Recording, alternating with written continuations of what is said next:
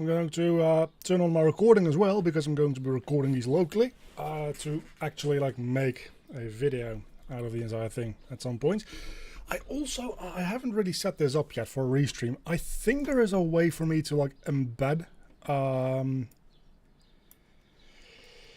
restream the chat into my view as well, which will be relevant for like video purposes. Let me see if I can real quick see a source for that. I don't think so. I don't think so.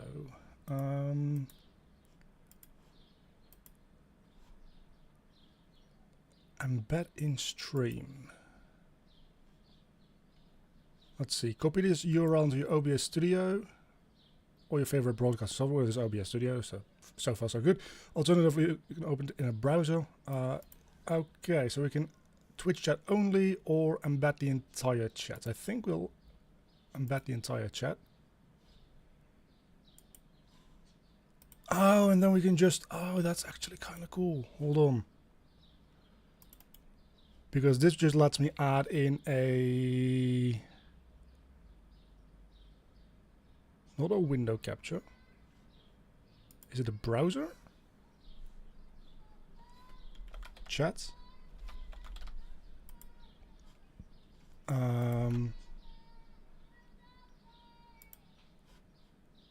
I think this is now added in my YouTube chat, which is like way too fucking small.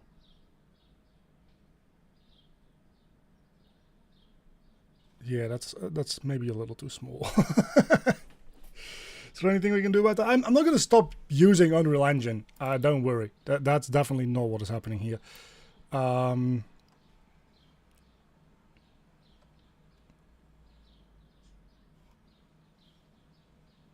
Can we make this smaller somehow? Like if I set this to like 400 by 300, just make it smaller.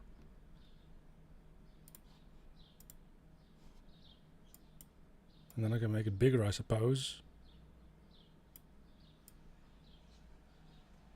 I guess this works. Okay, so we've got the chat overlaid now as well, which will be good. Yeah, no, I'm just having some fun with Godot today because I want to check it out, and also because if I ever want to make anything 2D, I don't really see that being a thing that Unreal Engine will do too well. And I know that there's the like Paper 2D plugin, but like Epic themselves have kind of discontinued that, and there's a community upkeep for it.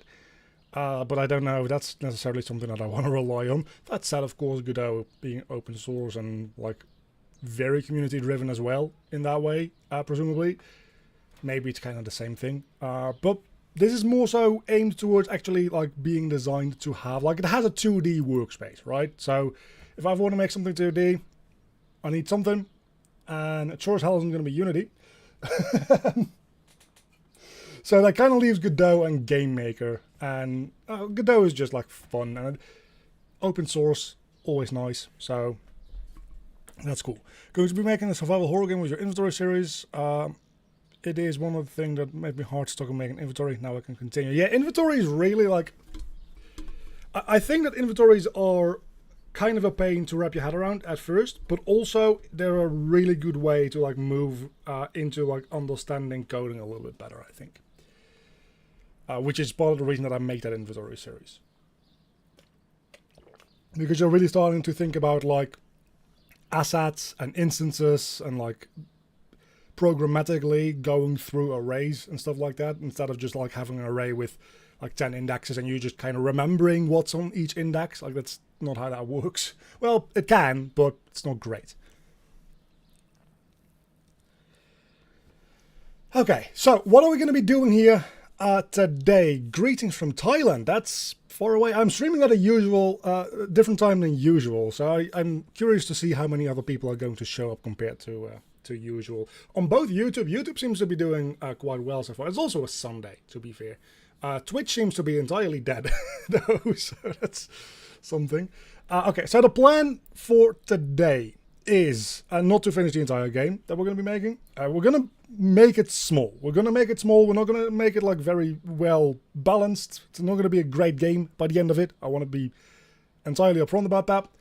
What it's going to be is it's going to be technically functional, and it's going to have something that resembles sprites. if you squint your eyes very, very much. And the game that we're going to be making is going to be a TCG tycoon game. What does that mean? It means it's going to be a TCG without the actual TCG mechanics. But instead, it's a tycoon game. So you just run a card shop is really what this game is going to be. Why? Because I wanted to make sure that I cover a couple of things here. That being setting up just a simple map, something that doesn't grow out of proportion. I want to set up an inventory series. So, or an inventory system. Which is funny because I just uploaded the entire inventory series for Unreal. No more Unreal tutorials? No. There's going to be plenty more Unreal content. I'm not changing to being a Godot channel at all. So that requires some inventory stuff, and that also forces me to look into how to make custom, I think they're called custom resources or something like that in Godot. The equivalent of what Unity has for scriptable objects, Unreal has data assets. I want to look into that because that is, by and large, in like a lot of the stuff that I end up working with, usually something that I really lean towards because I really like having like the ability to make my own assets with like the own data in it to do it as I please. So that's one of the things that I wanted to do, and the cards that we're going to be making to like sell in that card shop, those will all be custom resources. I did a little bit of research into the basic idea behind Godot, how to navigate this screen. I checked out whether or not I was going to use C# or GD scripts, and I very quickly decided I was going to be C#, which we'll probably get into in a bit. Other than that, I don't really know anything about this engine. So this is going to be quite the adventure. So let's get started, I guess, with just making our character. And I also have a sprite open here. We're going to be making our own sprite. I did a poll in the Discord server like last night or the day before, whether or not I should just lift some sprites from itch.io asset packs or if I should draw my own. And you people hate me, so I'm going to be drawing my own. I suppose we start with a 2D node, and then we save this as shop level. I don't know.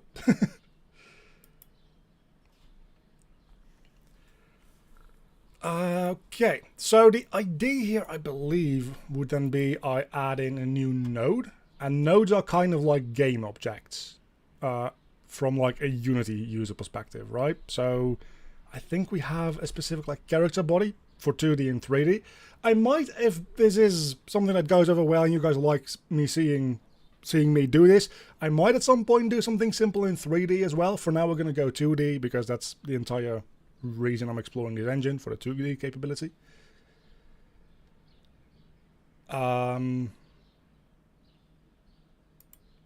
So yeah, we're going to do 2D, and I did look this up beforehand. I also, somewhere in here, yeah, I do have the like Godot documentation page entirely open for me, so that I can look at it if need be.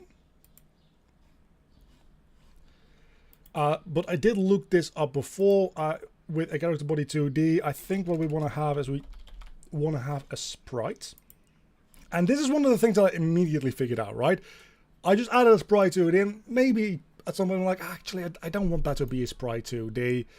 I want that to be an animated sprite, because that's a pre-existing node that you can use as well. I think there is somewhere in here, we can change the type to animated sprite 2D. Then, of course, I'm assuming that if any of our code references sprite 2D, our code is going to break. I'm very interested to see, actually, that animated sprite 2D is not a child class of sprite 2D. I would have assumed it to be. So eventually we are going to change that most likely to an animated sprite because this is our character. But for now, just a sprite will do. And then we will add yet another child node here, and that will be a collision shape 2D. So our sprite, I think for now what we're just going to do is we're going to make a new file, and we have to decide the resolution on these sprites.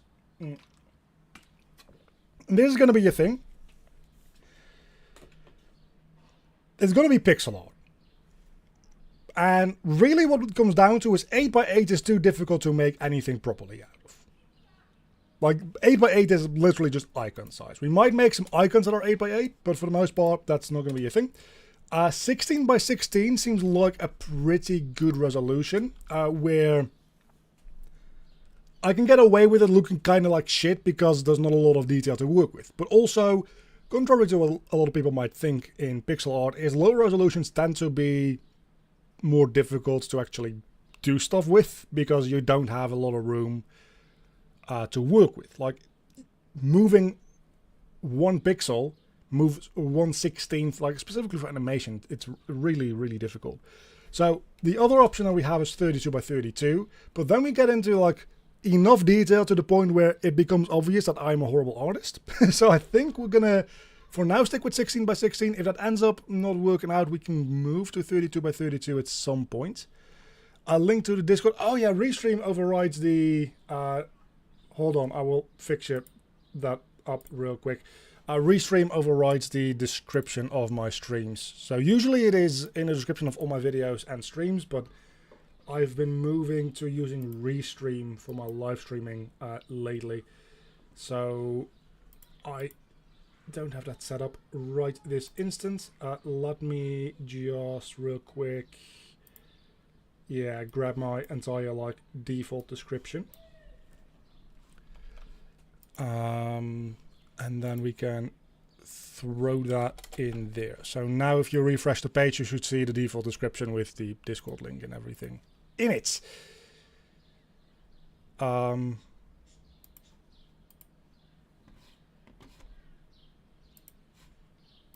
Okay, so we have a sprite, and for now this sprite is just going to be probably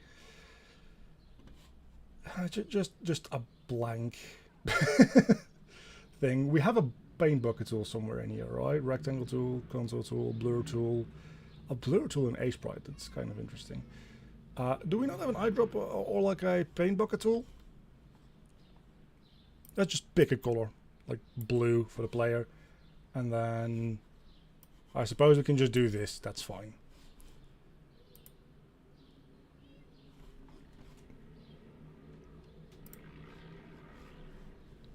Now we save as, maybe? Oh, that saves you as a sprite file. I guess we can do that. Yeah, let's do that, because then I'm going to put this up on GitHub anyway, for anybody following along. Like every so often I'll make a commit. So if you have a sprite as well, you have the project files for the sprites. That seems kind of neat. We can do that, yeah. So let's see where I actually put that. I think I put it in git fork. There we go.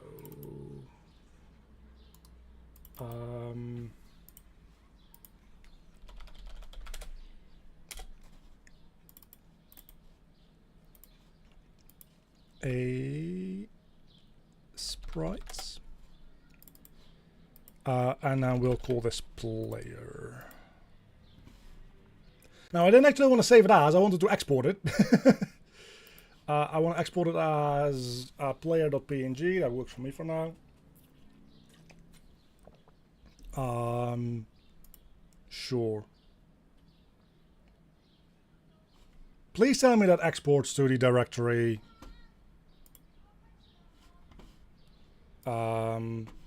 where that project exists, and not just to some random... It's just going to put it in some random directory that I have forgotten, isn't it? I know how this shit goes. Oh no, it actually just puts it in the directory where the project exists. That is really, really nice. So now, okay, the question then becomes, does, when I import this into my files in here, right, in Godot, does that copy the file? It does copy the file into the actual Godot folder. So,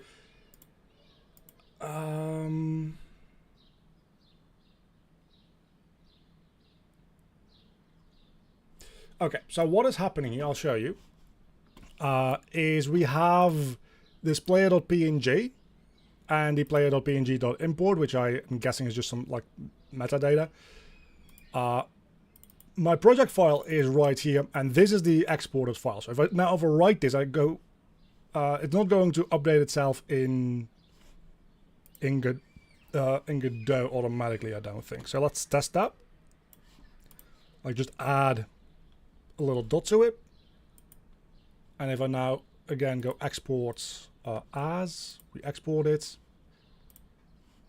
It's now updated here. But if I go into Godot, it still is just blue. So the alternative is that we don't do this, and instead we put our things in a folder called resources and just put that entirely in Godot. And Godot just ignores the file types that it doesn't know what to do with. Yeah, so that is a lot better, because now if I update this and re-export it from a sprite, it's going to be immediately up to date in Godot. I much prefer that.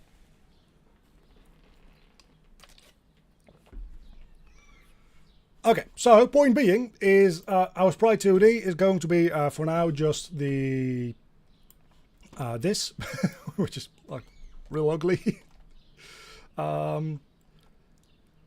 We're going to look into the filtering here, because this is not point filtering. I want point filtering.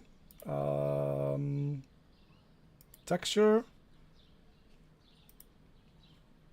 Filter nearest. There we go. So I think by default it is linear filtering, which is blurry. Point filtering is sharp. And since we're going for a pixely look, we want sharp, obviously.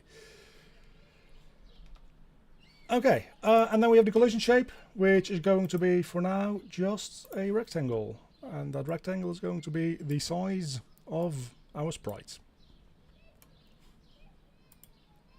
Okay. This is the last thing that I looked up before getting started, so from here on out things are going to probably slow down quite a bit.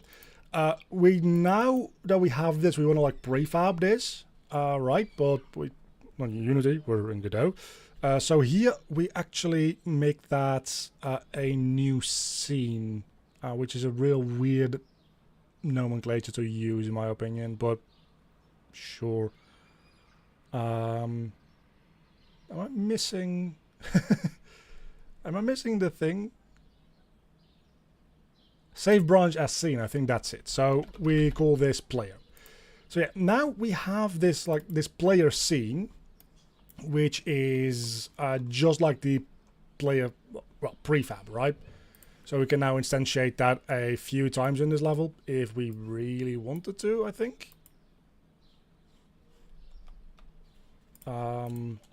Let's delete this node.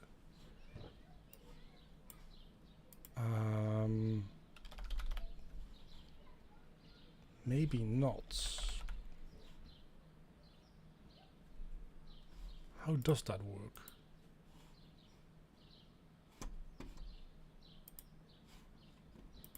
That is a very good question. Might as well set this one as main scene actually, now that we're at it.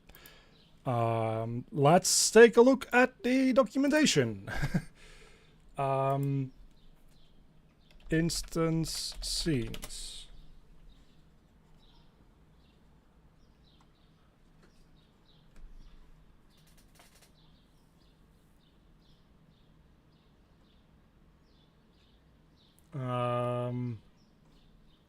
Nodes and scenes. Let's take a look at this article over here, right? So we have nodes and scenes. Nodes are the fundamental building block of your game. So yeah, they're just game objects, really. Scenes. So this is a player scene, right? Creating your first scene. That's all fine and good. Other node. Label. I'm just scrolling through this to see if I can actually like find what I want to know. Setting the main scene. Okay, we're getting somewhere. That's okay. Creating instances. Let's see. In the previous part, we saw a scene collection nodes organized in tree structure with a single node as its root. You can split your project into a number of scenes. This feature helps you break down and organize your game's components. Yeah. You can create as many scenes as you'd like with the file extension, whatever, which stands for text scene. So they are getting stored as plain text, is what I'm assuming then. Sure, I don't care. The file on the previous level, we can call those files packed scenes as they pack information. Yeah, okay, so that's again just a prefab.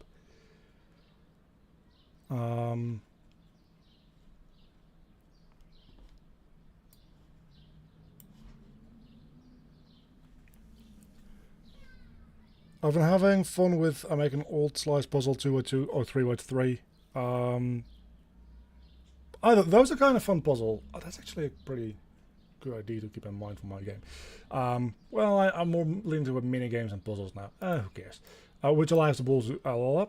Once you save the scene, it works as a blueprint. You can reproduce it in other scenes as many times as you like. Replicating an object from a template is called instancing. I know this. How do I instance something? As we mentioned in the previous part, instancing a scene behave like a node. The editor hides their content by default. When you instance a ball, you only see the ball node. So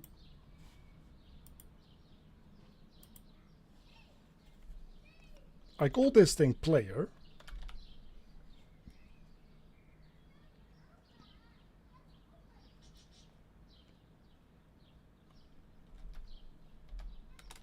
Like instance? No.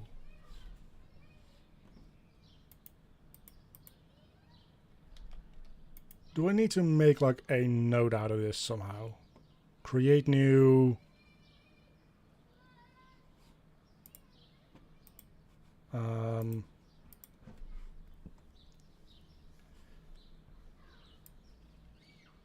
In practice, maybe I should read this first. Import existing projects. No, I don't want to do that actually.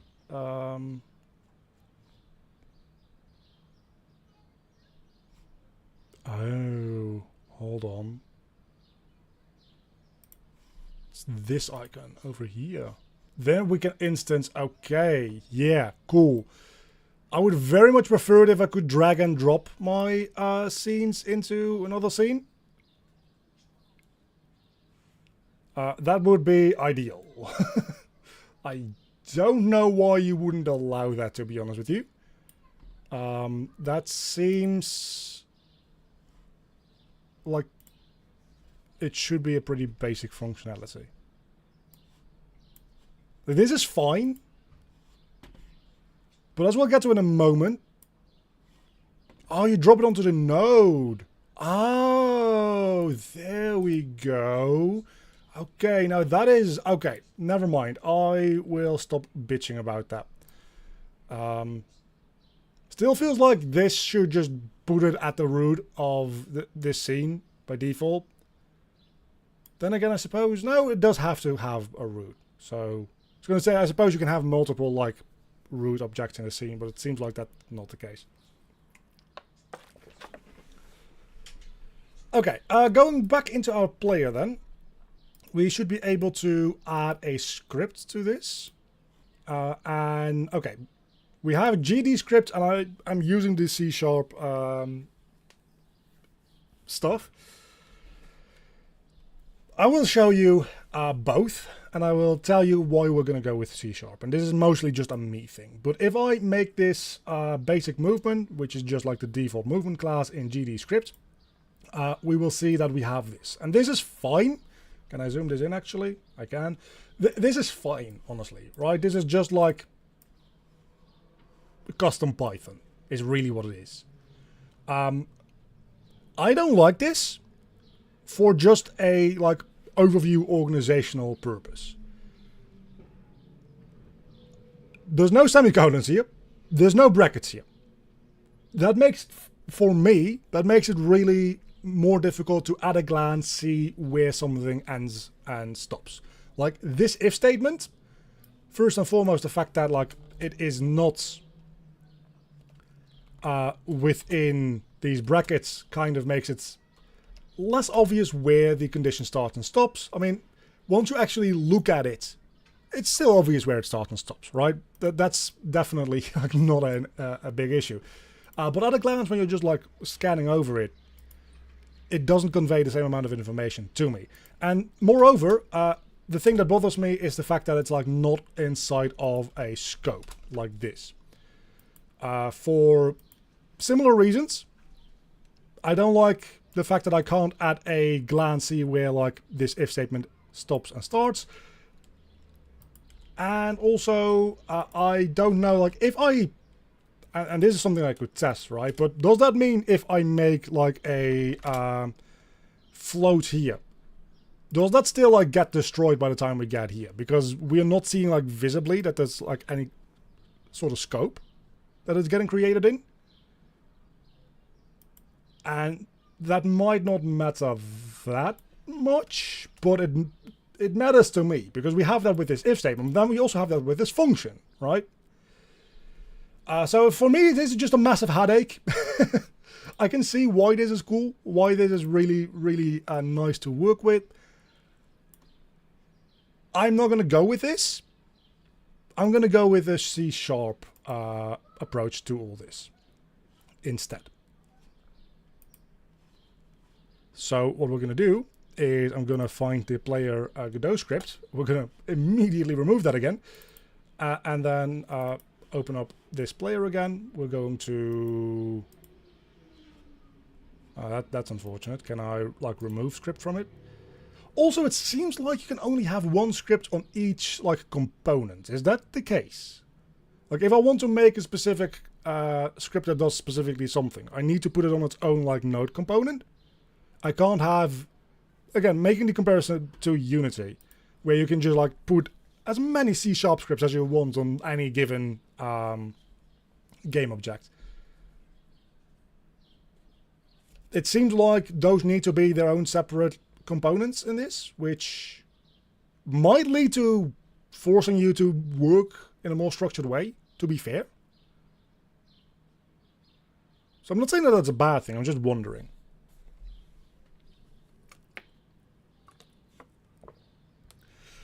So far, I am literally like less than an hour in, so I don't really have any opinions yet. I'm just trying to figure things out. I'm getting mad at the engine for things that are my fault, as always.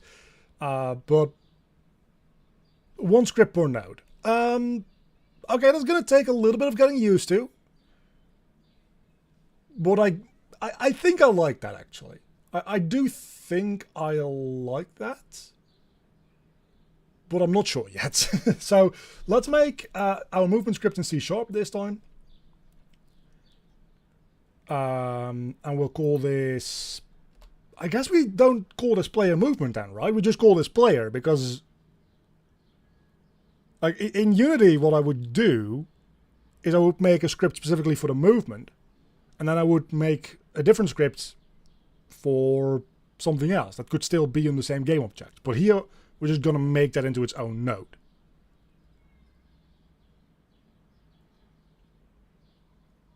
I'm still going to call it player movement because I'm putting it on the character body. So it seems like calling this player movement, only putting movement code in here, makes the most sense.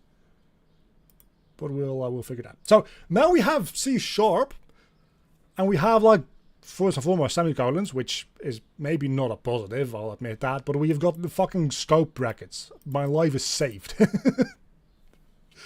Thank you. Thank you so much. Okay. What I don't like is that I have VS Code set up to use with this if I want to change to it. Because looking at this, it's kind of annoying that like the syntax highlighting is very minimal. There might be settings that I can use or change to make it look better. But for instance, the fact that this comment is like the same color as normal code and that like public and float don't actually like get a color here is bothering me a little bit. But the reason that I decided to go with the in-engine script editor is because a feature that I saw which I really, really liked. And that is, if I want to have a reference to my sprite, okay, in theory, I think we need to hold like Control or Shift or something when dropping it in.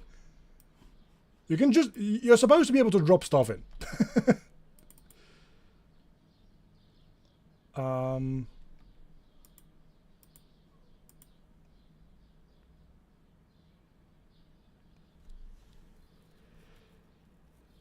I think Godot supports C++, but I'm not touching C++. The only reason that I feel comfortable with C++ in Unreal Engine is because Unreal takes care of so much of the headache of like the memory management stuff for you that you don't have to worry about it. I don't know if Godot has the same like robust systems in place to do that for you. Like Unreal Engine, like, okay, C++ doesn't usually garbage collect for you, right? Which is one of the downsides of C++, is that you have to manage literally every object yourself. Unreal Engine just builds a garbage collection system on top of C++, and you don't have to think about it, which is fantastic. I don't know if the Godot C++ does that as well, and I'm not eager to find out. So we're going to stick with C#. Godot making you look bad. Yeah, I'm just trying to figure this out. Also, hello, there's a lot of people watching on YouTube today. I guess it is a Sunday. So yeah, you're supposed to be able to like drag these assets in. Maybe it's only assets and not things like... Yeah, okay, so you can drag in these assets and you immediately like get just a text reference to like their file path and stuff like that, which is really nice. And I do believe you can also, from here, drag in stuff once that's populated. I've seen some stuff. I haven't really played around with it too much, if I'm being honest with you. So that is like 90% of the reason that I'm using the in-editor text editor. Because that seems like it's going to be really nice.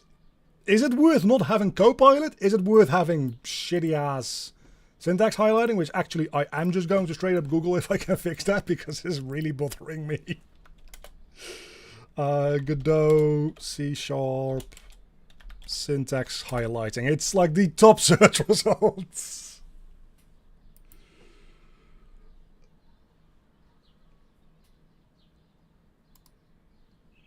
Syntax highlighting.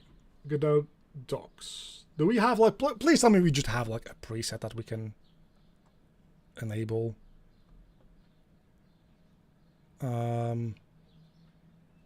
It's an object that we can actually like override. Holy hell. Seriously? That's kind of cool.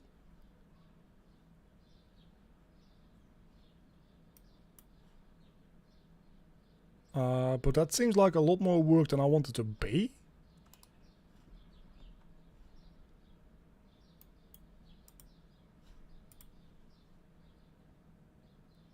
Okay, we have editor settings, that makes sense. Text editor, that makes sense. Highlighting.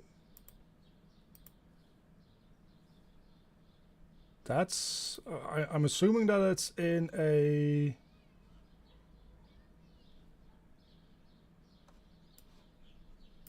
So it's just not doing it properly, is it?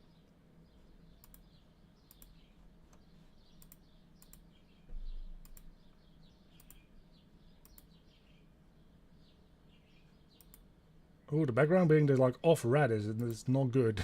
Don't do that, please.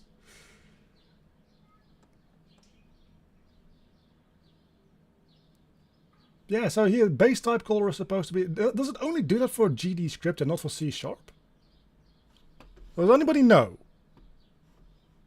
Does anybody in chat happen to know if this is like a known issue with Godot that it doesn't highlight for C#?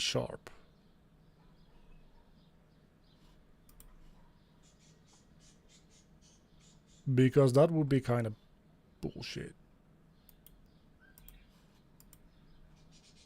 I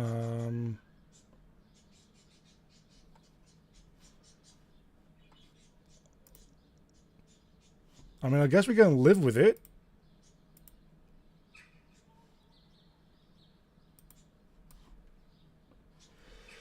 We're going to kind of live with it for now then, and hope that maybe it at some point fixes itself or something.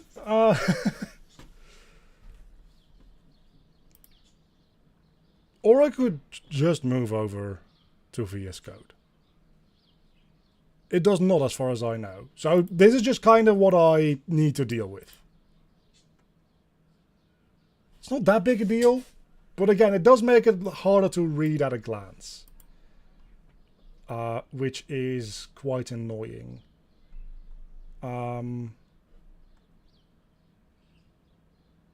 Yeah, no, I'm not going to deal with that actually. I have decided that I don't want that.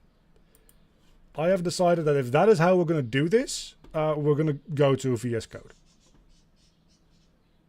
That is the wrong settings menu. Editor. Command palette, that's also quite cool. Not what I'm... Editor layouts.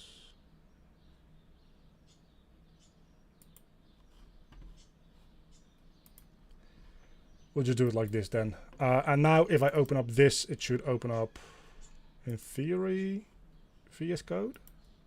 Maybe? Or maybe the entire engine just freezes the fuck up. Everyone using external editor for C#. That's fair. It's a little annoying that that does probably get rid of the dragging and dropping of the assets. Because I really like the idea of that feature. It's just... Okay, it's actually straight up freezing for me, isn't it?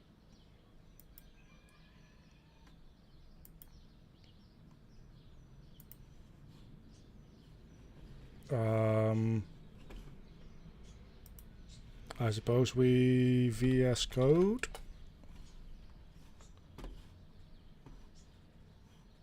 It's not the right workspace, like, even at all.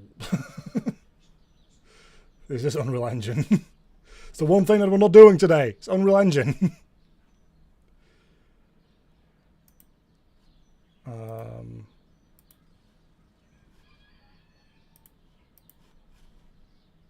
It's not responsive at all. I can't even close it. You know what? We're task managering this. Forcing it closed and then we'll figure it out. Once we have this working, I'm sure that it's not going to be a big deal.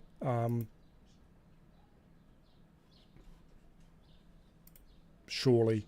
Hopefully. Does this like give me a project file that I can launch from here as well? Godot.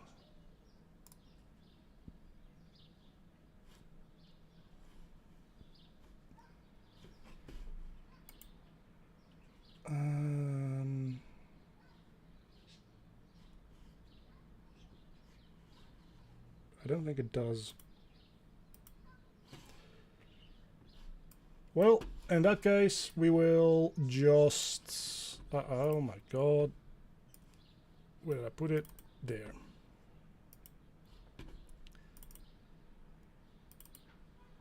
Just open it like this. That's fine.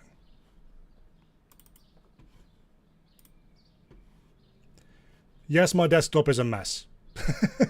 I am a very much aware. Okay, so now we've got VS Code, and holy hell, we actually have like proper syntax highlighting. We can read our code.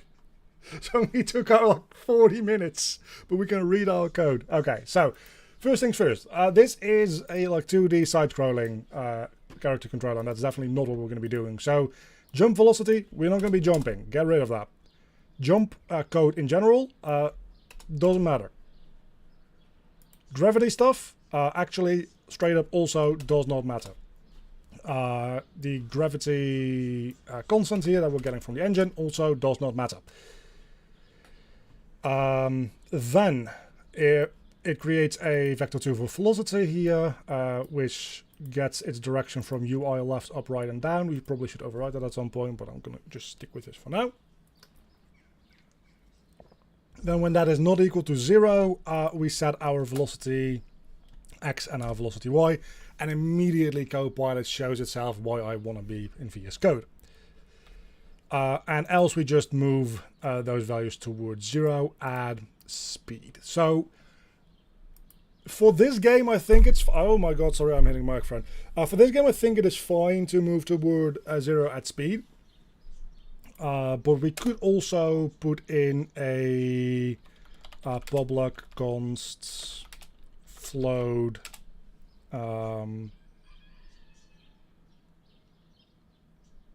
like damping,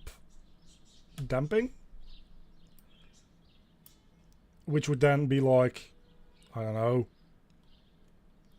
50 or something. And then we could do this at damping, which might feel a little bit better. I don't think that we're going to do that for this game. And I believe this doesn't automatically expose itself to Godot now, right? I don't think so.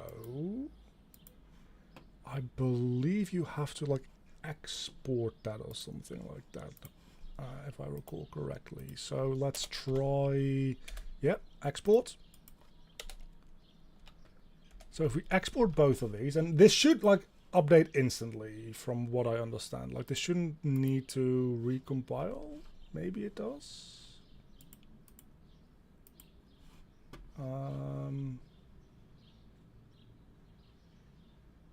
Scripts.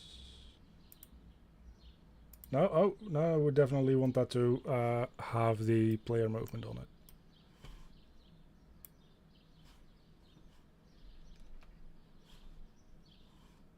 Do I need to reload?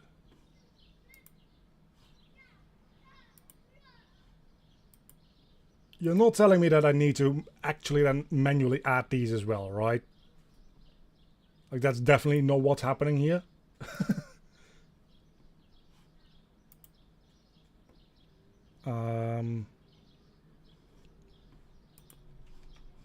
The one thing that does slightly worry me is the fact that when I tried this before, it did prompt me after using VS Code to reload every time I went back into Godot. So I do think you do need to reload those scripts. So Godot reload scripts.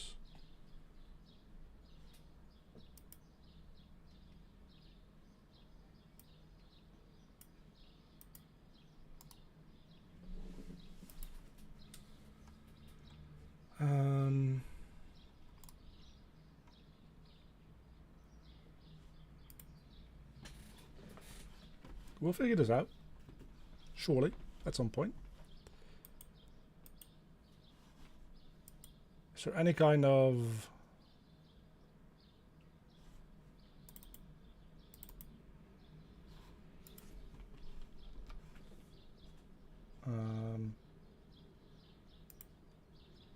maybe I need to... Oh, that might be it. Hold on. I think what I need to do is I need to tell VS Code what the Godot executable is, so that it can like send some info over or something. Make sure you don't have the script open on the Godot side. Yeah, I don't think I can because whenever I try to open it, it opens it in VS Code. In my scripts here, everything is closed because it automatically opens it in VS Code. But we've got, okay, so we've got a resource here with one change. That's a 2D view, that's not what I want.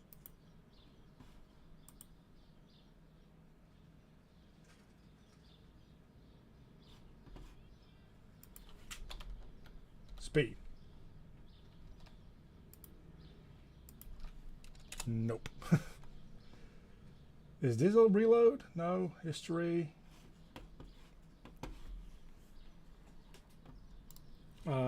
Reload scripts with VS Code.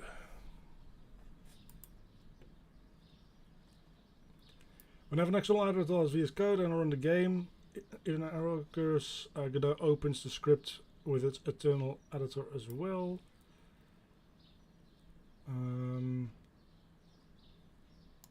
That's not what I'm looking for. This worked last night.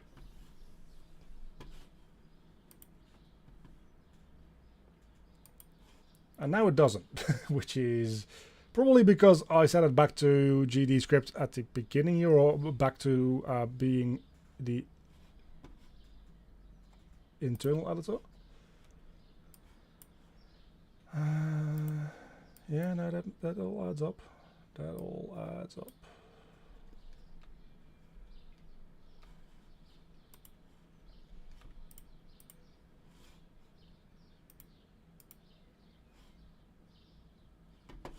Okay, let's see if I just... This is not a good solution, by the way, if this is the solution. But if I just restart the project, does it now have the up-to-date stuff? Slash, does it update the scripts, and is this just not working the way I think it is working? Because that is also still a possibility. Okay, let's look into that as well. Godot exports variables C#. Yeah, no. It's just literally like the adding an export attribute to it, and that should be it, I think.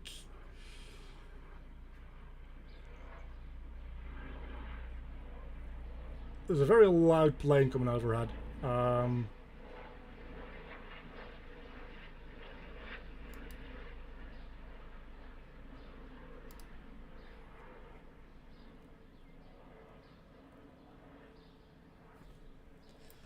Godot not reloading script after change in VS Code.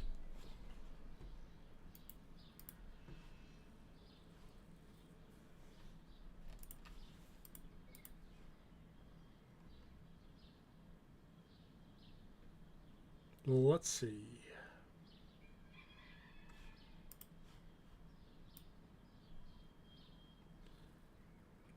Auto reload scripts on external changes, however, yeah, okay, but how do you do that? Godot auto reload scripts.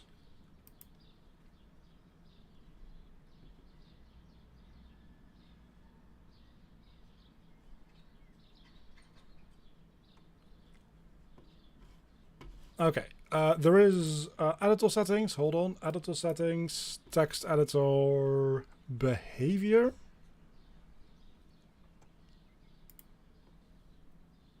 Auto reload scripts on external change.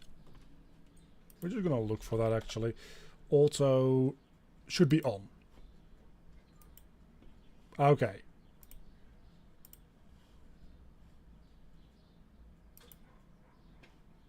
Now let's just pretend like we did something here.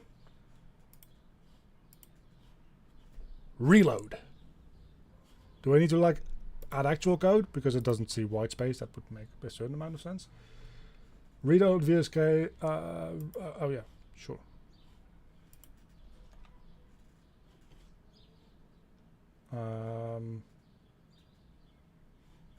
Just gonna ignore all that.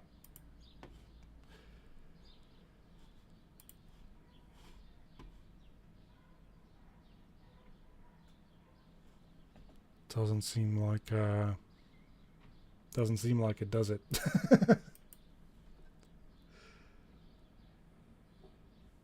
This is weird.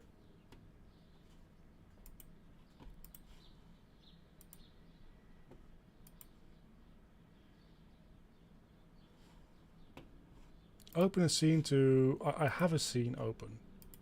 I don't think VS Code and Godot are playing nicely together today. I think that might be a big part of the issue. So let's see if we go into...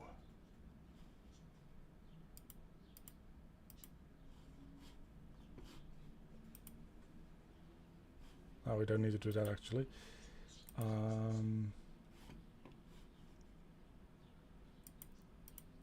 Extensions.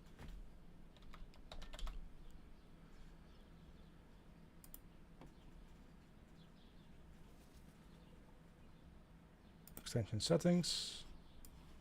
Don't know if that shows like any weird ass private info. Probably wouldn't.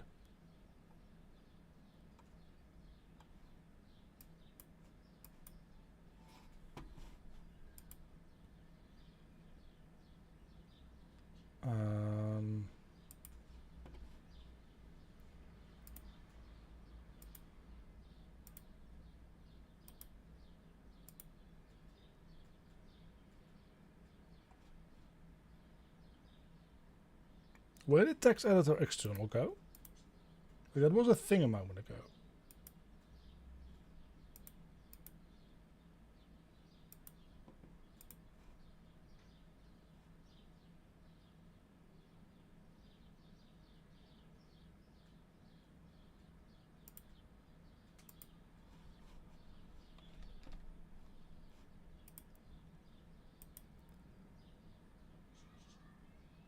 I'm gonna be real with you. I have no idea what the issue is. At this point, I feel like it should just be working, right?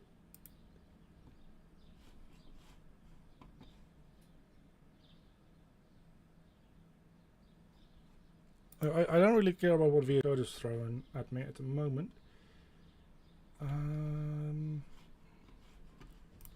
Let's remove one of the... I know that this is happening on my other screen and you can't see it at the moment. Let's just...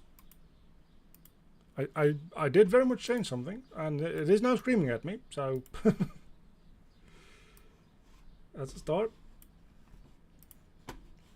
It's because dampening is... Yeah, no, that makes sense. Let's just set that to speed again.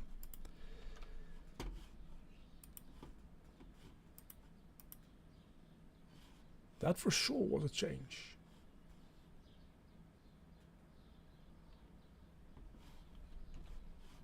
Maybe Godot needs to restart after changes to the editor. That would actually make sense. Let me double check. I have auto load reload on. Do that. Reload it.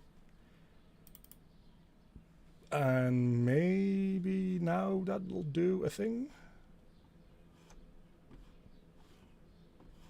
So far that doesn't seem to be particularly promising.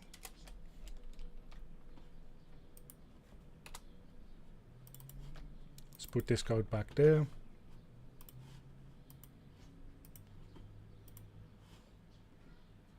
Okay, I'm gonna do one thing here, just for shits and giggles.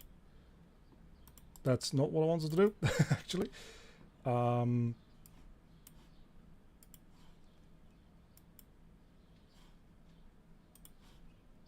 going to open the project that I was messing about with last night to see whether or not for some reason that one, this does still work.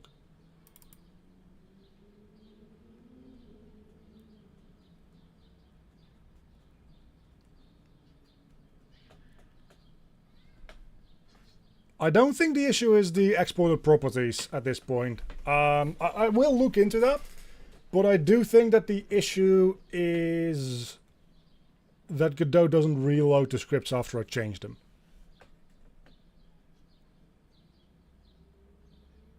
But maybe. We will look into that in a moment.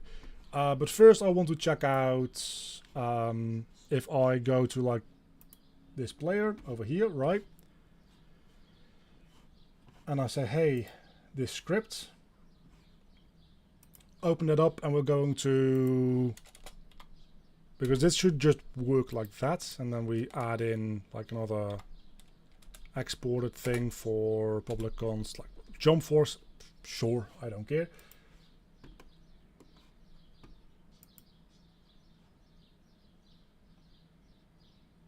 It does say one change, doesn't it? No? Okay. So maybe that was not the issue. So we're going to go into the C# docs for exported stuff now, just to check whether or not I am doing something wrong. C# API differences to GD scripts. Sure.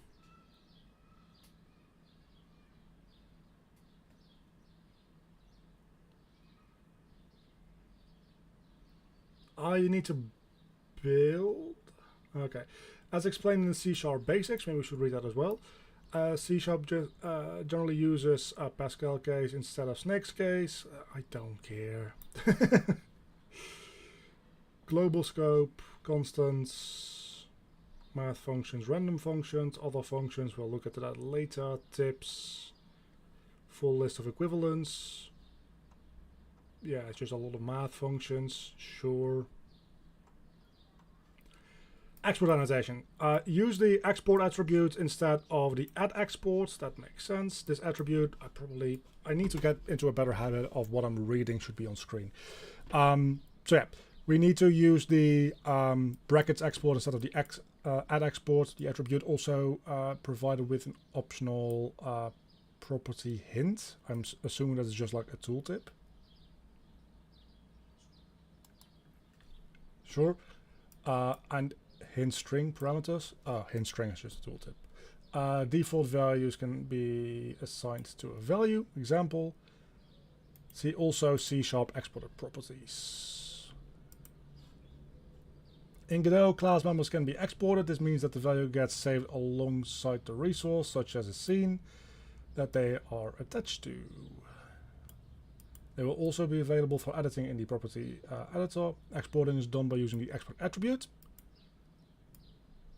This example, the number 5 will be saved. One of the fundamental benefits, editable in the editor, yeah. Basic use, exporting can be done through that. Exported members can specify a default value, otherwise, yeah. Resources and nodes can be exported, grouping exports. I did skip another node. Export on properties can also be done on GD script. Yeah, I know. We're not using that. The list of properties is organized. Let's all lists, strings, and paths. I don't really care for any of that. This is just showing you literally every type and how to export it. I mean, it's thorough. It's much more thorough than Unreal's documentation ever is. So I appreciate that. But it's also like not what I'm looking for at the moment.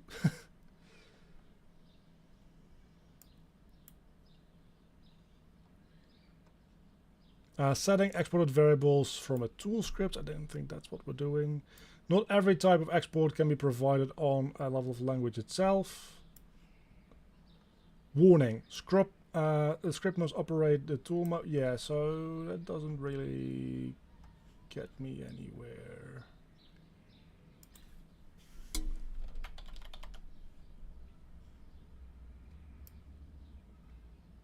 After building the current project, it will be visible in the property editor. That's where we...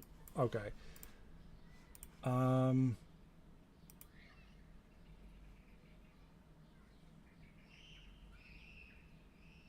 Okay, so that's probably what we want to do then. I thought that was something that plugin was going to take care of for me, but we'll look into that.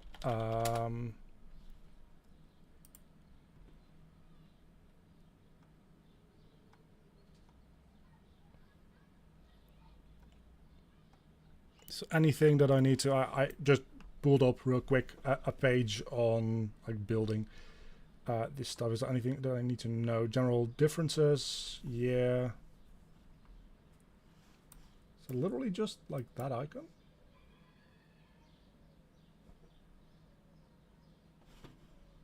That would be kind of neat. It's that easy. Doesn't seem to be. It doesn't seem to be.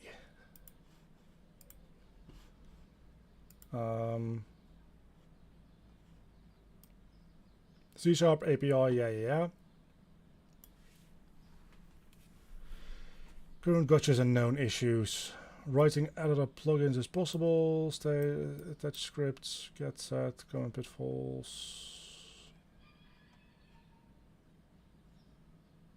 You will need to rebuild the project assemblies whenever you want to see newly exported variables and signals in the editor.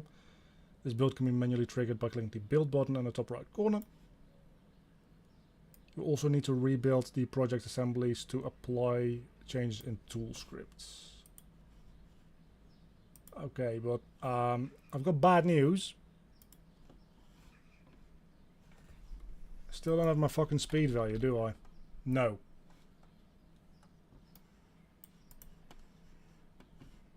That is still good information to have. That is still good to know.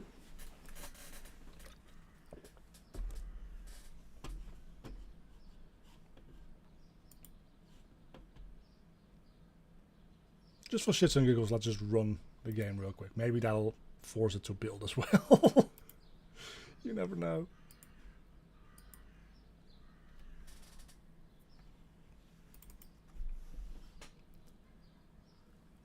At this point, I'm thoroughly confused mostly. Because this seems like...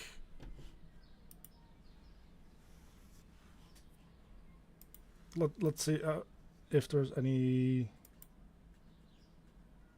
No. It seems like it's just not like reloading the scripts. Right? No, but it is. It is, because it's not applying gravity. It's not moving. And I can't straight up just move. Yeah, now my movement code works. So it is something to do with the exporting. Okay. Probably should have actually tested that earlier. As well as, why does this not... That's because it's the wrong script. We probably should also dampen the Y. Is this probably just going to go back to being the speed value pretty soon? But now without having to rebuild, right? In theory, I think... Well, it does rebuild whenever I just... Yeah, so... The change to my code works, because now it's also stopping the movement in the X and the Y. It's a little stuttery. I had that issue before. Just going to ignore that.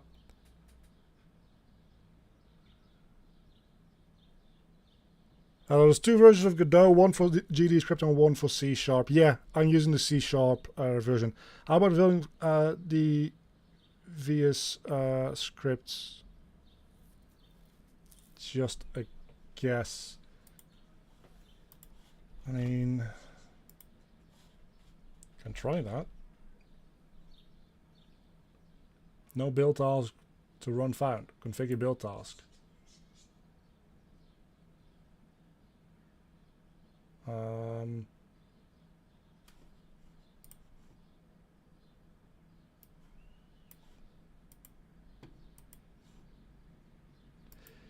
Yeah, you see, I didn't really feel like setting everything up myself, so I downloaded this plugin. I think this plugin is just fucking up. Or extension, or whatever the hell it's called, right? So that might be the issue.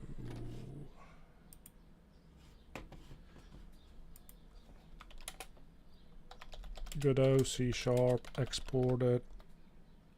Export not working. Let's see.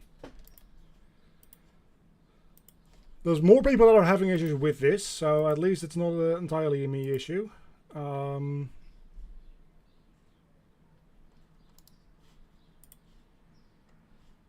You will need to build the project every time you add, remove, or modify exported values because they aren't seen in Godot until the project is built.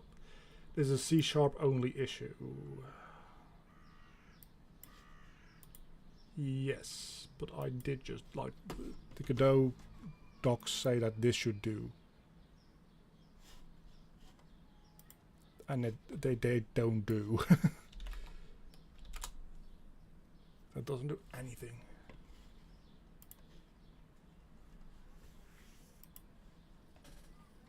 The top right Godot editor, the build button, you need to hit that to recompile the scripts.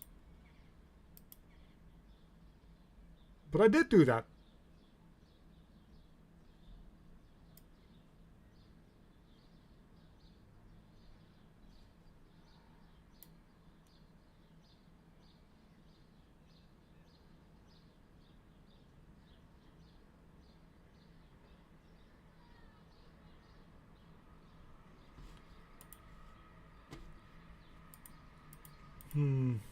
But I don't mind if I just have to hit that button every time I change something about like exported values or add or remove exported values.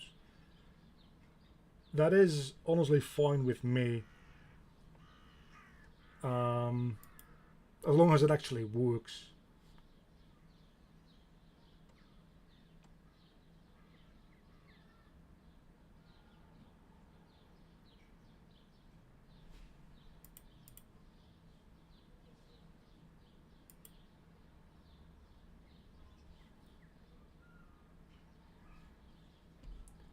You need to make a resource first in order to see the variable in the inspector.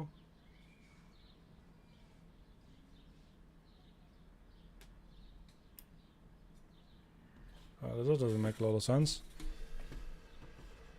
Okay,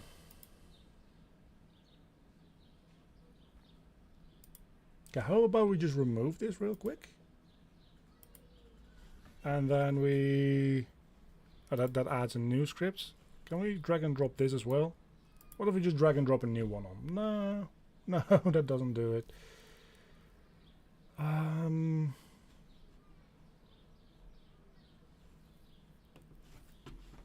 Okay, then we keep searching. Godot exports not after building.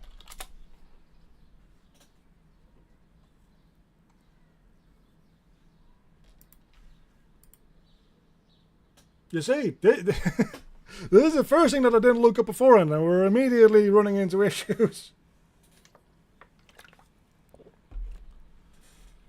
Which is mostly a me thing, probably.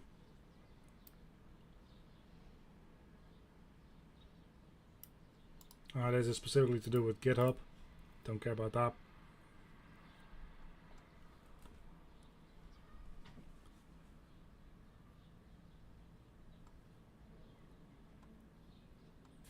I'm just going to test real quick. Just for shits and giggles, really. If I make a GD script instead. We'll just call that player test. We create that. That should still open in VS Code, right? So we can still say, yeah, we don't need that gravity or jump velocity. So we can get rid of that and that.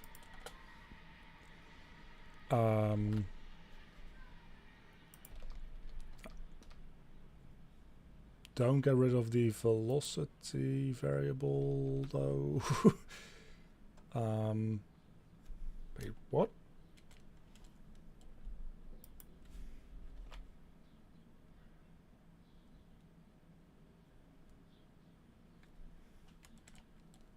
Is it not getting created anywhere?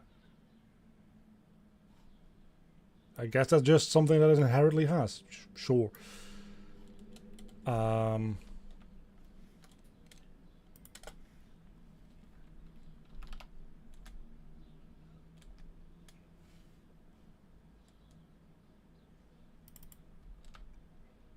It's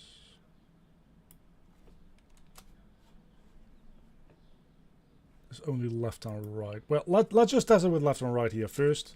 I don't want to. I just want to see whether or not this, and then we have like was at export, right? And then var float velocity equals vector 2. That makes no sense. Can we just make it a float instead of a var? Because I don't like the fact that they label as var. Equals like 300. Why is it yelling at me?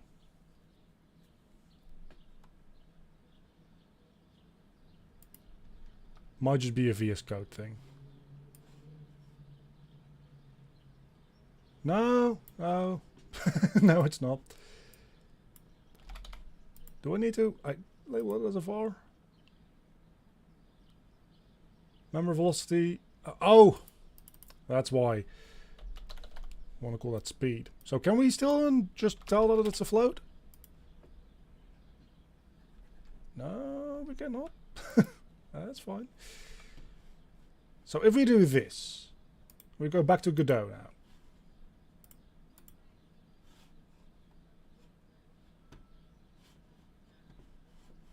Does that first and foremost.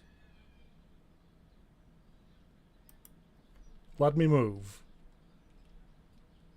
It's a little jumpy, but it does let me move. So that works. And it's actually the GD script because I can't move up and down. But that still doesn't actually show me the exported stuff, does it?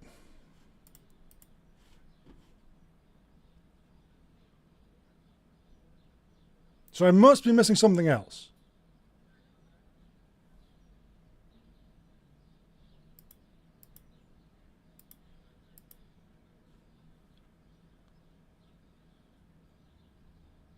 Try export no const variable. Just trying to export this now, right? With GD script.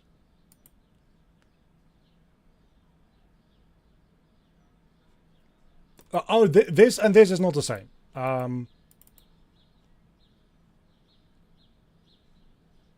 We could just call this something else, like speedy, right?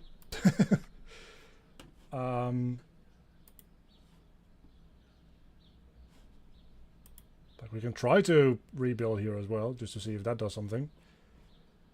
Expected variable name after var. Hold on. That is throwing an error, isn't it?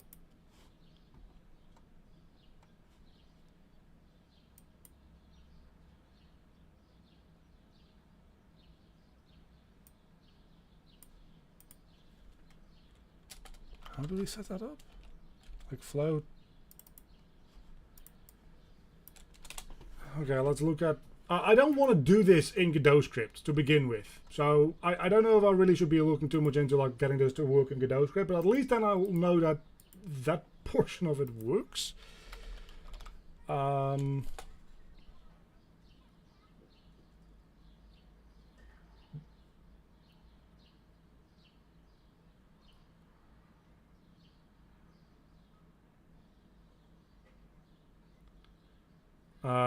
Yeah, there seems too much effort compared to even Unreal C++. I've been working with this for like an hour, right? I don't think me stumbling about trying to figure out how this works is a very good, like, barometer of whether or not this is, like, efficient to work with. I'm sure that Godot has, like, less awesome features than Unreal does in a lot of ways.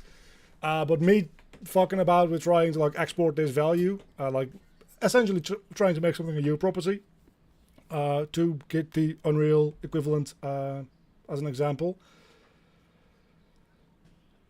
I don't think that's the reason that you should be assuming that this is not worth it. Because this very much seems like me misunderstanding something and missing something. Or an initial setup thing going wrong. Like, this is what happens when you learn things.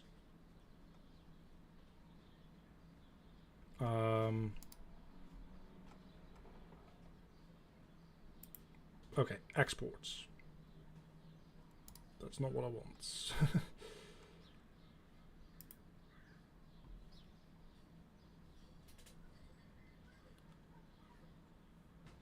Where are we at the moment? We are at still not being able to export stuff, but we're also now looking into, hey, I can't export this fucking thing even when I'm using GD scripts, which is weird. Also, this is yelling at me. Parameter delta is never used in the function. Yes, I know. I don't care.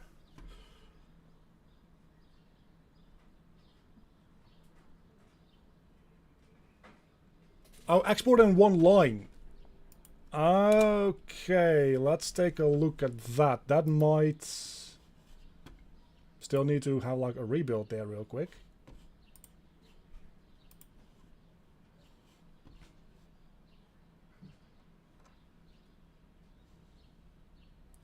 Still not showing.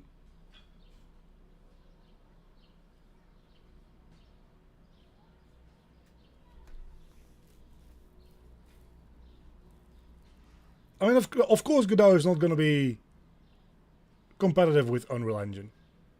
I don't think anybody reasonably expects it to be.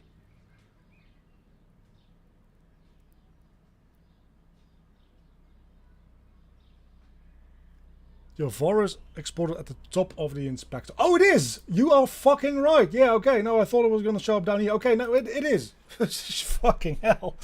Okay. We've got a variable exported here, and we can work with it. So it works with GD scripts. We know that much now.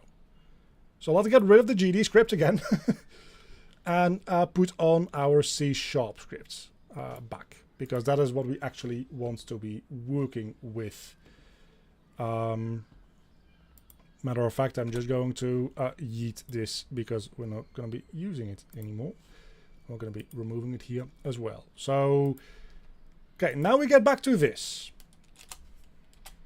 I very much doubt that the C# version here is going to care about this at all, but we might as well just like try putting it on the same line here as well. Yeah, it's not doing it. Why not?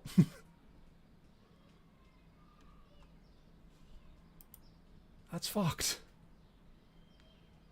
Oh, it's kind of nice that it shows you all the functions that it has in the node setup there. Which again is probably a good reason to be using the built-in editor if it only had fucking proper syntax highlighting. Try in C# no const. You know what? That might actually make sense because you probably, yeah, no, that actually might make sense. That is a very good point. Maybe labeling, yeah, okay, so labeling it as const makes it, yeah, that makes sense. If it's a constant, you aren't going to be changing it anyway. So that's just conflicting. Okay, we figured it out. Again, you see, it's just me being an idiot. It's just me being an idiot. I don't think we can reasonably blame Godot for that, because, like, why would you want to export a value that is not allowed to change anyway?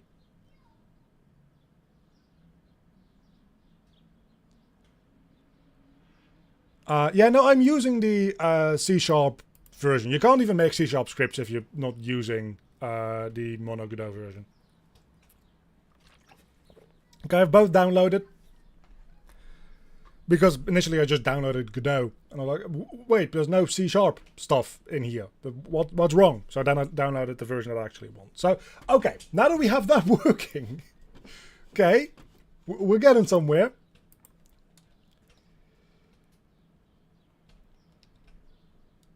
It sometimes just kind of like does this little stuttering thing. It did that last night as well.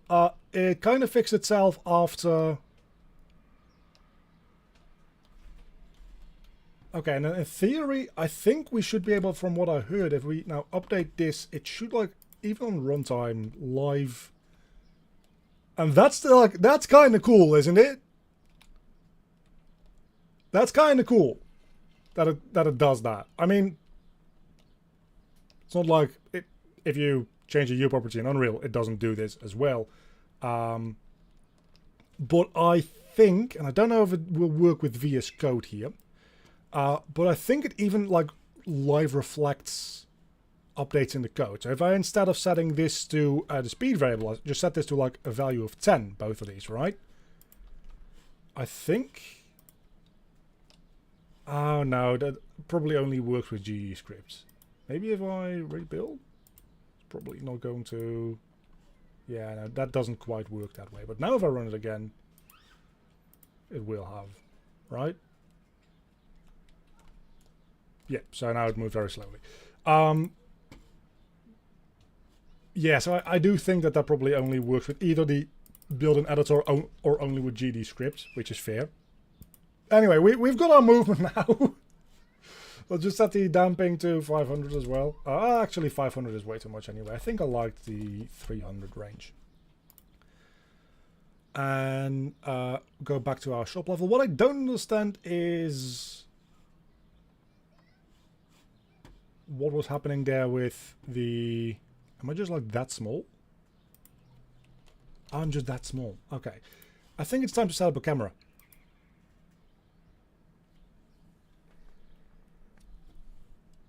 Which I think has... there's a default node for that as well, right? A 2D camera? Yeah, 2D camera. So... definitely gonna want this to be a lot smaller. Zoom or bigger, depending on how you want to categorize that. Like the character should be at least somewhat large on screen. Maybe even a little larger than that. Does this also like live reflect in... Hold on, I think that actually... Let me put this on my other monitor real quick. You guys won't be able to see. That does actually live reflect. That's kind... Okay, that's kind of neat. Like if I just do this, you'll be able to see that it is... I am somewhere. There we go. This is way too big, of course. Compared to Unity, though, Unity, and this might be a good or a bad thing, but Unity resets these values if you change them while playing the game. Godot doesn't, which might mean that experimenting is a little bit more like dangerous, but also is when you have the right values, you have the right values.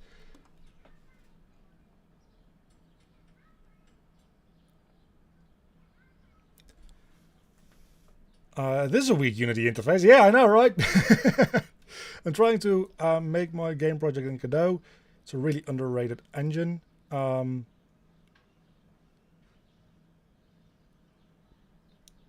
It's not underrated, it's underused. I mean, that slightly irrelevant semantics, I would argue. But yeah, like more and more people are starting to use it, including me, obviously. After that whole Unity debacle of a couple of months ago. Okay, now though, can we make this... Surely this has a functionality of following other objects. We can set position smoothing, that's kind of nice. Rotation smoothing, we're not going to use that. It's transform... Hold on, we can look at this and see it's... I really like this. I really do. I like that you can just click on something and see the functions that exist on that node. Like, and even like per its different children, right? You can see the functions that exist on it.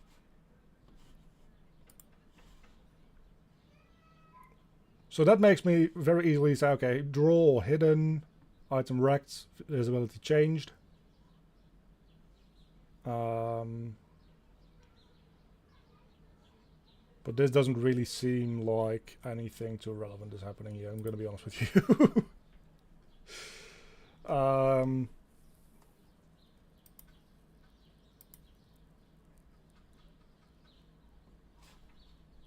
Do I just like put that as a child object? And does it then automatically do the dragging?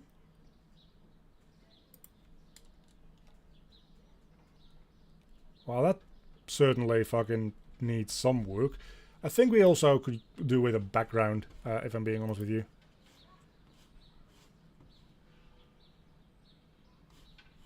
But let's first...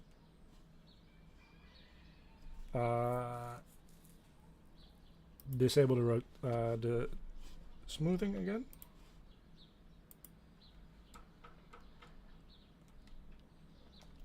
Yeah, so now it's just moving with me. I think that's what I want. Let's make a quick temporary background that is just like a tiling texture. Let's make a new one. 32 by 32. Should we start making a tile map? Or should we just focus on some code stuff? Do we wanna do we wanna dive into making some bad art? Let's just make a repeatable like floor texture real quick first, and then we can always like dive into this at some point in a moment. Just like orange, make that like brown. Oh, it's not what I expected it to be, but that's kind of cool that I can do that. How do I change my pencil size? Oh, there we go.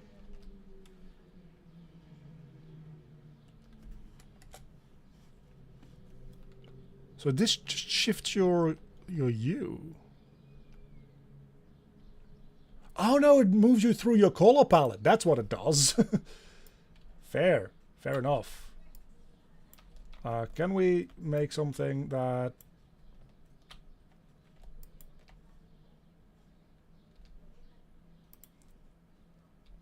Yes, we can. Cool. And then the slightly darker. Just gonna do this real quick to have something that shows whether or not I have any movement. Because I think I do, but I'm like not 100% positive. Which is quite important. So just a simple floorboard.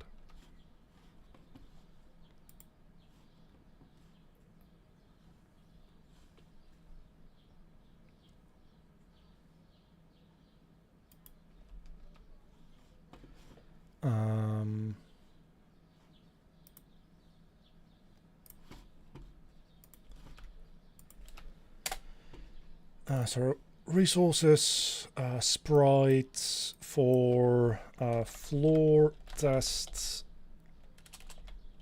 sprite, and that should then allow me to immediately export as floor test sprite PNG. Don't need to be PNGs, to be honest. And then we immediately have it in here. So we can probably just kind of drag that in, right? No, we can't, because it needs to be, what was it called? It was like a rectangle texture or something like that. Texture rect, I believe. It's the thing I used last night. And then we put that in there. And then the expansion mode will be... No, the stretching mode will be tiling.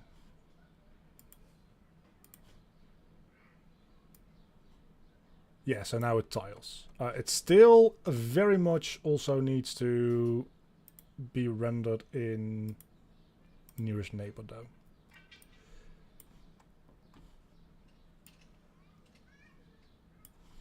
You know what, actually, since this is a testing texture anyway, what we're going to do real quick, so we're also going to offset half of these pixels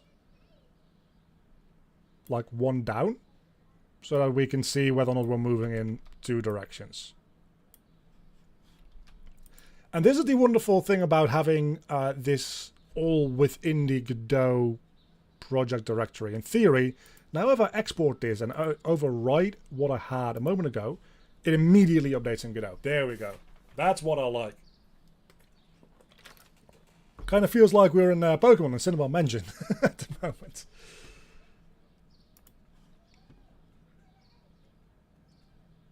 So now we... Okay, so we're rendering this one on top. Is there any way to say in here where we should render it? I mean, I know that if I just move this one up here, it will render on the bottom. But surely there's also like render layers or something. Oh, ordering, there we go. So if I put this in here on... No, not there. Not there. So this will be like Z layer -1. There we go.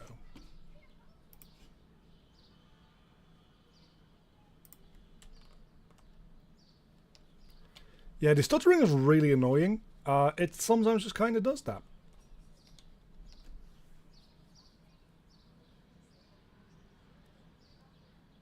That said, this is way too like finely detailed, but at least like we know that this is working and we can walk around now. Which means, maybe we gotta start working on some like actual gameplay stuff. Maybe we gotta start working on some actual gameplay stuff. Let's do that.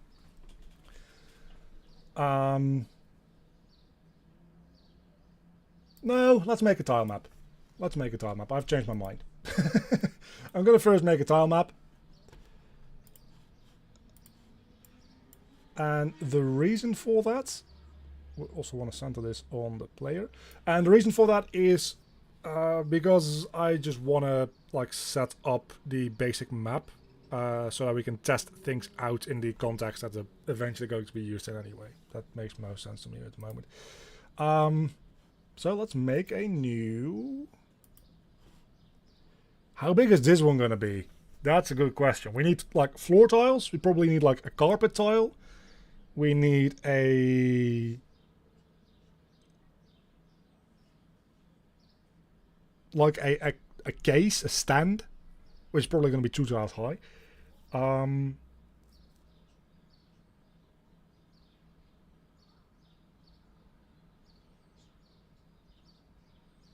they're all going to be 16 by 16. So what I'm thinking is, what if we make this 128 by 128, right? And then we, I think a sprite has a, oh, these are just 16 by 16. So, we also need like wall tiles and stuff. We probably need more than this, to be honest with you. Can we change things easily after the fact, you think? It's probably easier to just make sure that we have enough room.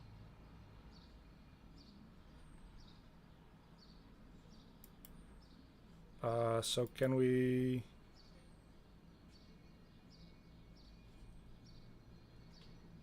Properties. Don't tell me that I can't expand a sprite after I've made it. Sprite size. There we go. Let's go for 256 by 256. I think that will be enough room for us to do like literally anything we want in our tiles. So the first tile that we want to probably make is a floor tile like we just did. And it's going to be very similar to what we just did. So let's use what we just did as a base. It's going to exist on here. And do we have like layers in here? Yes, we do. That's good to know. Except that this, I didn't really like how small it was. So what we're probably going to do instead is...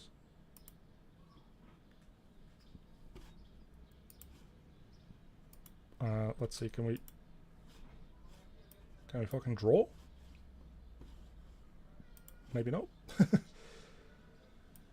So what we'll probably do is we'll probably like just make these segments somewhat bigger. Oh, and then we also obviously need to make the in-betweens bigger. But that's going to have some like tiling related issues, isn't it?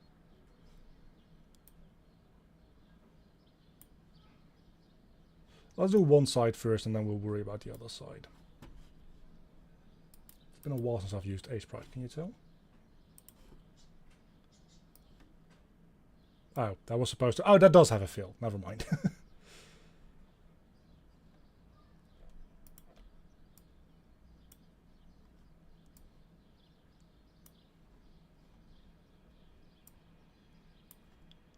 So does this tile the way I would like it to tile, you think? It's 1, 2, 3, 4 high. This is 2, that is 2. I think this tile's the way I wanted to tile.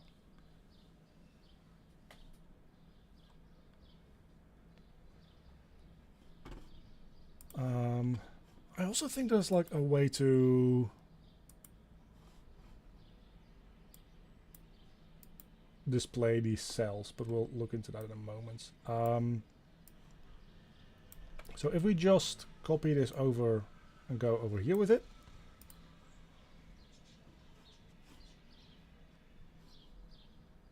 Then I kind of want to just make these edges a little bit darker. That's, I think, all I want to do. So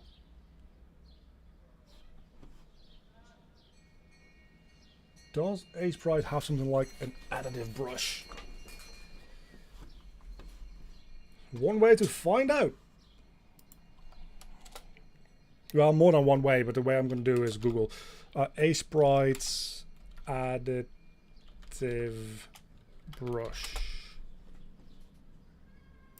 Gradients stuff also works, as long as it also has alpha.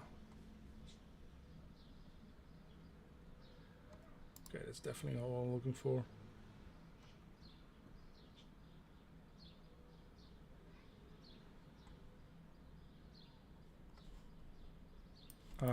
Add shadows.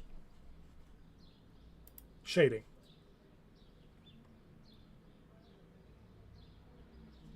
Oh, we can just say, hey, here, go down into shading? No, we cannot, so never mind. Mask.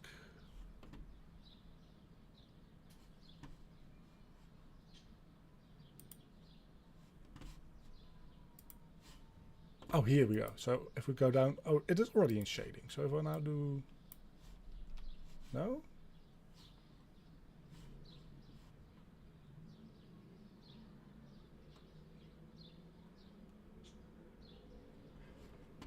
Oh, it's probably because it's set to pure black. So if I just set this to like this, now it straight up just overrides that.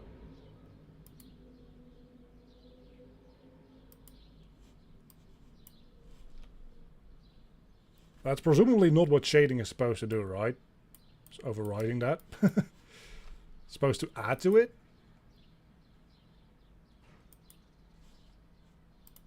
Unless the issue is that I already put that in with shading. So if I... No, no.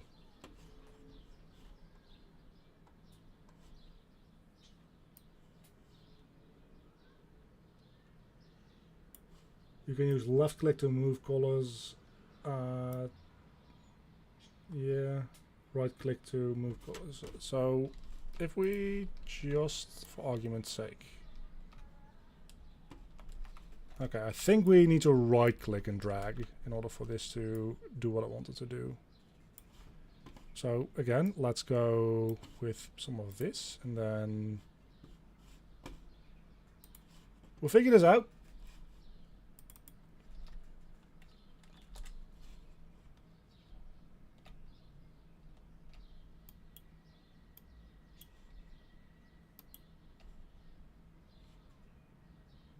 I don't think this is what I was hoping for, to be honest with you.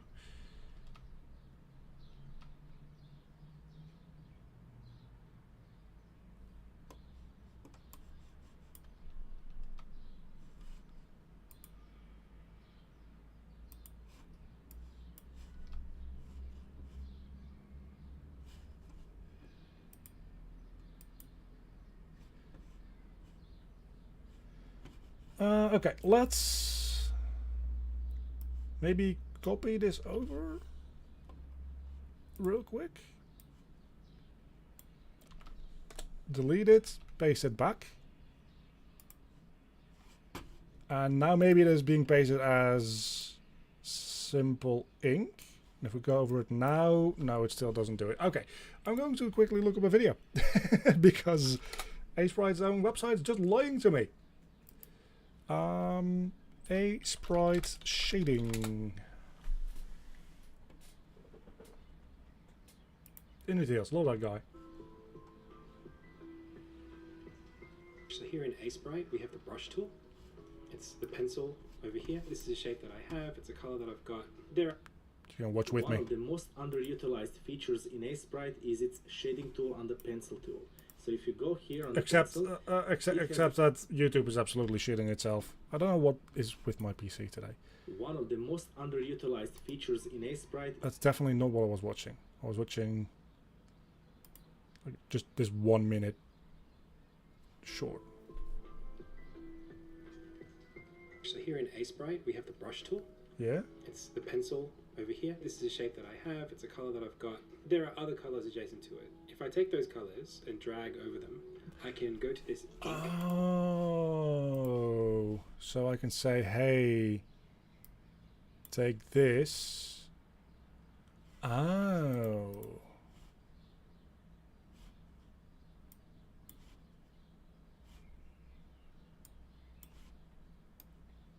So that makes it lighter, and this makes it darker.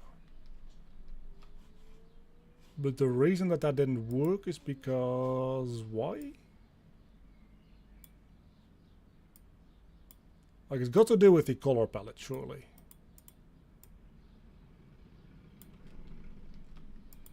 So what we need to do is we just need to like insert something even darker in there. Because right now what it thinks is it needs to turn them purple. Which is not bad, honestly. Okay, that is quite a cool feature. Now that I have my head around how it actually works, that is quite a cool feature. So I can still just like do this and then pull this down like that, right? I kind of can. And I suppose I can just set this to being like more even darker brown. And then maybe not.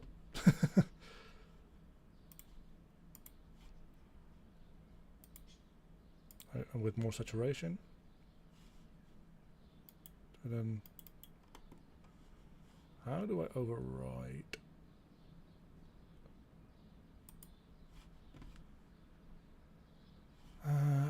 Maybe we just need to use one of these better presets for like a color palette anyway. What do we want to do for our color palettes? I'm thinking like SNES. Do we have an SNES? Like a Game Boy Advance? Virtual Boy, definitely. Yeah, let's do the Virtual Boy color palette. That seems like a good idea. Game Boy Color? I don't think Game Boy Color is quite what we have. I don't think so.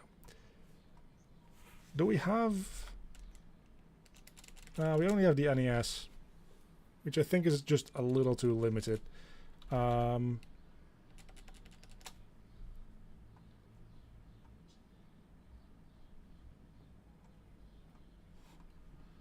So we're not doing that.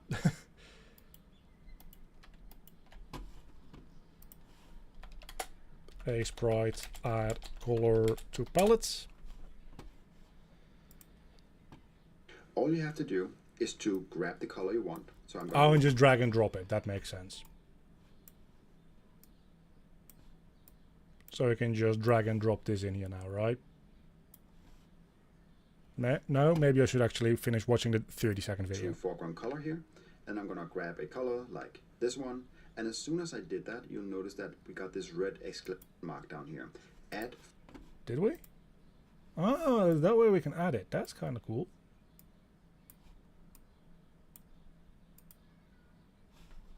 Okay, now we've got that added, so we can presumably with like a little finesse. Okay, cool. So now with that, we can properly shade this. Neat.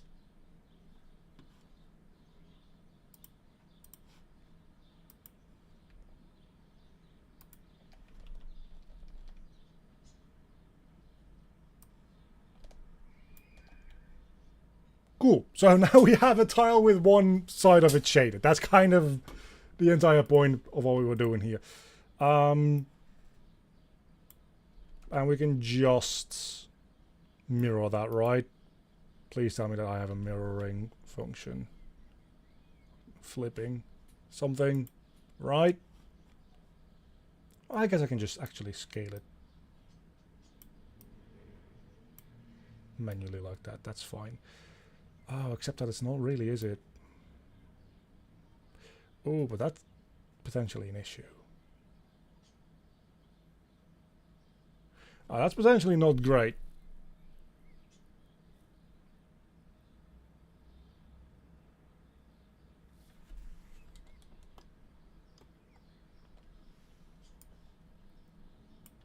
No, hold on. Actually, no, it's because I mirrored it that it did that. Because if I just copy this over like this, the tiling does work out. I just need to then properly shade it with, I think it's 2 pixels. 1, 2, oh, 3 pixels. Okay. 1, 2, 3. Holy hell, what the hell happened there? which needs to be the same distance.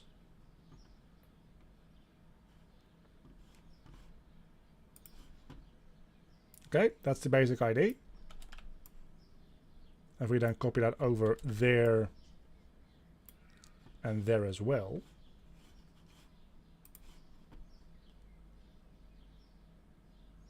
we should be able to. So that's 2, 3. I actually kind of like that.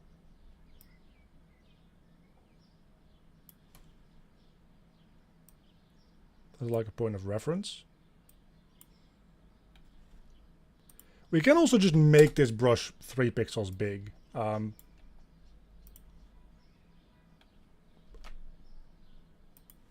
I think that does do quite a lot. I wish there was, instead of doing it like this way, because this is kind of screwing with me a little bit for some reason. Like, yeah, there's some overlap when I make a line with this shading, which is annoying. So I wish there was kind of just a way to make that line without having an overlap issue for shading purposes. But okay, so now we have a handful of tiles, which again, don't expect the art to look anything remarkable in this game. But we have a handful of tiles that we can use to paint in the floor.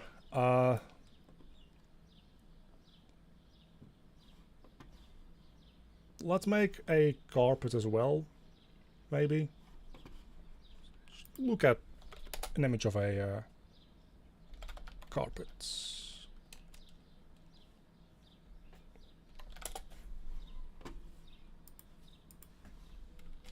Pixel art.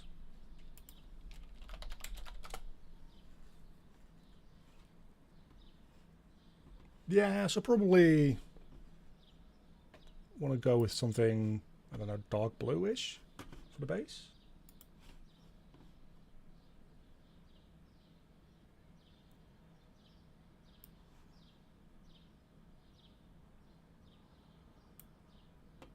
Oh, wrong tool.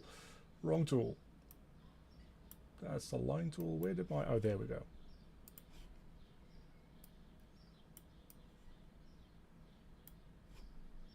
Okay, so now we go back to simple ink instead of shading, now that we actually know what we're doing. And then I guess what we can do is we can just like make some shapes on it. So we have like, was this blue, I think? So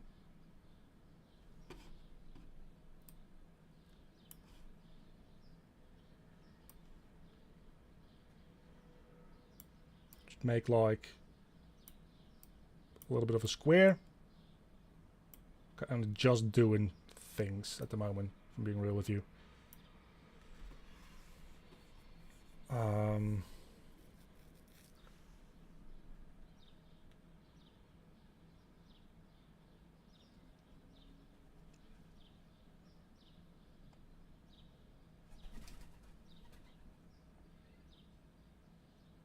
This might actually straight up just be good enough, if I'm being honest. But maybe like we can add a little bit more intrigue to it with this, maybe even like that. Yeah, let's do that. All my years of playing Minecraft are actually helping me doing pixel art now. Holy hell. And then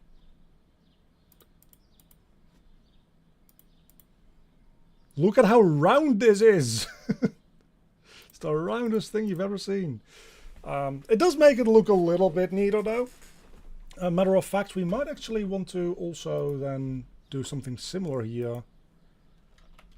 And then I promise we will get back into actually using Godot in a moment, because that is the thing that we were supposed to be doing right now.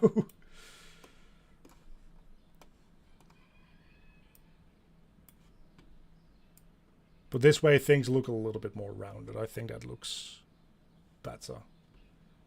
And actually, I have an idea. So what if we take this and we just copy paste that and we make that... Oh no, don't rotate it. Holy hell, that's a... Oh no, also don't do that. If we just make this like smaller.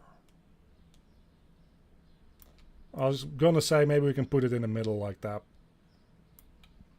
But I don't think that's working out too well for us. It does look like, in our preview view here, it does look a little bit better. But maybe we need just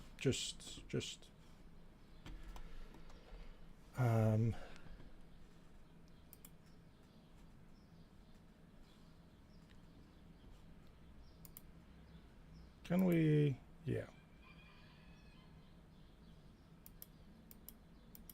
Is there a way to make this layer like half transparent? We can. Fantastic.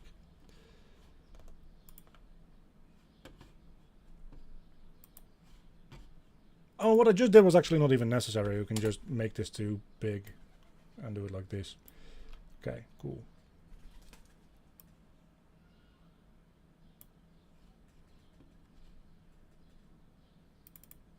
Only reason I needed to do that is to make sure that this thing is in the middle and it's not the right color, because the color picker messes up with transparency. That's good to know.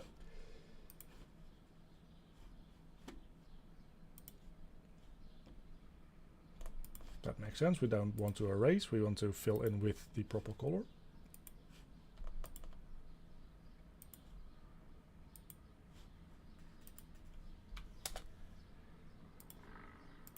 If anybody was wondering why I did that poll in the Discord about whether or not I should do all the sprites on stream or not, this is probably the reason. Okay, so we've got a sort of, kind of, maybe it looks like a carpet if you squint enough.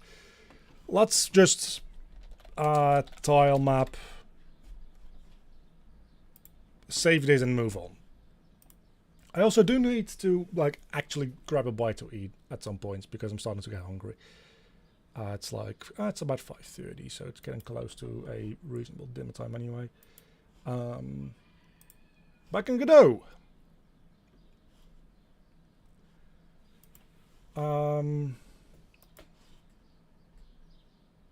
Somewhere in here, yeah, we have the tile map. And I think we can just, there is a tile map thing, right? Yeah, 2D tile map. Where we can just put in the tile sets. We need to make a tile set first, so we can create new resource, I'm guessing. Tile sets? Tile set, there we go. Let's call this shop tile set. Probably put this somewhere else. Just like in the root folder here.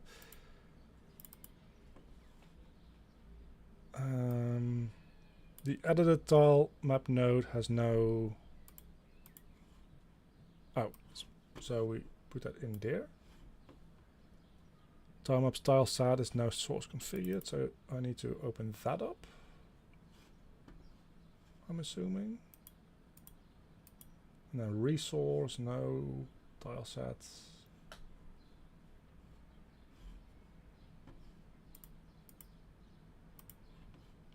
Do I just drag and drop this in? We'll figure it out.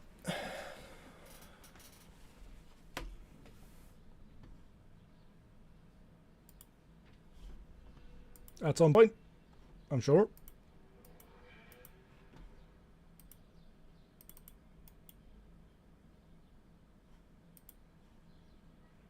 Tile sets. That's where I put in my PNG. Atlas texture was modified. Would you like to automatically create tiles in the Atlas? Yes. Oh, that's definitely the wrong tile thing.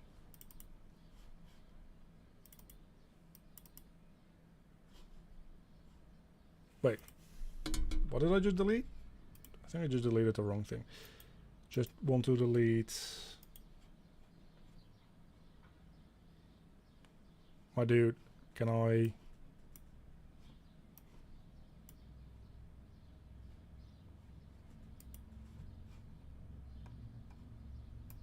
You're not telling me that I... cannot remove an accidentally placed in texture, right? Because that would be stupid.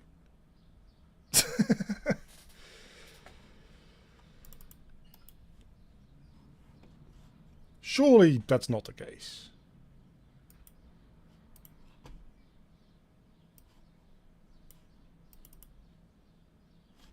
Also, apparently there's some room to the left in my tile map that I ignored.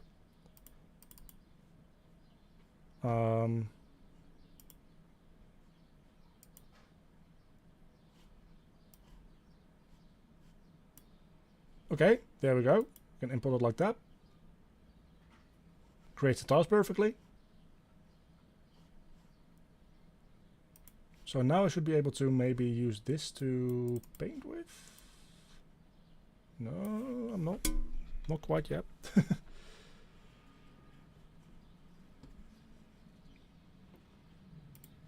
Oh, I select. So now that I have that selected, we can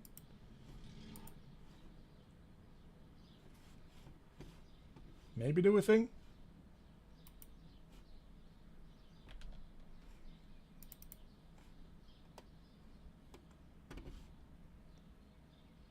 I didn't really look too much into this, I'm gonna be real with you. Do we need to set up a layer first?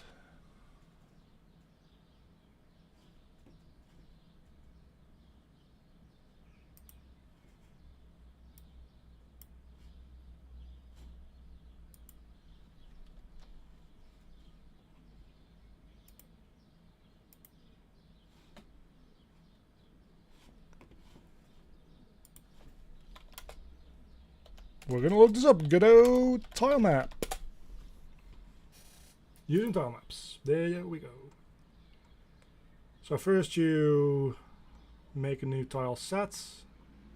Add elements. So you do need to add a layer here maybe. No, that just adds a second layer. For now we're gonna just stick to the one layer. Name, we can give it a name, base layer, with an L, not with a K.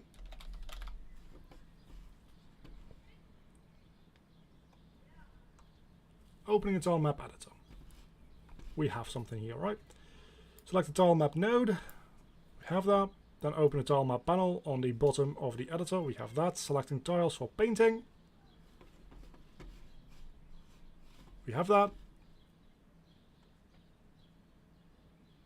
Make sure you have the layer that you want to paint on.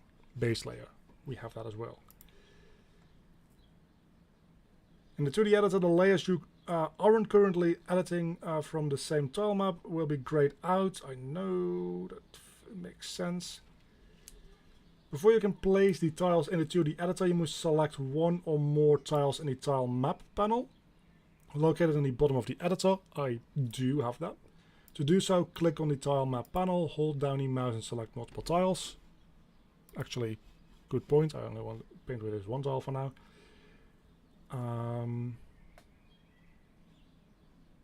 Final selection does not have to be continuous. That's actually interesting. Can be empty space between. Once you've created the alternative tiles in your tile set, select them and painting them right on the base tile. So yeah, this is just... Oh no, it is doing... It is letting me do that. Is it?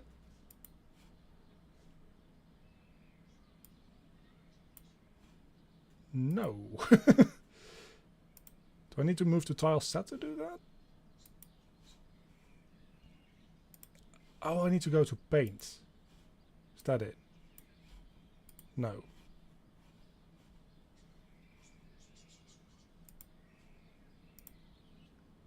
Because that would make altogether too much sense.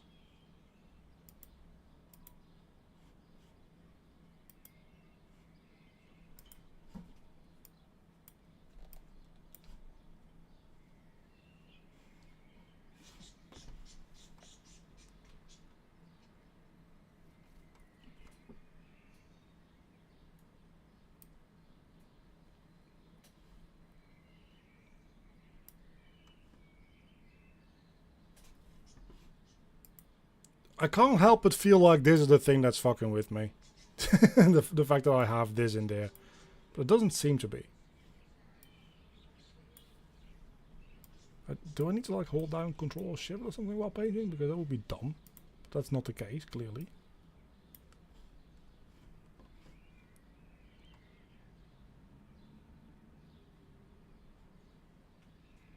Using the toolbar on the top of the tilemap editor. I'm in selection, not in painting mode. There we go. Okay. I messed that up earlier. So now we have our tilemap stuff happening. We still do need to set this. I guess we need to set that in the tile sets, in the rendering maybe.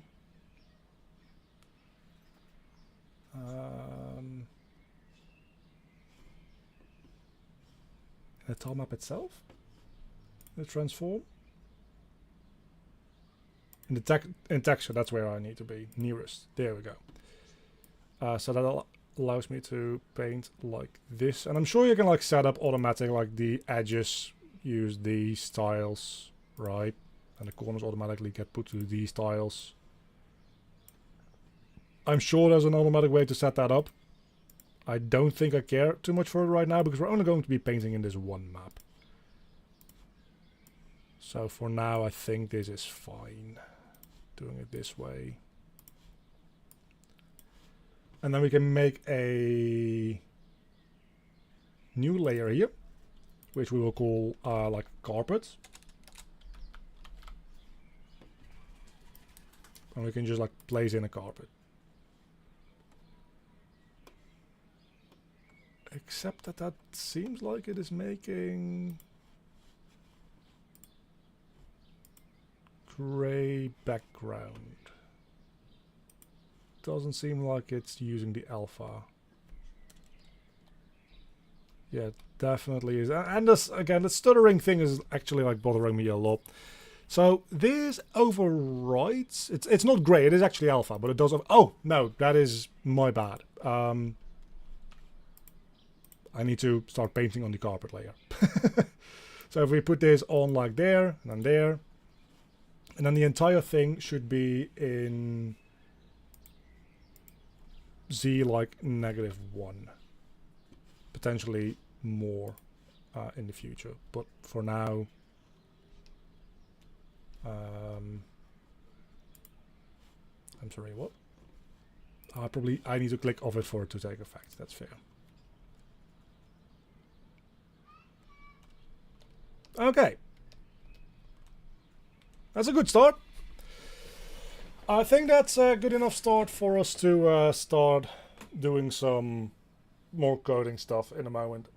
Because I've been just playing around with arting the art side of things too much, I think. But we have navigation, technically. And I also think, I do want to show, or try, rather. I'm not particularly in a space to be showing off things necessarily, but I think you can also like set up automatic like collision based on tiles. So I need to look into that real quick, because I do think that you can say, hey, these tiles just should always like have collision. I didn't necessarily try Godot because of Brackies. I am very happy to see that he's like interested in Godot and potentially like back in business on YouTube because of Godot. Honestly, the reason that I checked it out is because someone in the Discord asked, hey, can we have a Godot channel to talk about Godot? And then we got to talking about it, and they dropped the fact that Godot is only like 40 megabytes big. And I asked, surely you mean the installer is 40 megabytes big, right? Not the entire damn engine. And there's no installer. It's a portable executable. Which kind of blew my mind, because Unreal is like 40 gigs. Unity is also like 30, 40 gigs. The fact that you have an entire damn game engine in less space than a photo taken on my phone is insane. So I gotta check this out, right? That's, the game that's gonna come out of this is probably gonna be bigger than the engine, which is mad. So yeah, how does the collision thing work?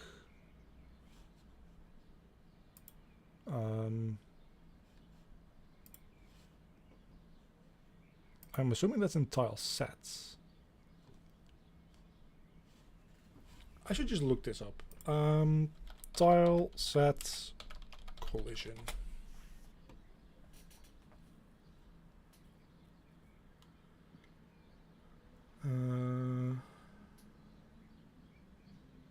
Adding collision navigation and occlusion to tile sets.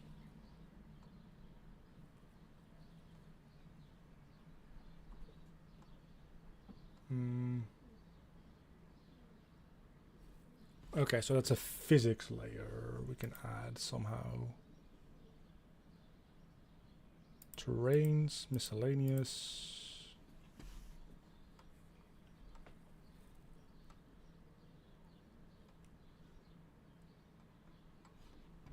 Okay, hold on. So if we add another layer to this, is that how that works? Like add elements? I don't know that that's how that works.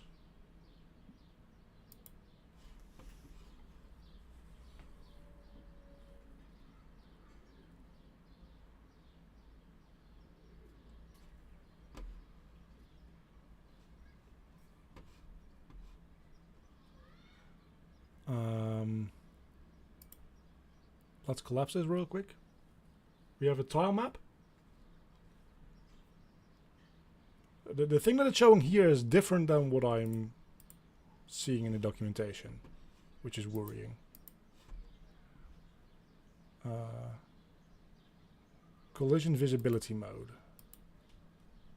Navigation visibility mode. How do you set that up?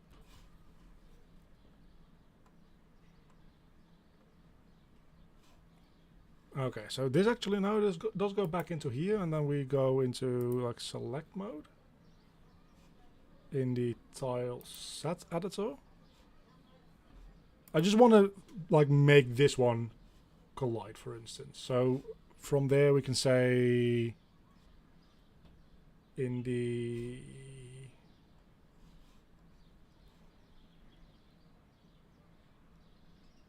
it's supposed to have a physics thing here. It says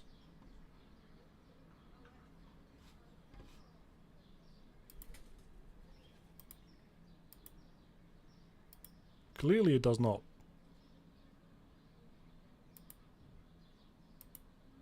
It's cool that it can be animated though.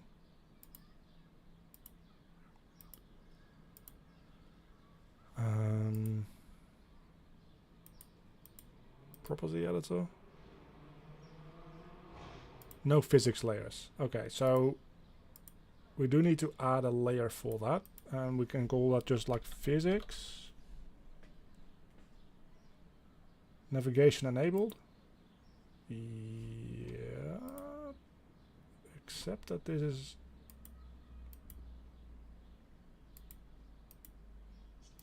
none of this has to do with the physics, right?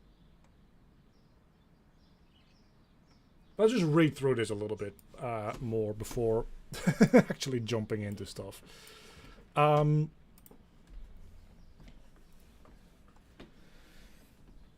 So, to be able to define collisions, navigation and occlusion on each tile, you need to create a physics, navigation and occlusion layer on the tile set resource first.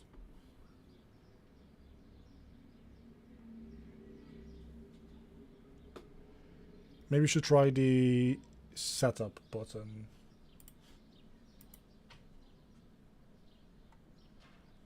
Good idea. Wasn't quite it. Oh! I was looking in the tile map. I need to look in the tile set. Okay, so here we can add physics layers, add an element, and there we have collision layers and a collision mask. Okay, that works out a lot better. Yeah, see, just reading the actual documentation saves you so much heartache. And then also navigation, we'll worry about that a lot later. We will have some NPCs eventually walking around, presumably. If you need support for polygon occluders, could be a thing that we want at some point, I don't know. After creating a physics layer, you have access to the physics layer section in the tileset atlas as inspector. So let's take a look at that.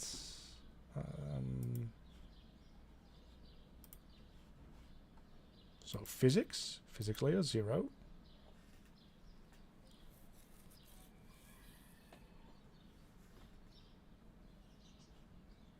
How do we do literally anything with that though?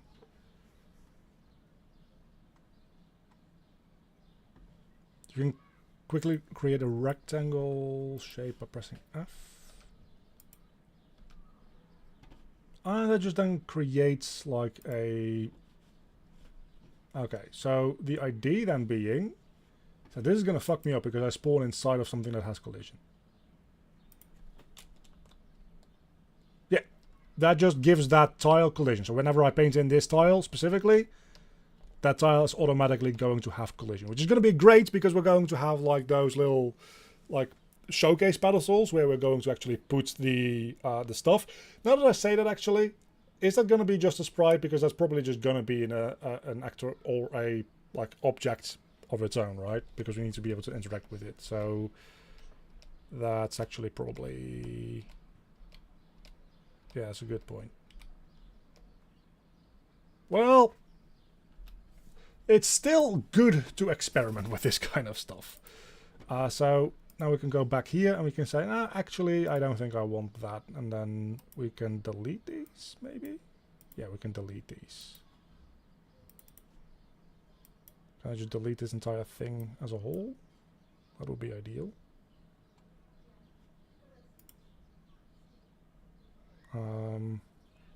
Oh, you can give it one-way collision. That's potentially interesting. Oh, just right-clicking removes the collision altogether. Good.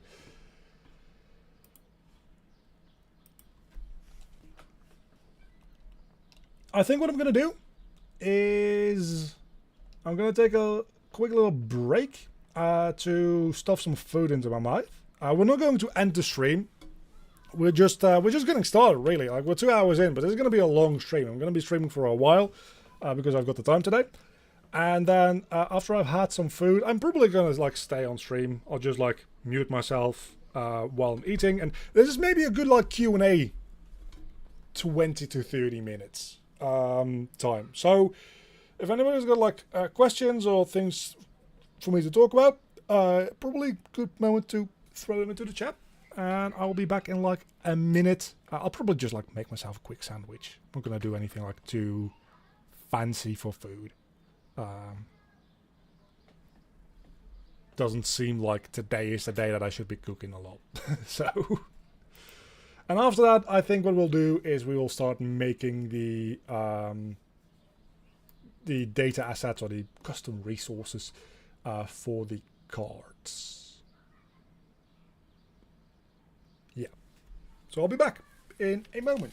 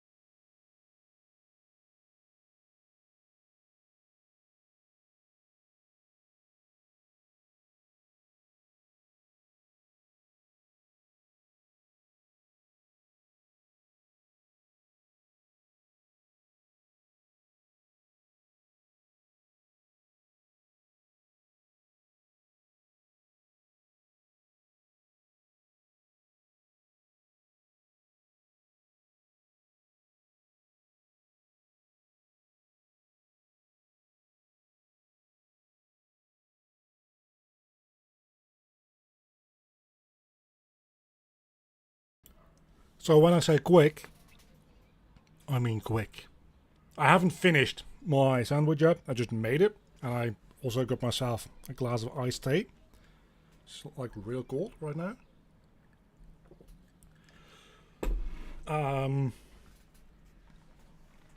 So yeah, I'm back, sorta.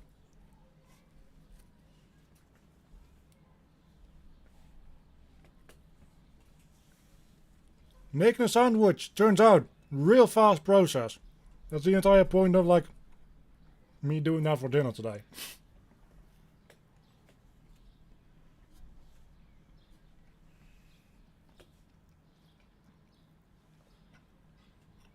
I'll try not to eat into the microphone though. I know people get bothered by that, including me, actually.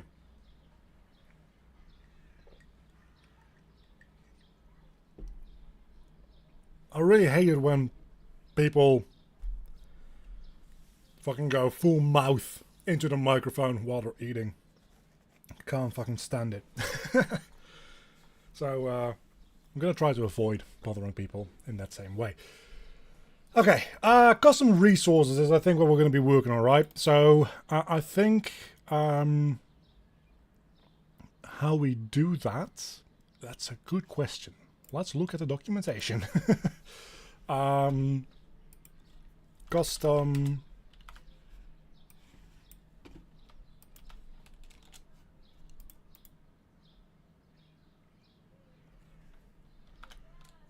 resource.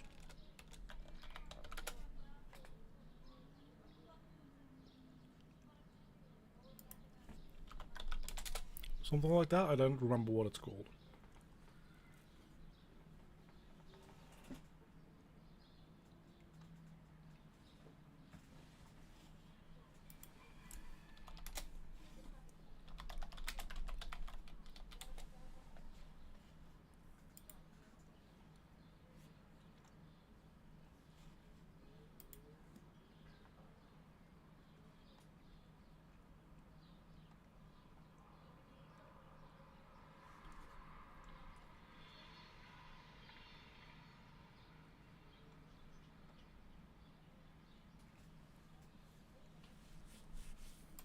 Okay, here we go.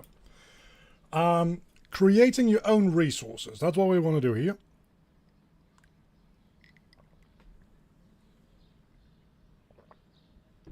Turn on my camera and eat in front of my cousin.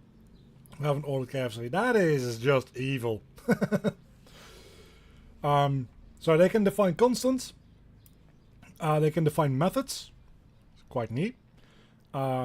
They can define signals. Resources can trigger responses to change in data they manage. They have defined properties, so users will 100% know that that data will exist. Okay, cool, I guess.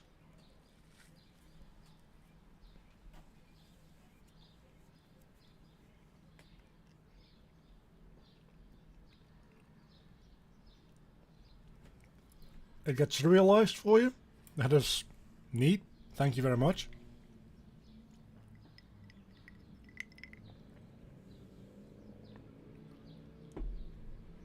You can serialize sub-resources recursively. Okay. Users can save resources in version control files. Cool. Don't really care too much about that.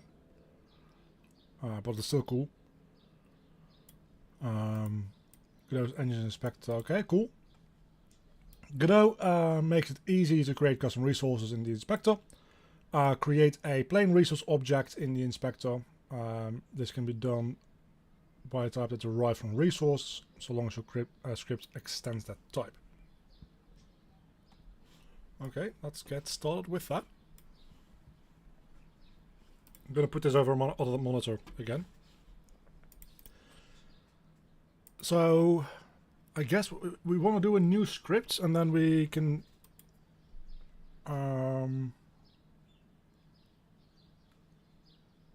inherit that from resource. That's the idea, right?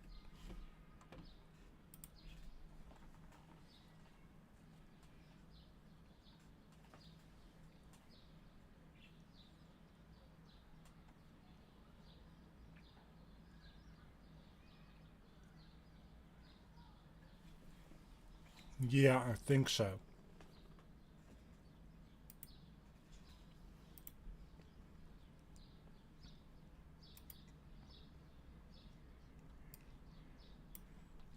And we'll call this card.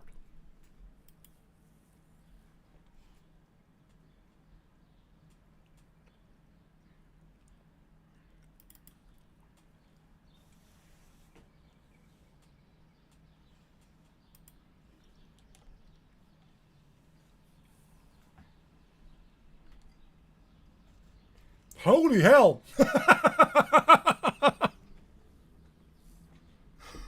I just looked away for a second to pick up my mug, and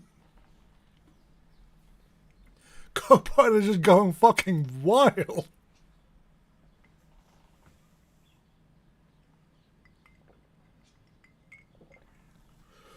Okay, that said though,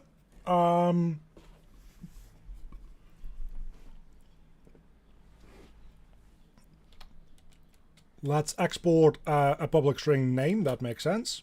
Export description. That also makes sense.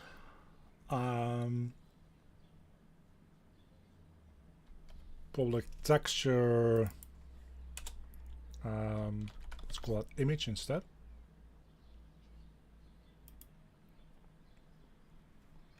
Can initialize that to null. That's fine.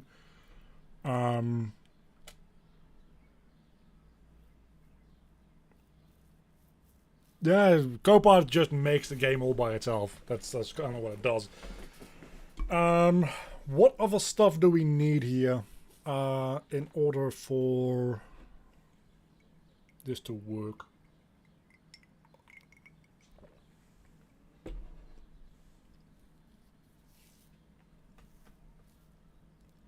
I guess the card needs a rarity as well. Maybe? Which would be an enum. So let's make a... Probably outside the scope of this, because we're going to be using that somewhere else, surely. Are we though? Are we?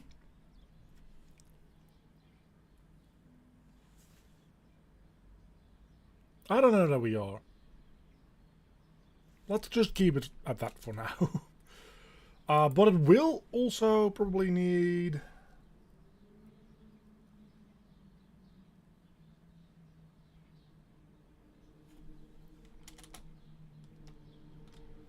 a const... Not a container.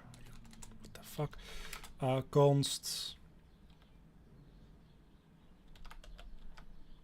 Texture...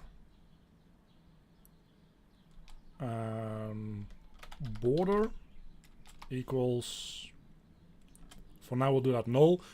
We need a image for the border, and this is the one thing where I'm like, I'm gonna actually use ChatGPT generate this, because I don't look forward to making like a card border. That is a little too intricate for me, and the art itself is probably also going to be mostly AI generated stuff, so do be aware of that. I need a pixel art image of a trading card.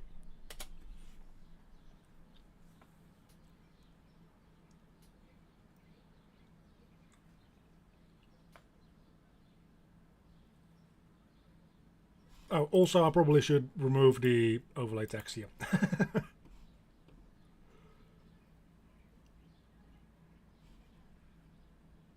Okay, ChatGPT, that is...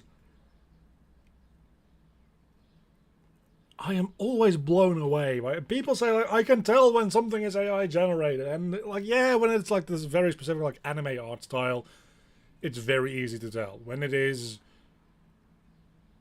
humans with like 5 hands and 24 fingers, it's very easy to tell.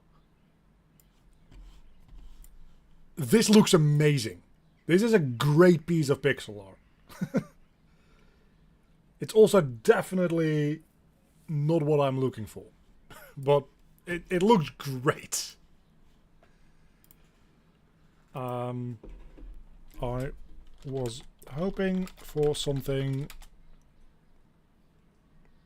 a little more rectangular, something like a Magic the Gathering or Yu-Gi-Oh card.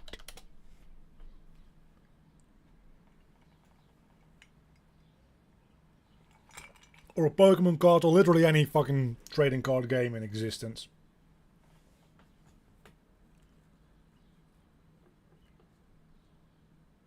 But that is a really cool looking dragon.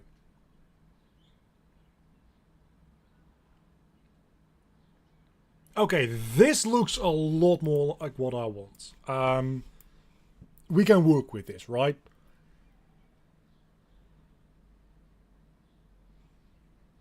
We can definitely work with this. So we copy that image and then we pull it into Photoshop to actually do the stuff we want with it.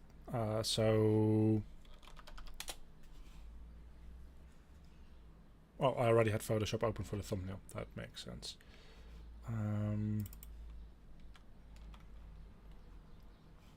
So first and foremost,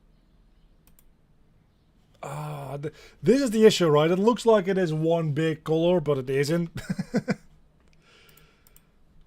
Because of course the AI generator just kind of like does shit.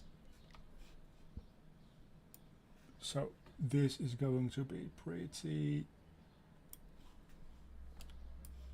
annoying.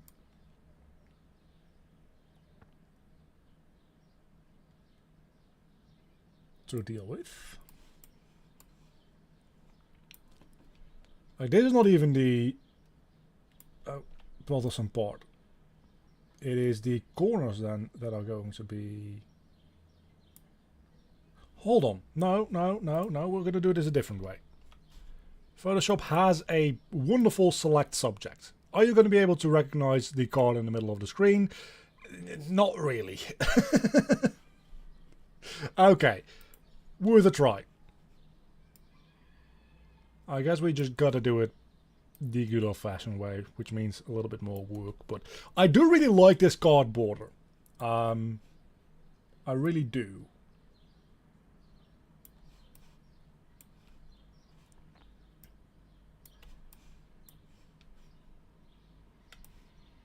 That seems pretty good.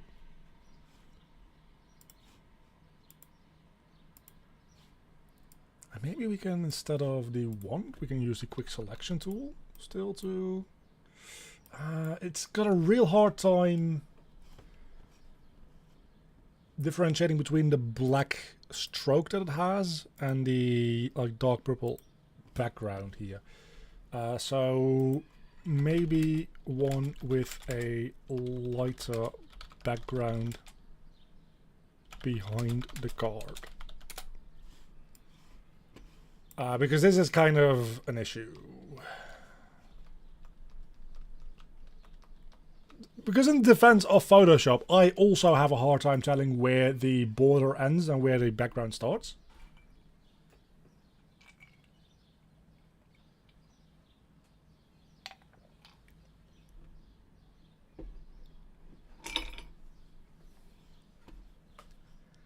That is so much better. Holy hell, like, fucking look at this. We can put the name in here. And that's really the only information that we need, isn't it? Yeah, it's really the only information that we need. I just hope that it recognizes the card itself as the subject here. And not the phoenix. It does a decent enough job.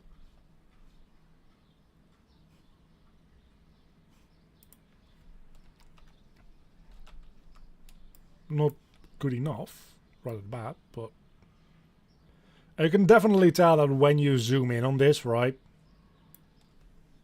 that the pixel art is getting a little fucked because of the whole, hey, this is AI generated, so it's definitely not perfect.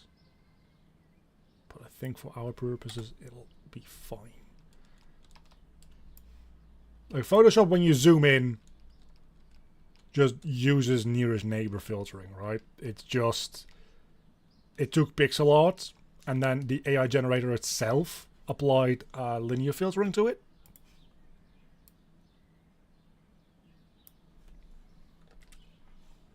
I think is what's happening anyway.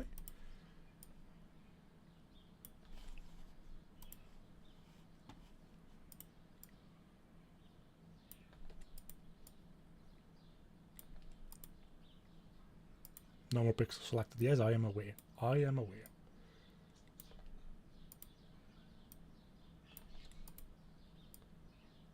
I think this pixel is also part of the background. Or this, like, column of pixels, rather.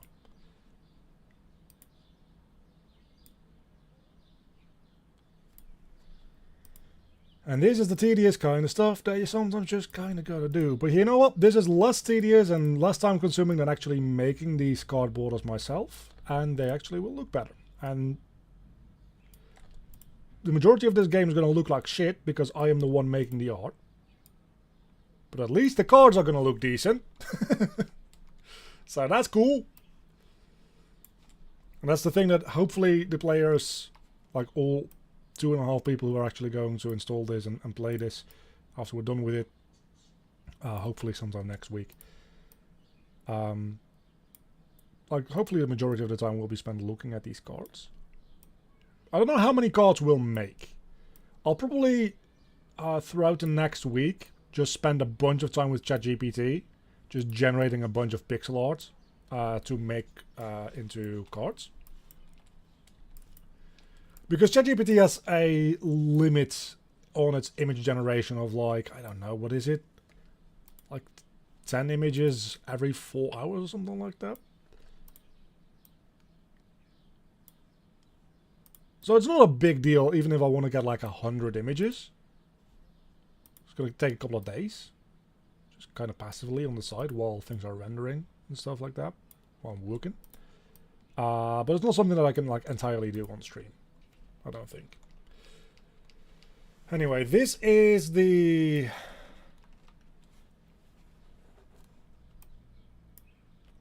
card border. And now we get into the tricky shit. Okay, so I think the way we're going to do this is we're going to set the hardness to 100%. I think there is a way to get a square brush in Photoshop.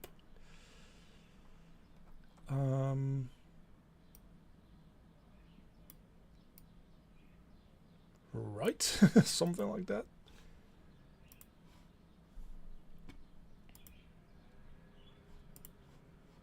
Or is that only... Oh, that might only be with a pencil. Pencil is square, right? Maybe I have a... You know what? This is worth a try.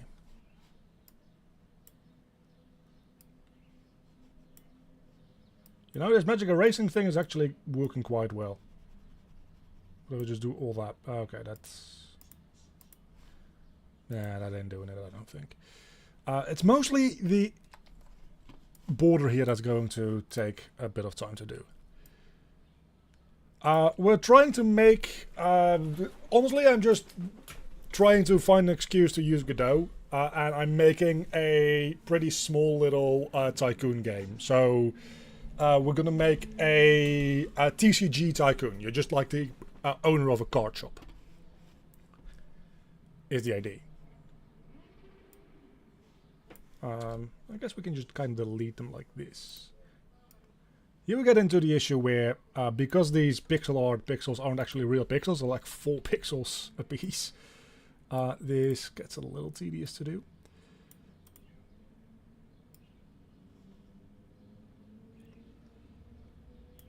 And mostly, I do like the idea for this game, so maybe at some point, if we all like this, I will come back to it and spend some more time on it to make it like into something that's halfway releasable. I will, by the end of this, also put it up on itch, though. So that much I can promise, because I'm also probably Well, I am going to put it up on GitHub as well. So anybody who wants to get this can.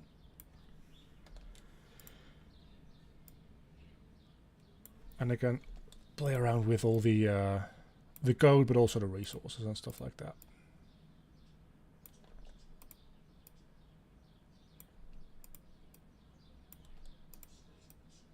So you don't have to go to these lengths to go through and clean up these card borders like this.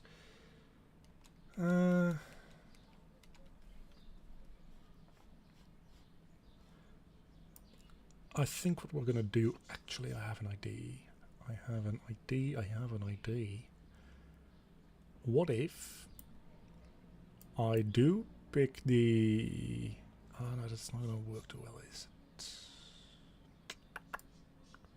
Okay, we're gonna go back to the eraser tool and we're gonna set it to a very small size.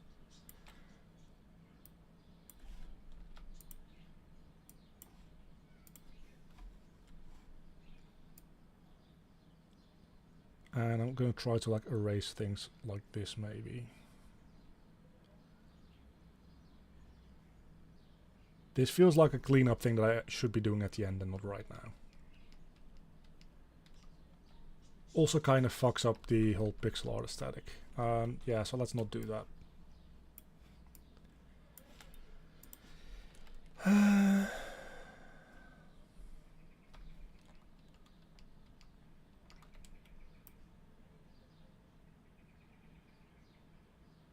I really do like this card border though.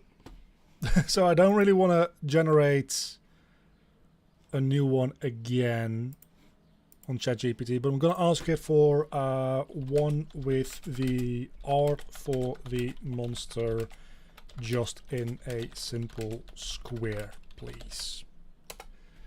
That's going to make it so much easier for me to cut it out. Like, actually, stupidly so. And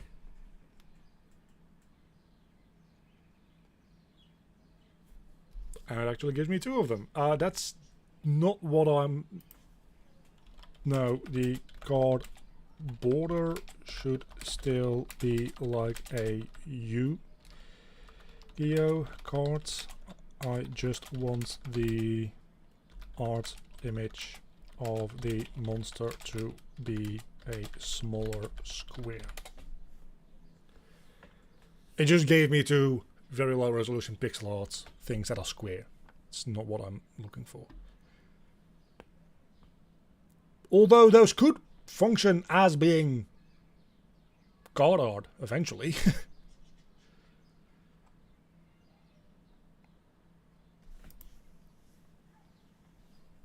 No, I want the image of the monster to be a small square portion of the card, not the entire card. I'll just show you what ChatGPT is doing. It made this and this, which both are cool, and it made this one, which also really cool. Like, this straight up looks like a Hearthstone card, which probably is actually using that as its like data. Perfect. This literally straight up is just a Yu-Gi-Oh card. That's exactly what I want. Perfect. No notes. Don't change anything. Let's keep this. Matter of fact, let's actually try to see if select subject works on this, because this is much more high contrast. Yes, there we go. So we can easily delete the background on this. And since this is just a square, right? Well, almost. I can just make this selection.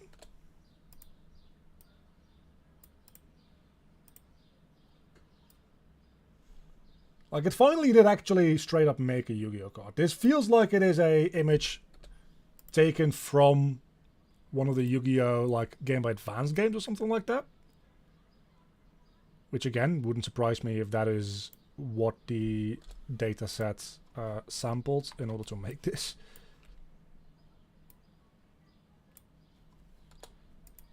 That's good enough. Card border. Okay. Like this color and this layout, like this is just like a Yu-Gi-Oh! Effect monster. That said though, I do want to paint all this out.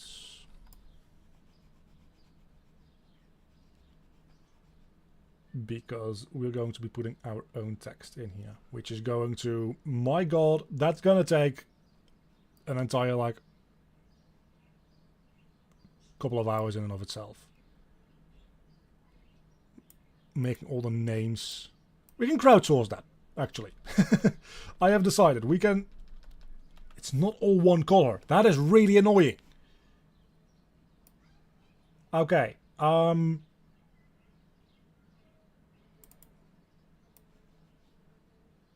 So we can't just paint that in. Instead, generative fill. Just make it blank. Yeah, the names and the descriptions, I suppose we can crowdsource those, right? If you just join in the Discord.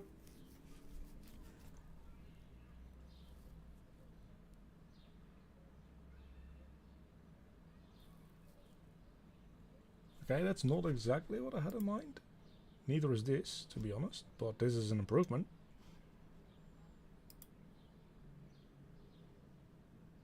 That's actually pretty good.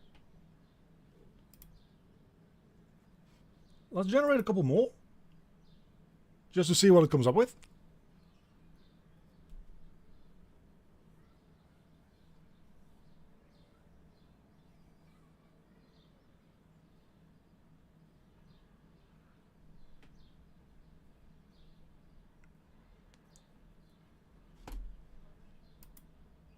I don't even... how does it even? It keeps coming up with this specific color, which is a little annoying. I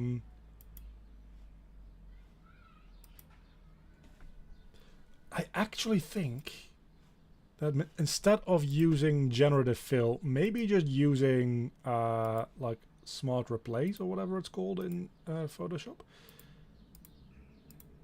might straight up just yield better results for this specific use case. Like just a normal Shift F5 thing. If you do it on the right layer, Shift F5 thing. Content aware fill, that's what it's called.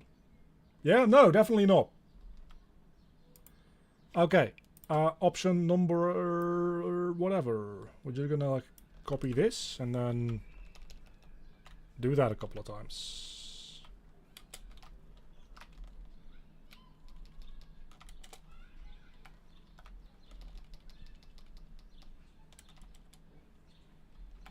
And then we're still going to generative fill over this because there's some ugly seams in here.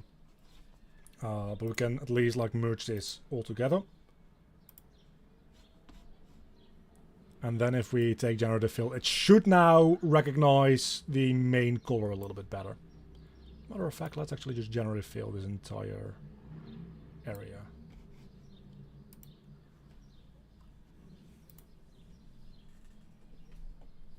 AI. The good shit. I just realized that I hadn't been recording the last like hour.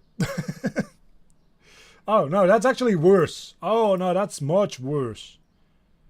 Blank card. Oh, that actually like really sucks. I suppose what we can do is we can just blur those seams, and that's probably fine. There's going to be text on top of it anyway, right? So, yeah, I think that'll probably just be fine if we do that. That's also fancy. Don't know what the fuck that's supposed to be. Yeah, let's cut out the generative fill because that's not doing what I wanted to do. Instead, what we'll do is I'll just like sample a color here. Take a brush that is not as hard. It is already not hard. Okay, that's not what she said. I don't know. No, that is a pretty hard brush. What the fuck? If I put this hardness down. Oh, it's because I'm using a pencil. That makes sense. That's probably why it was so rough before. Still using a weird brush. Just want to use like this very soft brush.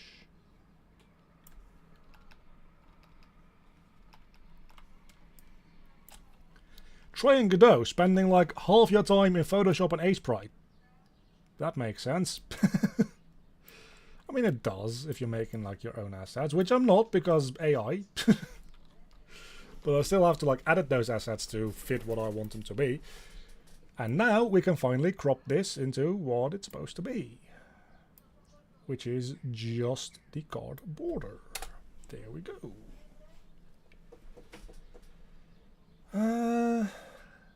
We don't need this to be a Photoshop file, I don't think.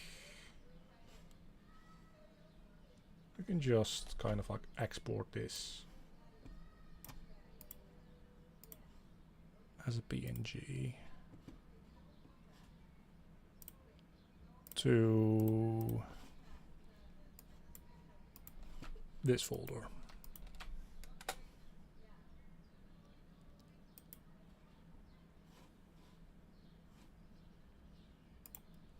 Back in Godot, we now have our card border. There we go. So yeah, we needed that because let's put that in the resources folder. Because of, I'm assuming that we can't do this, right? This would be like too good if we could do that. Yeah, so this is where the drag drop functionality of like Godot would come in very handy. Can we just like open in here still? That would actually be kind of, that would be kind of neat if we can do both. No, we cannot. Never mind. Yeah, and this just straight up refuses to work. So that ain't gonna be a thing. I suppose we could do like a real big brain move and just say, hey, external, turn that off. Then open our card asset. We need to then open our card script. Yeah, I think this will work. Pull this in here. Yeah, so I just needed to know the formatting. We can do this ourselves in the future. It's just res, which is this, and then in this case it will be resources untitled to PNG, which definitely needs a better name. Card border.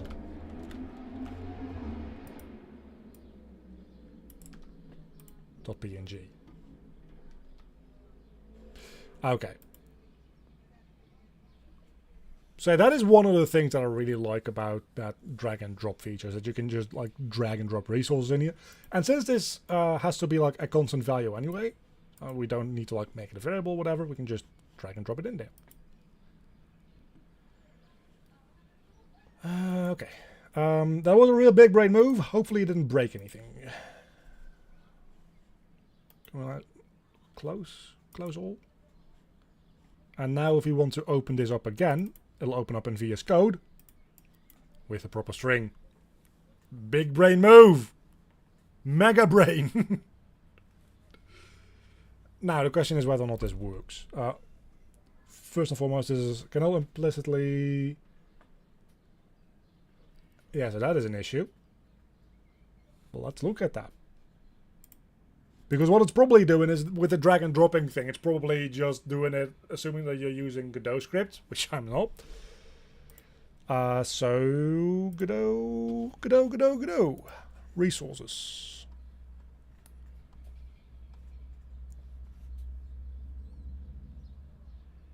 How do you get a resource from a directory?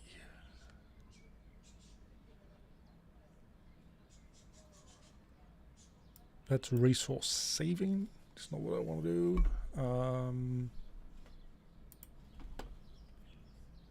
Get resource from folder.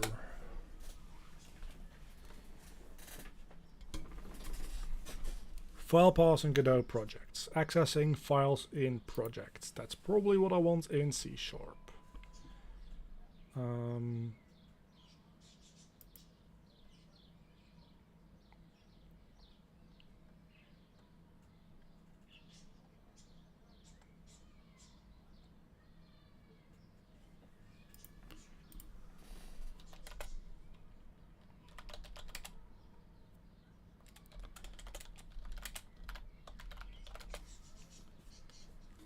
Custom resources in C#, that's not what I want. I wanted to loading resources and casting custom classes. That might be what I need.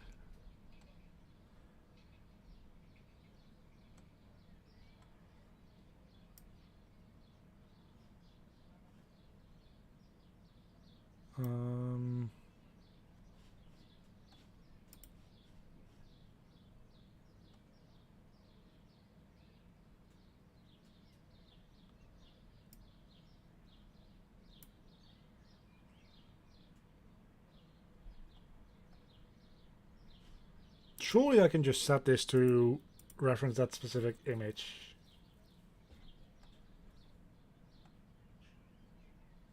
As a const value.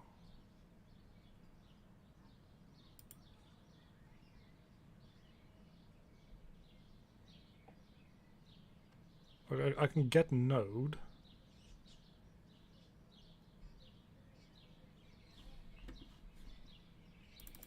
Also, this might not be a texture, but a sprite. Maybe.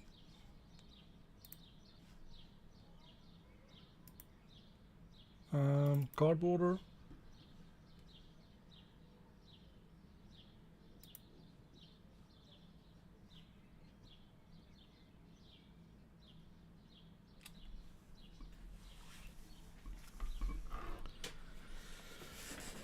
How do we do this?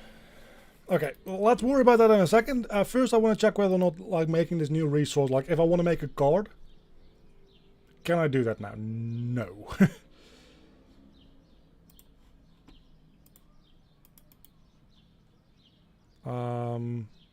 So let's first look into that, and then we'll look into the more nitty-gritty stuff in a moment. I have way too many tabs open at this point. That's ChatGPT. Don't care about that anymore. That is just the sprite tutorial. Don't care about that anymore.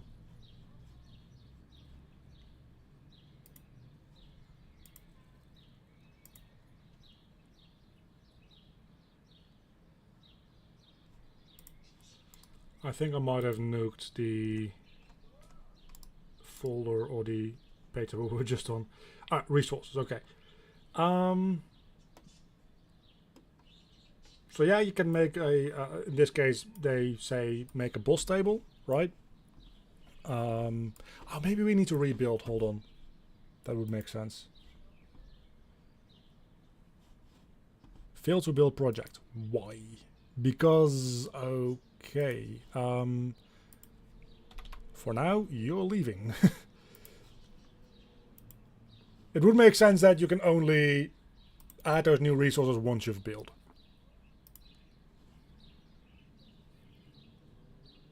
I mean, I still can't.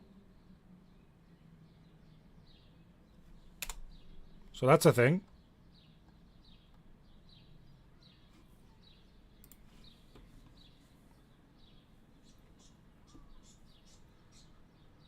Weird resource files will store the path of the script that they are used in. When loaded, they will fetch. Yeah, okay, cool. But now, instead of inlining direction,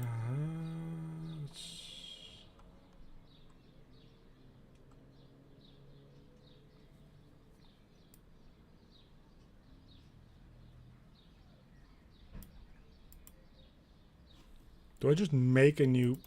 Hold on. New resource, create resource, test card.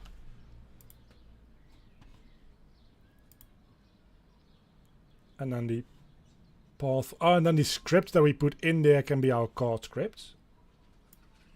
And that then creates our card name. Okay. It's kind of annoying that you can't create them as assets through just the normal asset creation menu. But that'll work. So we'll put those into resources. And then we'll make a new folder for our cards. From this point on, we can just copy them, right? So it doesn't actually matter that much. So this is test card. And then we also want to make a scene for that probably. So we just add I suppose we just add a node, right? Suppose we can just make that a sprite. Oh, hold on, I don't think we even need this, if I'm being honest with you. And I will show you why in a second. Because if we make this a sprite 2D, we just create this and we call this card.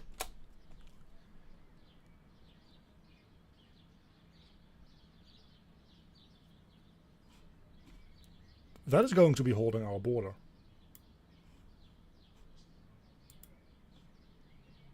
Which is humongous. So let's set that border to being... Should we do this in Photoshop?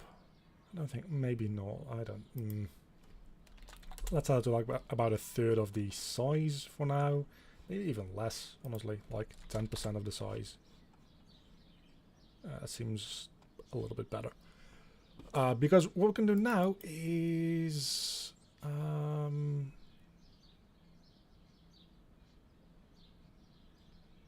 add a script on this, which takes in a card, which then sets all of the child values on this. So let's make this into a new scene. This is the card scene.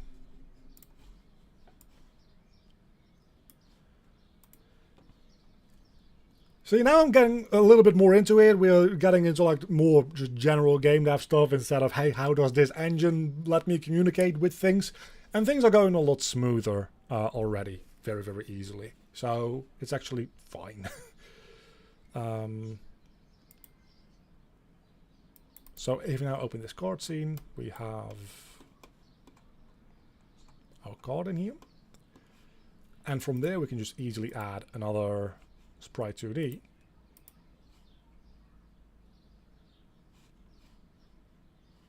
Which we just need an image real quick. And of course I just closed ChatGPT. Let's add a pixel art dragon or something like that. I want a pixel art of a cool dragon. Just as a placeholder. That's probably going to be one of the cards eventually anyway. Are you switching to Godot? No, I'm not switching like full time to Godot. I just want to like try it out, play around with it, specifically for like 2D stuff, because Unreal's like not known for doing 2D very well.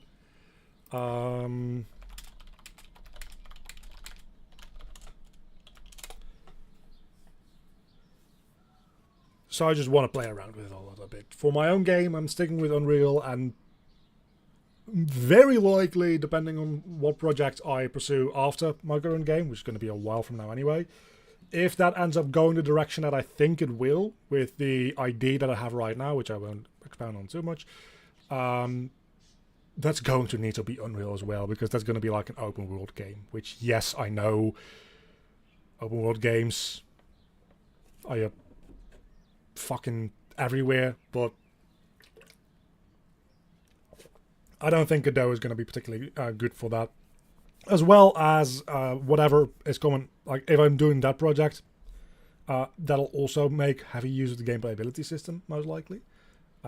So I don't look forward to having to recode all that myself in Godot. That's one of the big the big selling points, the big upsides of Unreal still, aside from it just being like a monstrously powerful engine with like rendering capability, it's also just got so many features. It's insane. Gameplay ability being one of them. Oh, this is actually a pretty damn good card. I like this one. So let's copy this over. We had a Photoshop instance open somewhere. There we go. And then we can just make these like 1024 by 1024. That's fine. These, however, will be JPEGs. And we'll put that in resources, cards, and then images. And we'll call this dragon.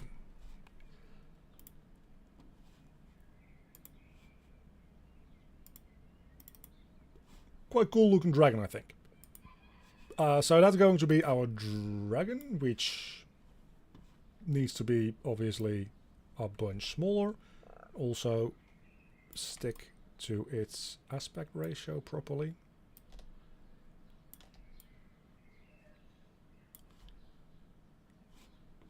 And then its ordering is going to be -1, so it's behind it. Now, as far as pixel art goes, the resolution of the image is so much higher than the resolution of the card itself. It's actually kind of sad.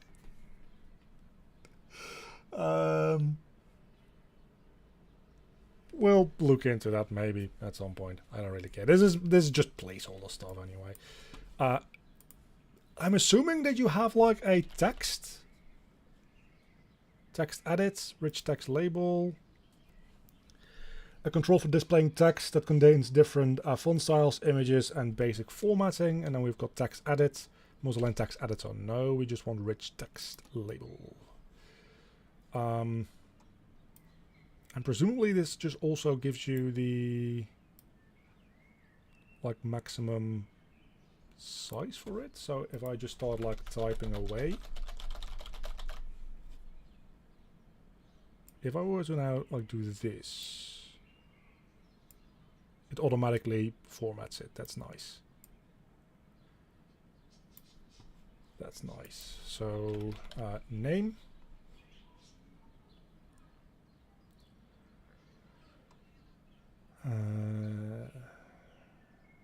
Displayed text selection, no. Threading, markup. There's got to be some way here to set the font information. Right. I want to set this text to being black, if at all possible. We'll worry about anchoring later. That shouldn't be that big a deal to set up. Color. Theme overrides. Colors.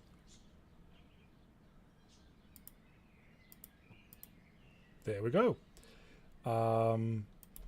Font. Normal fonts.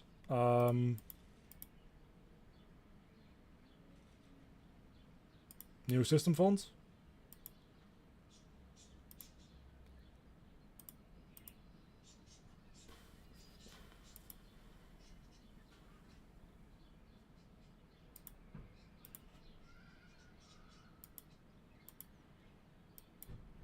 How do I set add elements?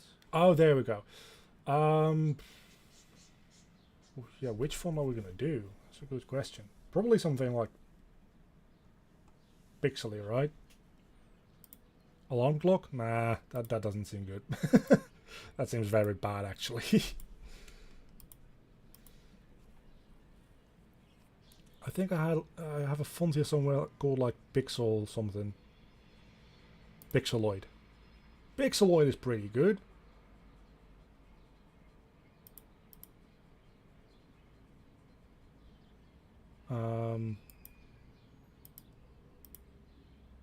That said,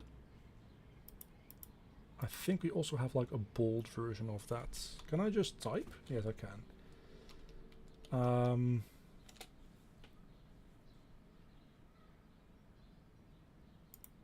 Maybe we just set it to be bigger. Font weight, is that it?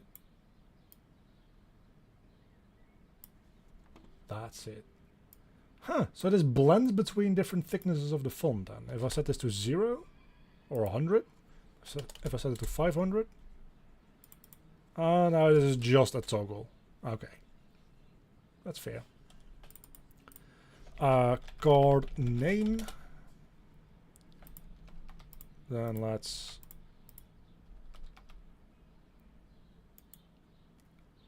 Do we have a duplicate functionality? We have a copy functionality. That was good enough. Card text. Which will be just below that and a much bigger field. And that will then have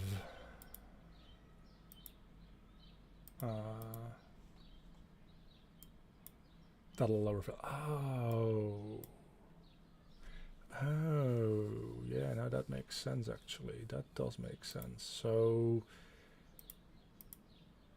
that's how that works. So normal font here should be font weight low. And then we want to add a bold font.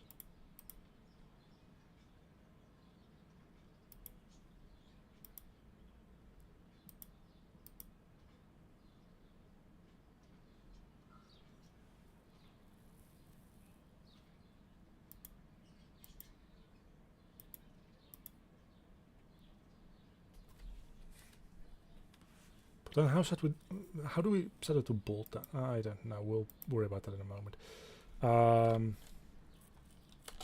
Pixeloid. This is going to be the bold version.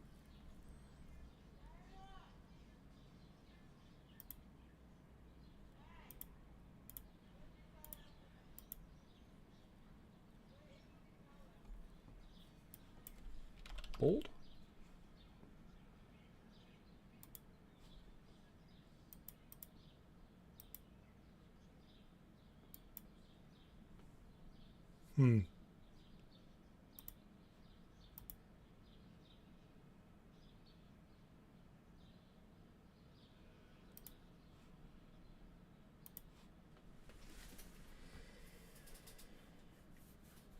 I always hate graphic design stuff. Godot rich text font. Let's see how we set all that stuff.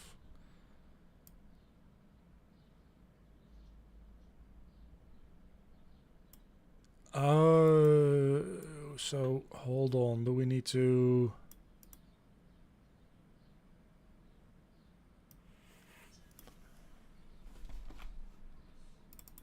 Do we need to fucking HTML this shit? I think we might need to fucking HTML this shit.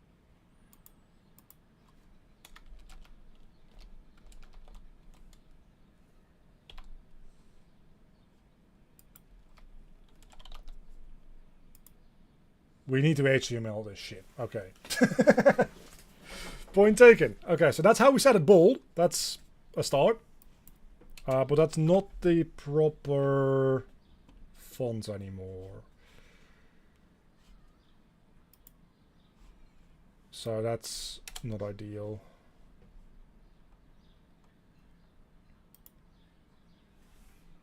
So can we just copy these values onto there, please? That's kind of annoying because we're going to take that name from that custom resource, and then we need to add in that bolding to it, which is just a matter of concat, but still, I prefer to have to like not do that.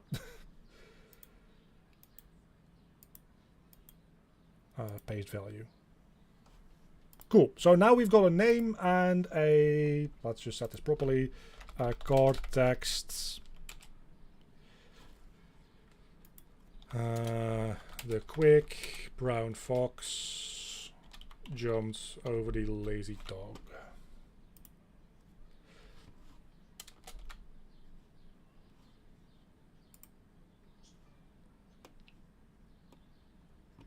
There's also the other like testing text, right? It's this is for fonts specifically.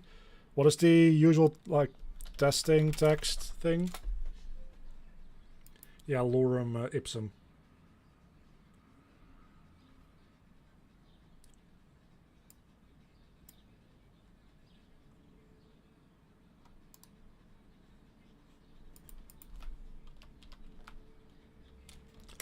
Lorem ipsum text.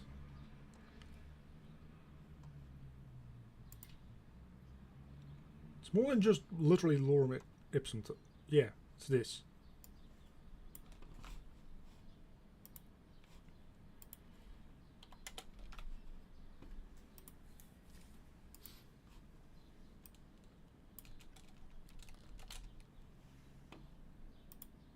Okay, that's the idea for our cards.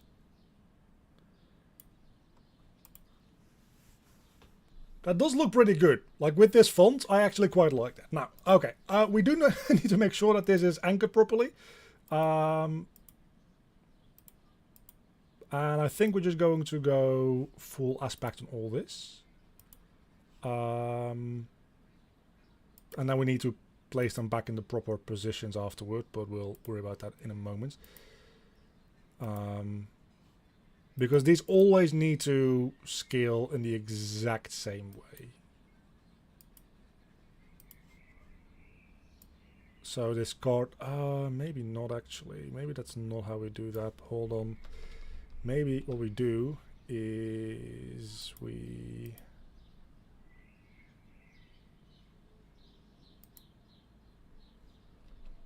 No, I do think that might be how we do this.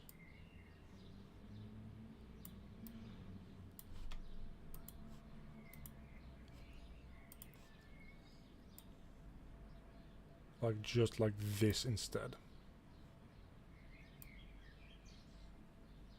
Should be fine anyway. We will only ever like scale this thing up as a whole unit, I think.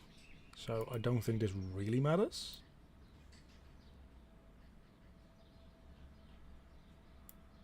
But just in case, this should now allow us to do that. Okay. From there, we have this scene. And this scene is going to be taking in a card resource. So whenever this scene gets instantiated, it has a card resource that is going to be taking in. And that's going to set the image and the name and the text and all that kind of stuff on it, is the ID. So we have, like, we make a script for that. Again, C#. And we call that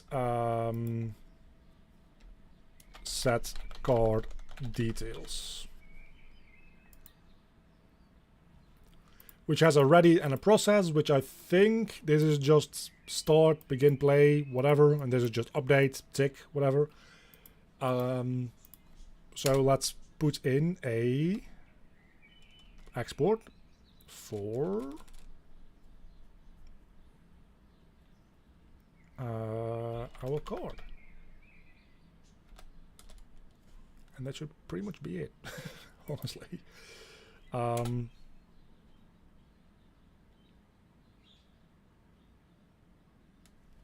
Now though we need to get the nodes. So we get node.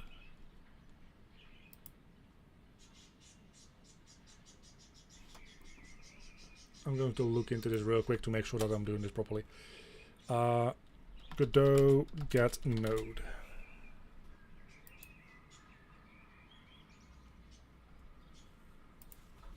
Get node.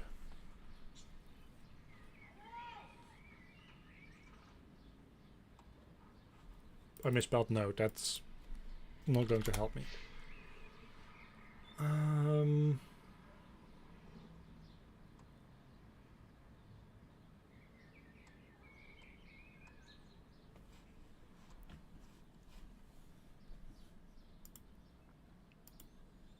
It would really, really help if this plugin just worked. You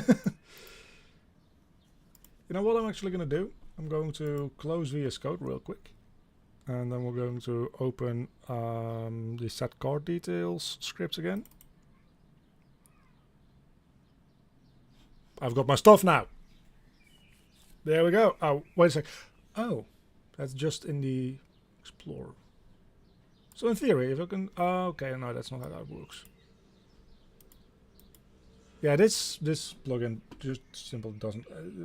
it did say a thing. It did say a thing a moment ago there. I don't need C# dev kit.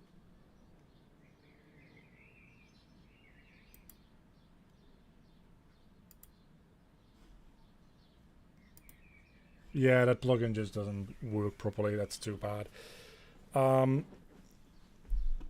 Which probably wouldn't work for C# too well anyway, I imagine. So if we want to get node, right? Is that then just like get node? And the nodes are just classes, right? They're just object types. So we want to get a node of sprite 2D with the name sprites 2D. And that will then be our sprite 2D card image.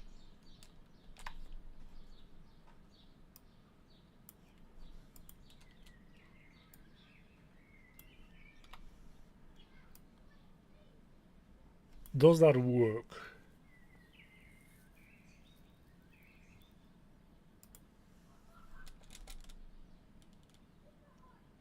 I guess there's one way to figure out. Card image dot texture is card dot card image. I don't think that's correct. Yeah, it's just image, which probably needs to be a sprite 2D.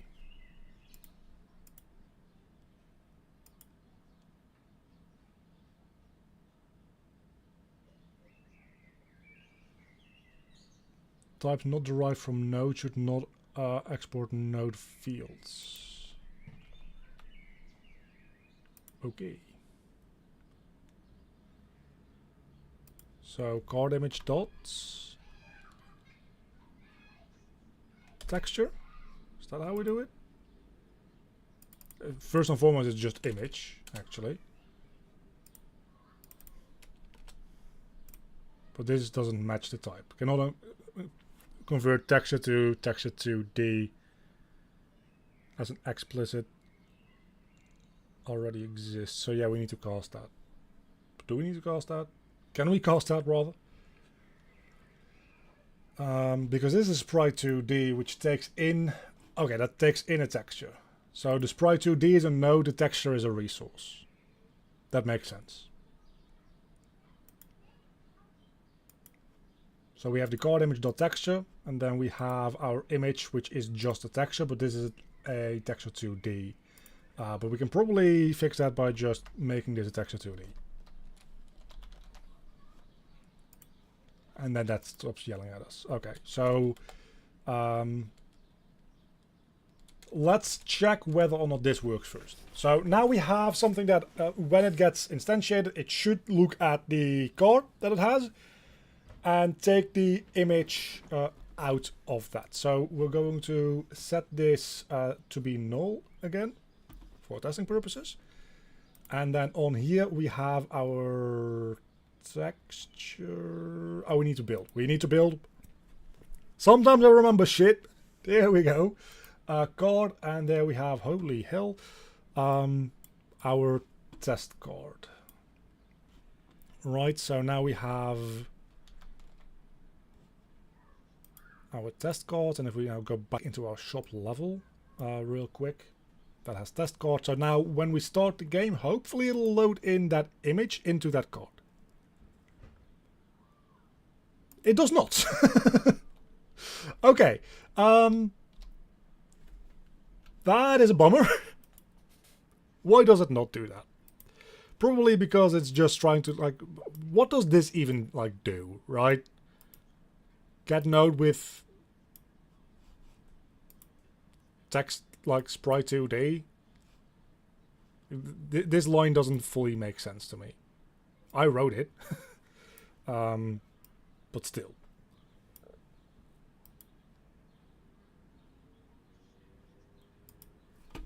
Can we, like, print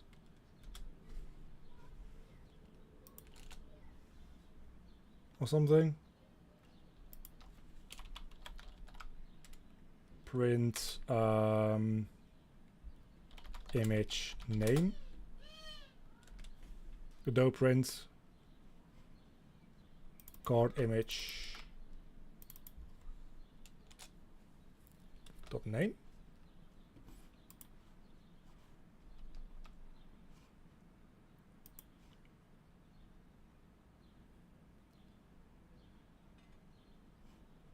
Sprite 2D. You know, I don't know what I expected.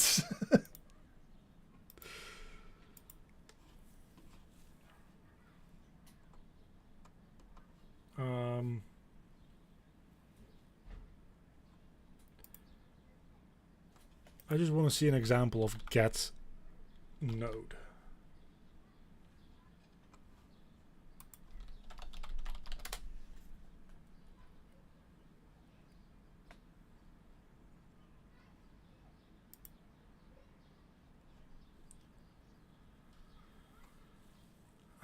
Text 2D, la. Yeah, I don't care. Where do you show the get node?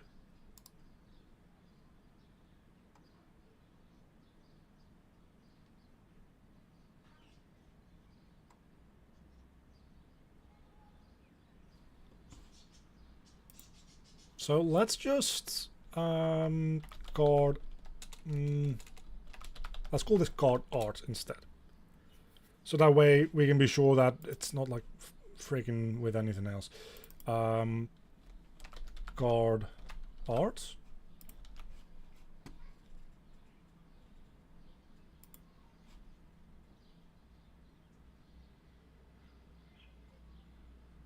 I mean, it's printing card art.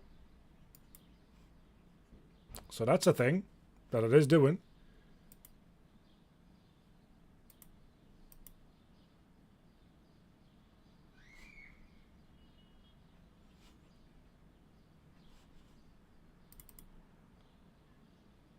Oh, I don't have an image. No, okay, so it's probably just still behaving like it should be. I just didn't put the image into the test card.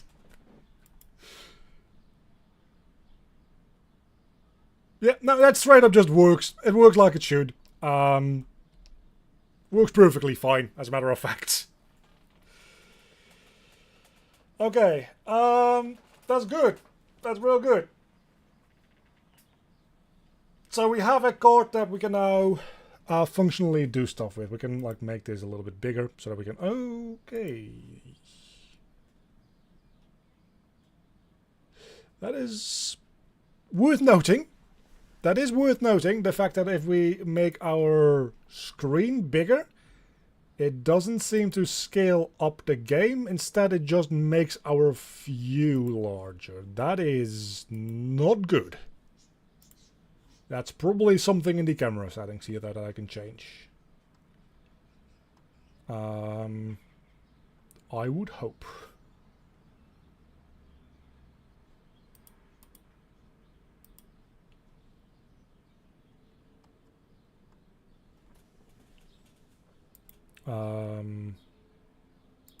Filter, for sure nearest neighboring as well.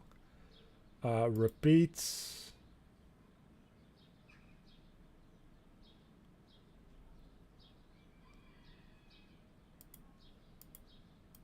I don't know.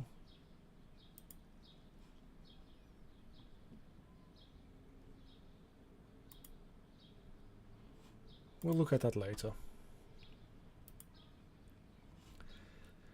For now, what I want to do is I want to add in the...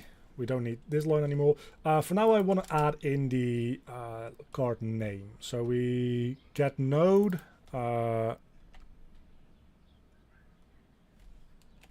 The type of node is a rich text label called card name.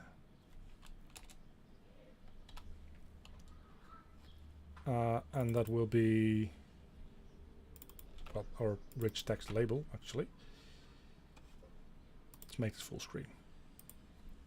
And we'll do something with that in a second. Let's not make that full screen because I want to see what the name of this card text is actually. We'll make another rich text label, which is card text equals get node rich text label card text. Man, my capitalization is all over the place. Let me fix that up real quick. Card name, card text.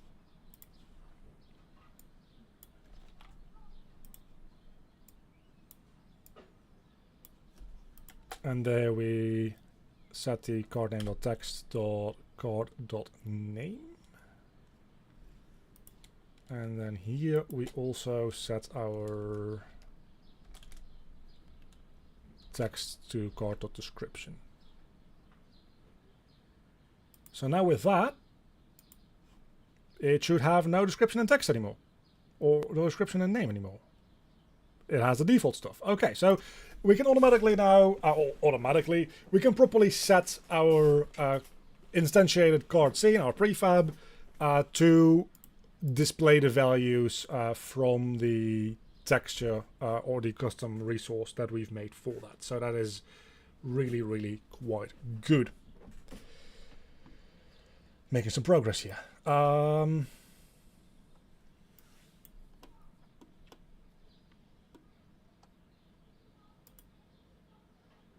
So we can just remove this for now.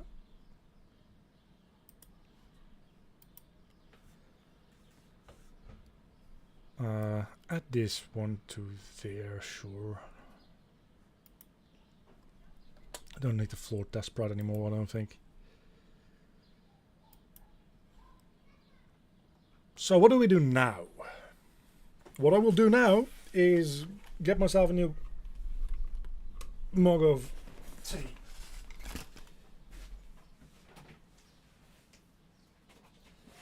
And then, after that,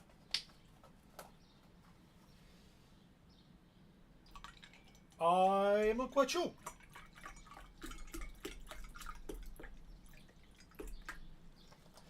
I guess we start working on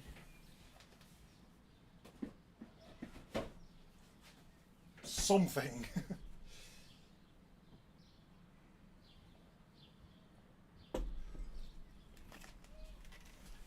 We can start working on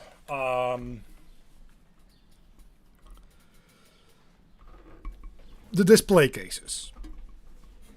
Maybe.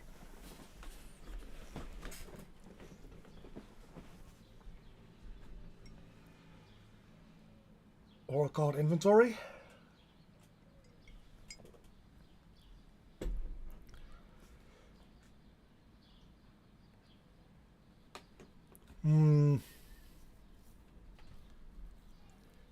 Yeah, let's do the display cases.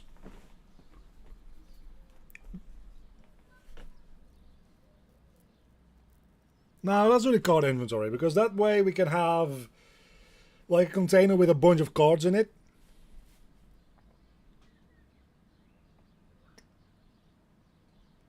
And then when we do the display containers, we already have the cards in our game to put in them, so we can actually properly test things.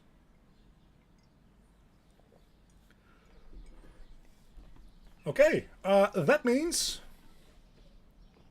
What does that mean? We're going to need a placeholder sprite real quick. So let's add in a new sprite, and this one is going to be 32 wide and 16 big, I think. And what this is going to be is, for now, just going to be hey.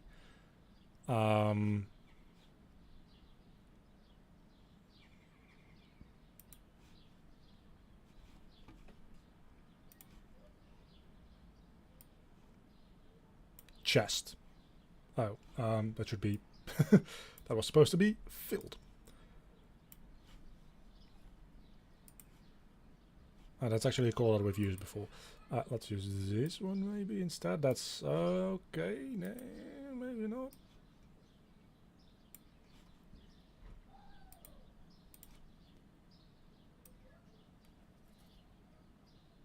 That's definitely not centered, like not even close. Boom. We got a chest. How do you like it? Best chest in the world. Best chest that's ever been.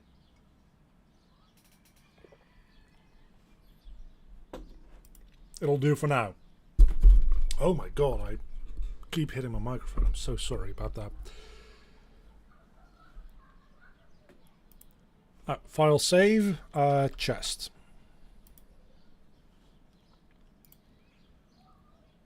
Export. We can export it as a... only as a PNG. Export for Twitter, does that make it into a JPEG? Oh, it's for animations. Okay, don't care.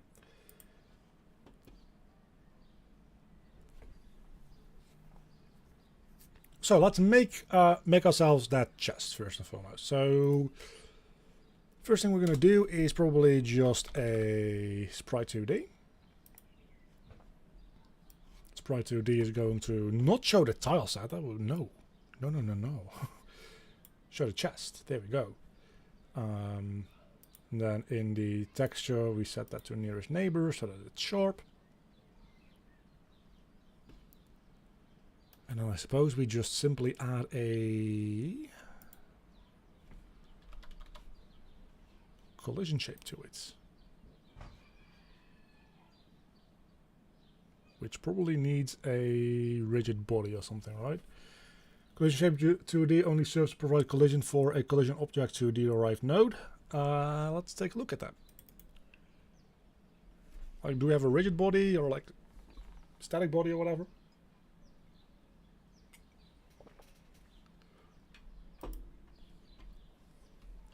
Let's look at all the bodies that we have. We have a static body. That's pretty much what I want, I think.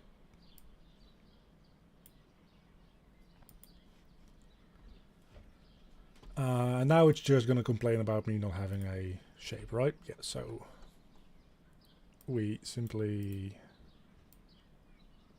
now drag this into the proper size. And then we have our chest.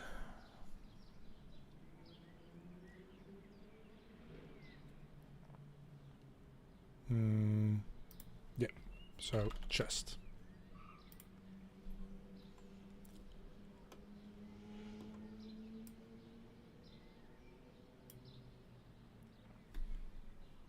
We're gonna need to check out how to like do input stuff as well.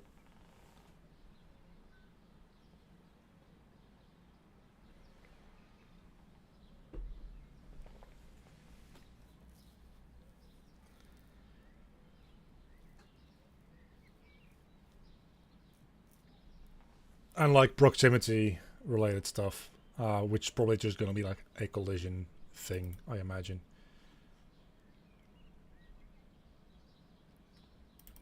So let's open this chest up. I think there's a project setting to set the default texturing filter, and that's actually a great idea. I am sure that there is. Filtering textures, default is nearest. Thank you for the ID. That is brilliant. That's actually amazing.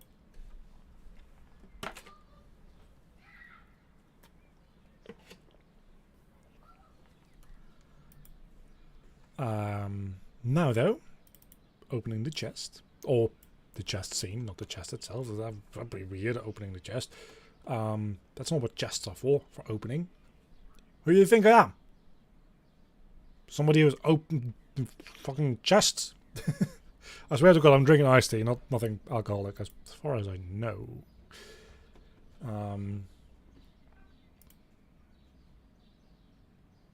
So let's add a chest script to this.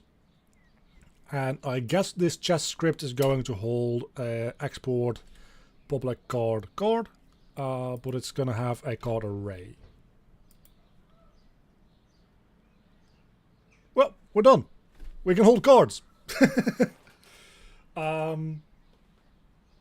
Yeah, because we only want to hold really like the card resource, right? We don't need to hold like references to the instances because that's only going to get shown in the UI once we actually open this, and that's going to use this to then instantiate all those.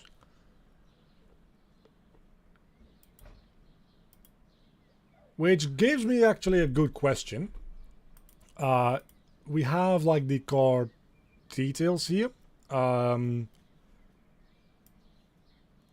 If we spawn, I suppose if we spawn one of these in,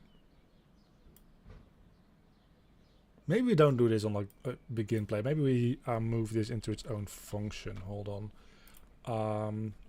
If we just like public void set card details, exactly. Don't even need to take in the card. We can run this on ready if we want to. It's really refreshing, by the way, not to have to make the function in the header file and then implement it in the CBP file, just to have it like live here.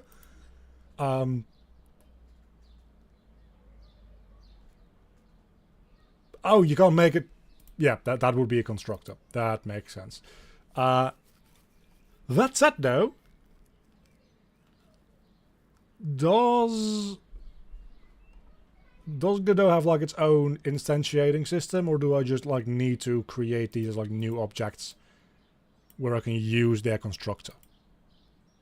Because if I can just use their constructor, all this like and this becomes fucking irrelevant because like we can literally just do this, right? We can literally just like set card details, and that will like take in a card.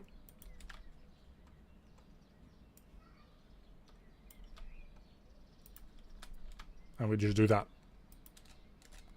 Now I've got to check whether or not like instantiating in Godot allows you to like put up a constructor like that, because that's one of the annoying things in Unreal, is that because Unreal takes care of garbage collection for you, it really wants you to use like the spawn system, like spawn actor or spawn actor deferred. So you can't just say, hey, this constructor takes in an argument, and when I make a new whatever, I just pass in that argument and the proper like stuff gets filled out. So let's see if Godot can let me do that easily. Instance.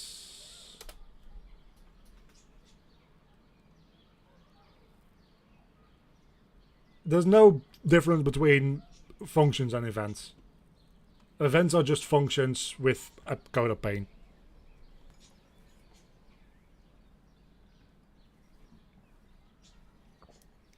Well, there's no performance difference. There's of course user difference in that functions have a return, and events don't. Events can have latent nodes, functions can't, that kind of stuff. But that's all like user stuff. From like a purely when it gets compiled down and packaged into your game, they're the exact same thing.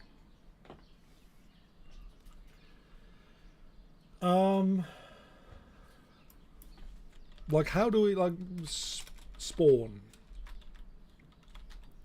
I'm assuming that like this is not the way you're supposed to do it.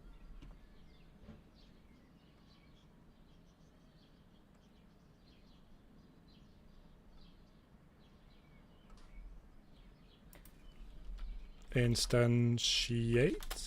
Oh, what the fuck did I do there? Creating instances. There we go.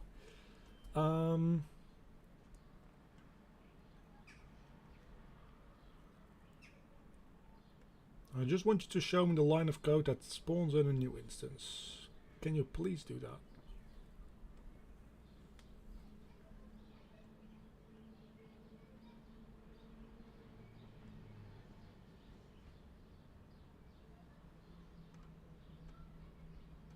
It doesn't even show you how to instantiate through code. So it might just want you to do it this way, to be honest with you.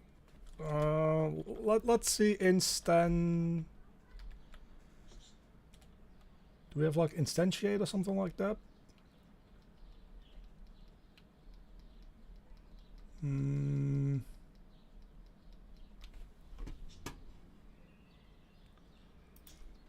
Let's see. Godot spawn instance. Spawning monsters, that's pretty much.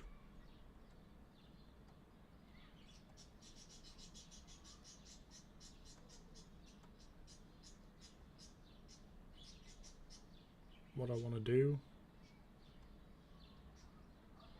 It's all like 3D stuff, which I don't care about. Okay, here we go. Mob scene. Packed scene.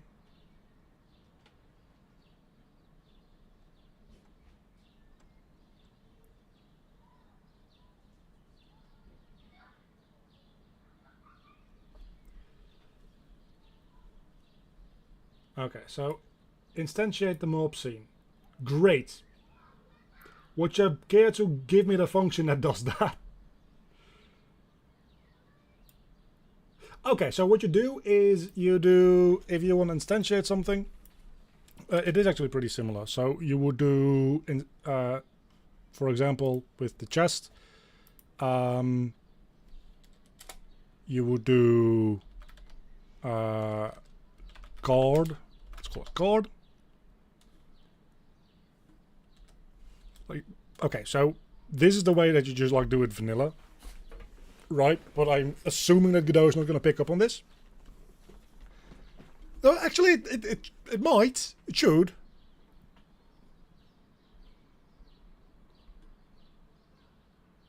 But maybe that creates problems with it, like not being added to like the node tree or something like that. But here we can then like add in some stuff if we wanted to. Actually, no, that's not. Actually, that's bad. That's not how we do that.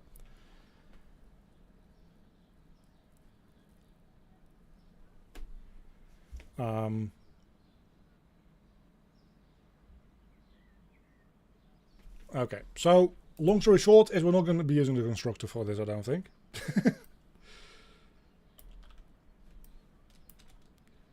We're just going to be making a public void set card info card, and then we do all that. Hey, the Godot plugin now kind of works. Nice. Now that I don't need it anymore.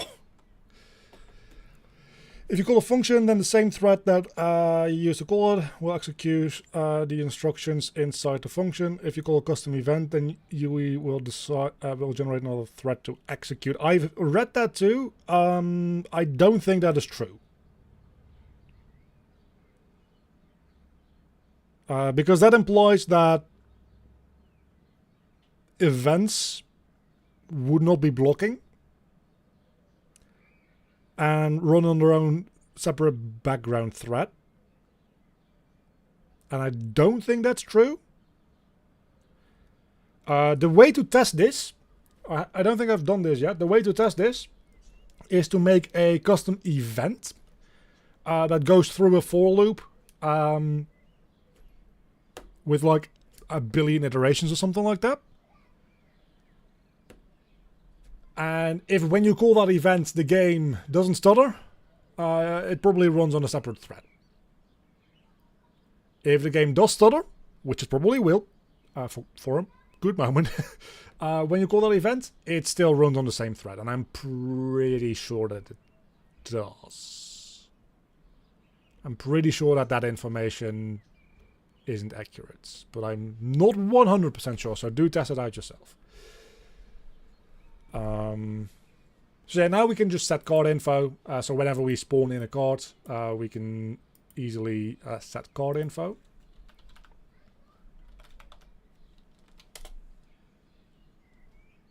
For card.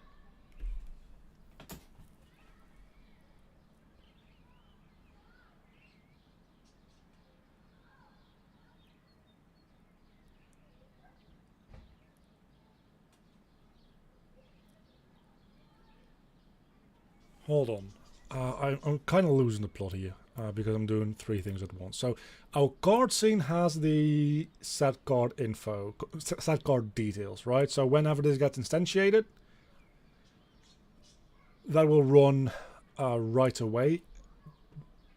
But this one won't have a value yet, so that should not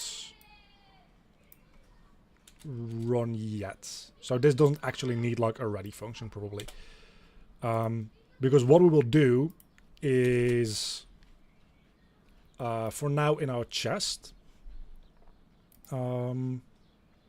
which is right here, we will make a private, let's actually make that down at the bottom, private void generate gen card list,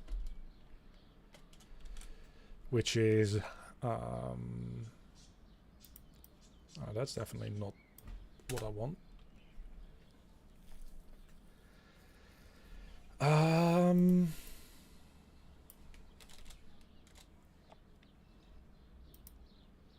Card.length? Oh, that's the array. Yeah, no, that makes sense. We're in C#, motherfucker. We have got a for each loop. I don't know what the hell you're all about. Like, C# has like a proper for each loop. Just fucking use it, okay? Okay, for card in cards.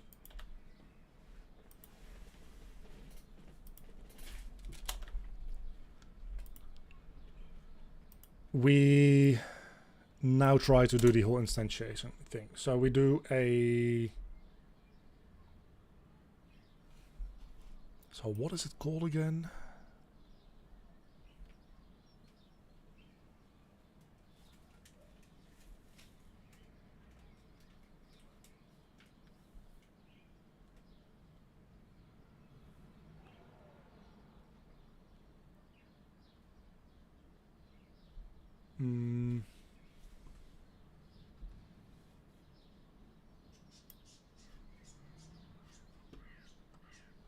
Okay, let's just read through this a little bit more. Because this mob scene, is that the scene that holds the mob or the scene that the mob is going to get spawned into in this documentation file?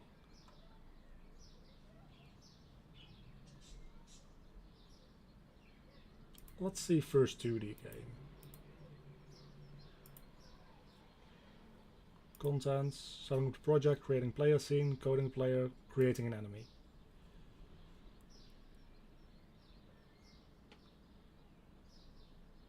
Experience so far is actually pretty good. There's like a couple of things to get used to, and right now we just did a couple of things in pretty rapid succession, I would say. And now we're getting back into, okay, but how do I actually like instantiate things in Godot, and how does that work? So that we need to take a look at.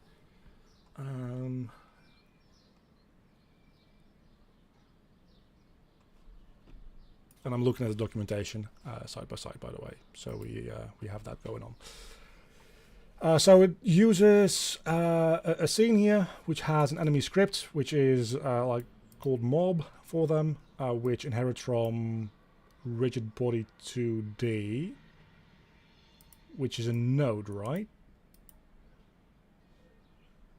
So this, okay, it's just inherits from sprite 2D. Oh, that's how that works. So we probably need... Yeah, so that's how we communicate, I think. Because I'm trying to find out. This is the thing I'm trying to find out right now, right? I've got this somewhere in here. I've got a scene. I should order this a little bit better. Just okay. So I've got this card scene, right? If I want to spawn in this scene, like instantiate this, how do I do that? Because how do I get a reference to that, right? I suppose... No, I suppose we actually just straight up for like the chest, what we probably need is just an exported variable for that, right?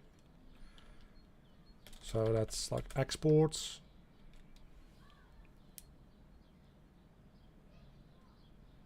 Same result with both. Yeah, I expected both of them to give you a...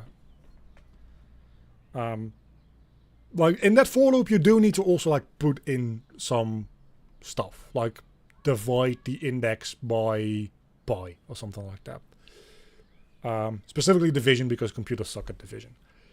How do I spawn objects? Yeah, there we go.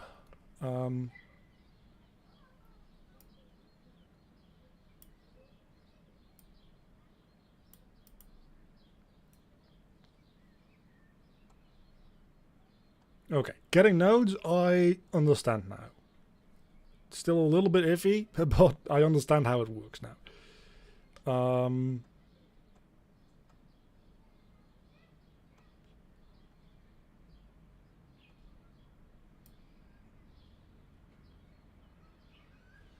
To create a node from code, you can do that. That's quite nice.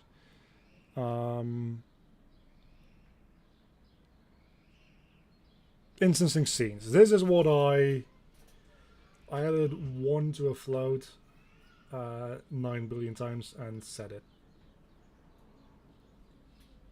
That is something that probably is good enough.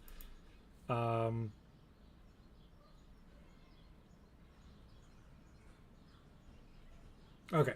Scenes are templates from which you can create assets and many reproductions as you like. This operation is also called instancing, and doing it from code happens in two ways. Loading the scene from the local drive, creating an instance of loaded pack scene resource. So the first is gd.load packed scene, and then the path. Preloading the scene can improve user experience as the load operation happens while the compiler reads the script. Blah, blah, blah.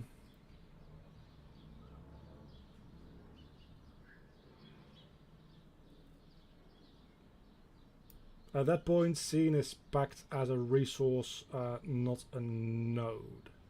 To create an actual node, you need to call packed scene instantiates. Returns a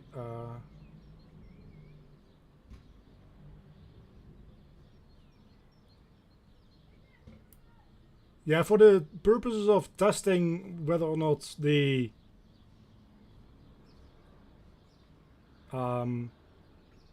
function and the event, like whether they run on the same thread or not, you can't even add a 2.2 second delay actually to a function, so that doesn't really matter.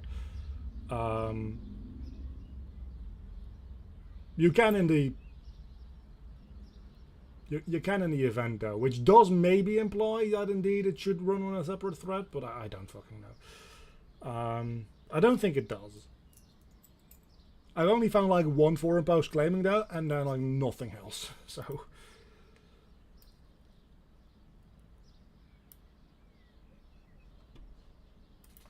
I'm just going to YouTube this real quick because that makes more sense to me. Also, people are commenting on my shit. That's cool. But I'm not going to respond to it right now. Godot instance scene.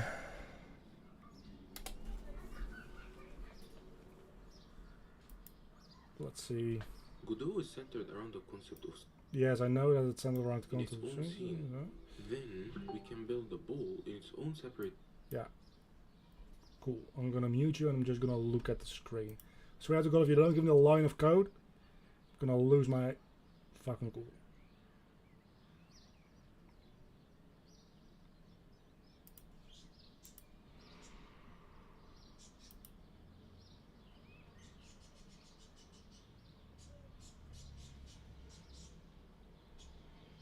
Okay, he's got some code going. Okay. Scene reference. That's what I want. Instantiate? Yeah. Insert scene tree. Yeah, okay. Please do show me the actual code. I know it's in Godot script, but I can figure out the C# version from there. That's fine.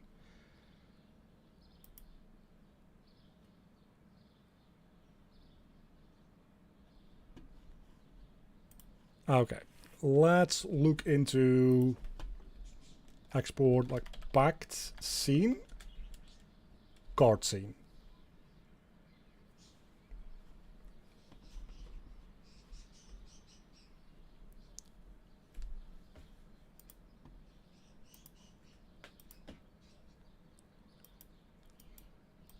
And then once we have the card scene, we hold on, we'll load. That's weird.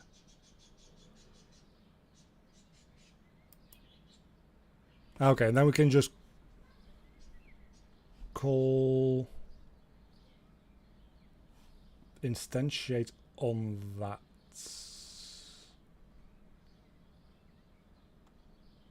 So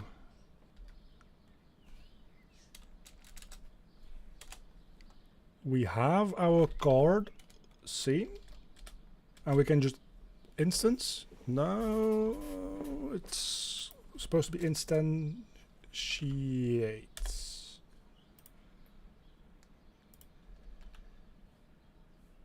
Here's the ID, right? And then we can do card details. Card details is card scene get node. Set card details, set card details. I don't think that is quite right.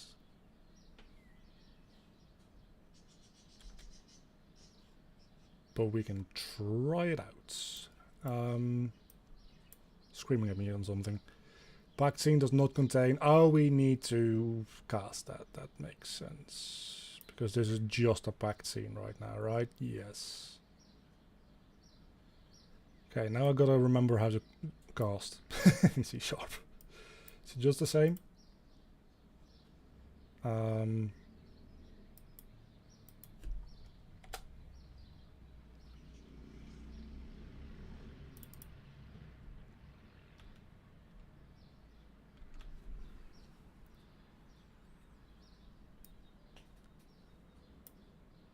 Hold on, no.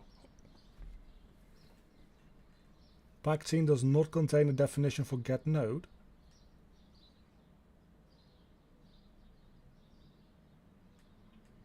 Why not?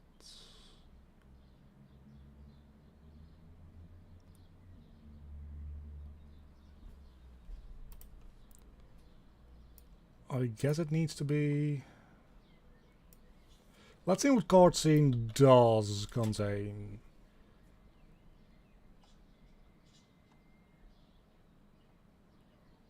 Nothing too useful. Get scripts, maybe? Assuming that's also a template script.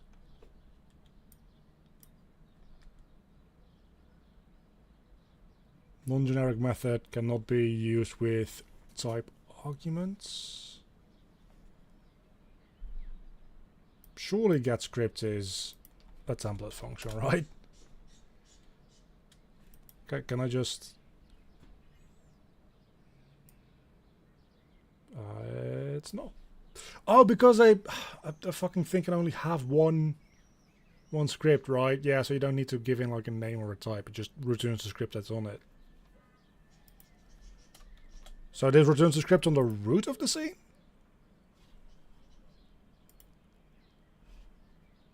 Well, it doesn't seem to work. So okay, before we dive into any of that,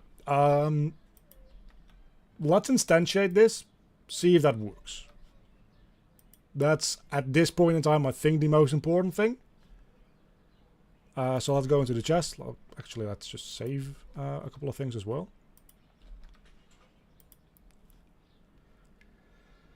And then add a couple of elements to this array, which will all be the test card for now. Copy value. Can I paste value on multiple? That would be altogether too nice, wouldn't it?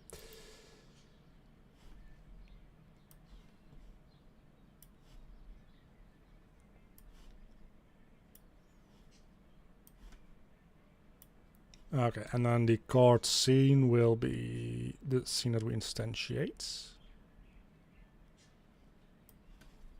So that'll go in there. That's the idea anyway. And then we actually need to gen card lists. It's not what that function says it does, but sure. I think I was going to do something entirely different, and then I ended up doing this, but it'll probably be fine.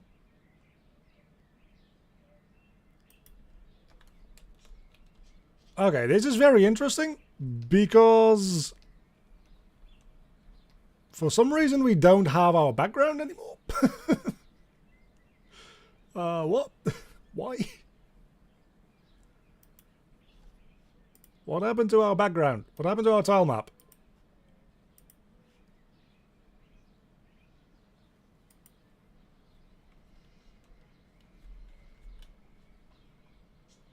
Where is it? Debugger is going absolutely crazy.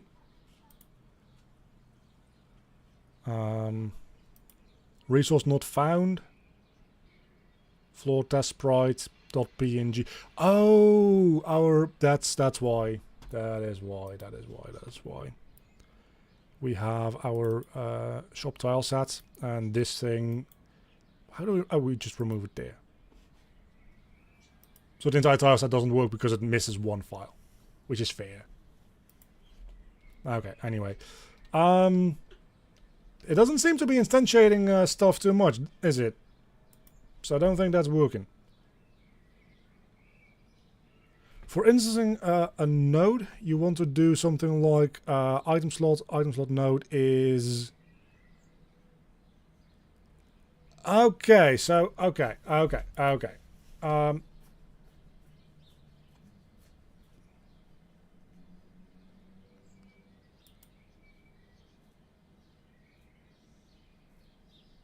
But hold on. This should be the instantiation, right? If we...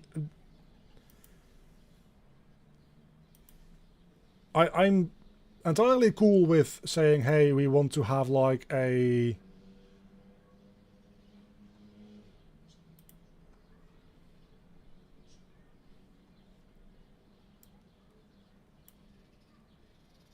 Okay, so I think the issue that we're having, maybe...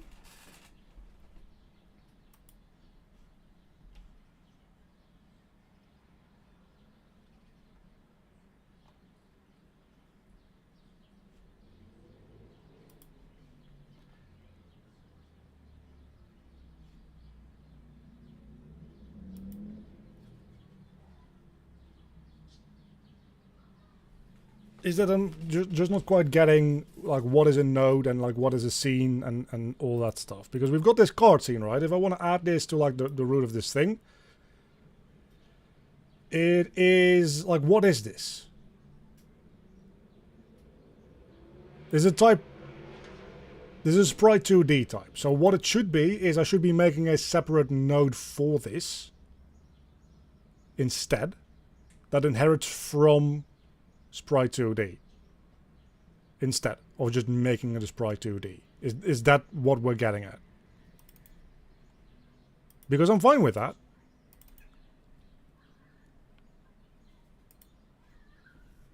Like if I can just like make that a sprite, that's not how that works. Because the resources, and that's not okay.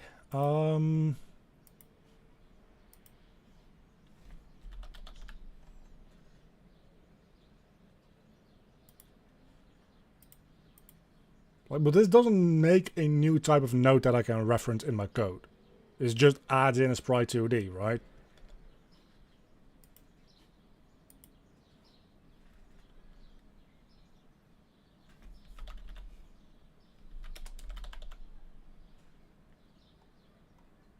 And the scripts that I made that do apparently inherit from sprite 2D don't show up here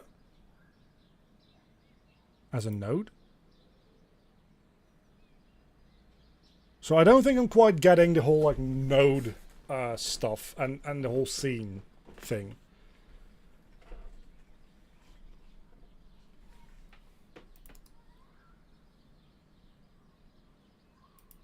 So I'm just going to skip through another video real quick and see if that helps me understand things a little bit more. Because the video is all like 2 minutes long, so it's supposed to be really simple. I think I'm just like not quite getting a concept here.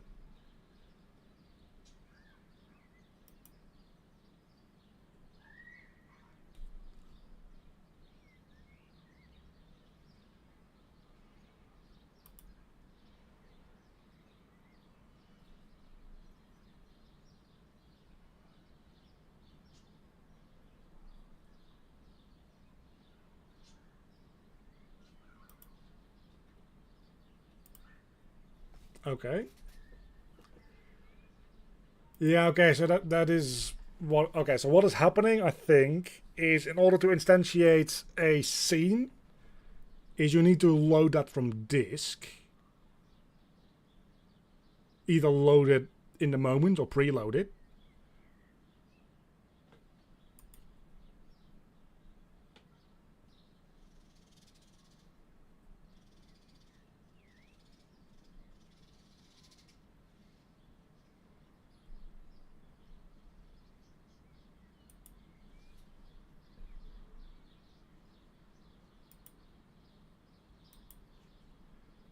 By giving it a file path.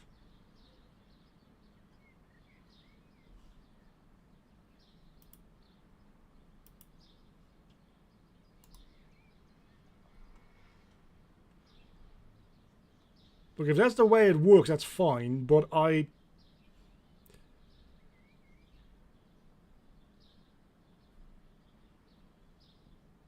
yeah, it seems to be like GD load or preload packed scene, which I then can...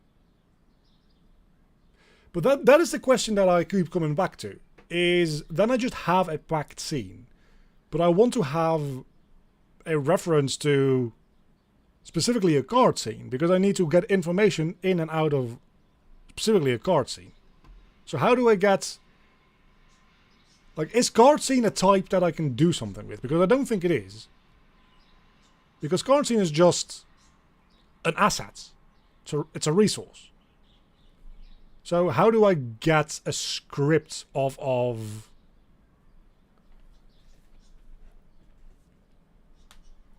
Yes, the saves in the file browser are packed scenes. When you instantiate them, they are just held data till you do a parent add node, add child. Then it will be in the world.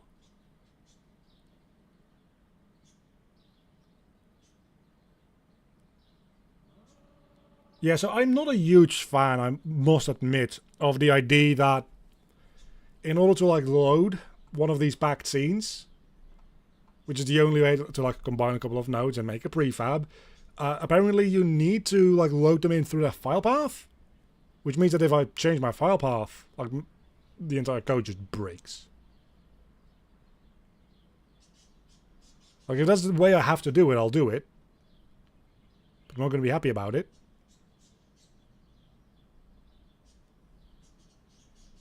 But fucking let's try it.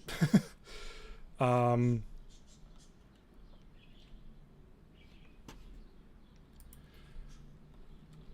maybe we can...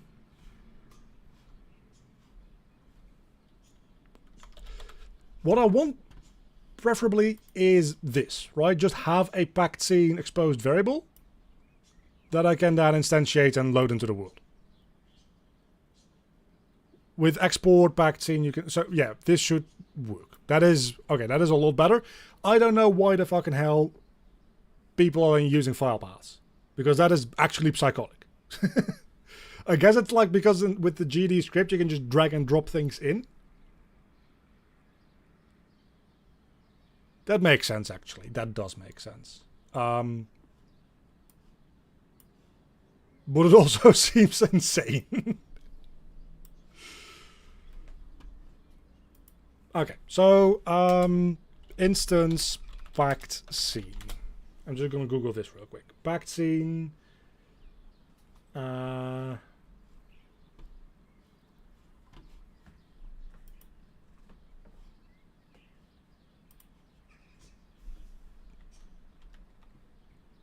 So just as a refresher, it doesn't like spawn them in right now, right?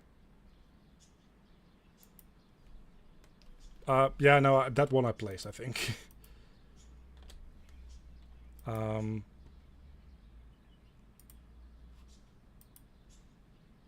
Oh, I remember what I was going to do. I want to... GD dot... I think it was print, right? Card dot name.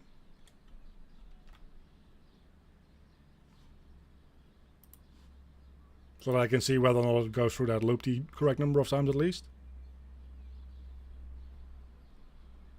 Okay, so it does loop through that thing. It does not seem to spawn them in, but again, we'll look into that. After you instance it, it needs to be added to the world with add child. Okay, so then my question becomes, is this kind of like deferred spawning? Like this is creating them, then I can do stuff to them, and only want to add them to the world will already run. Yeah, instantiate, return something.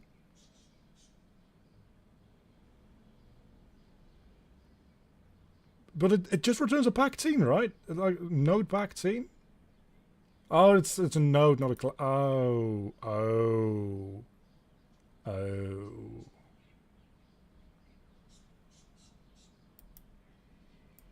Okay, so that is actually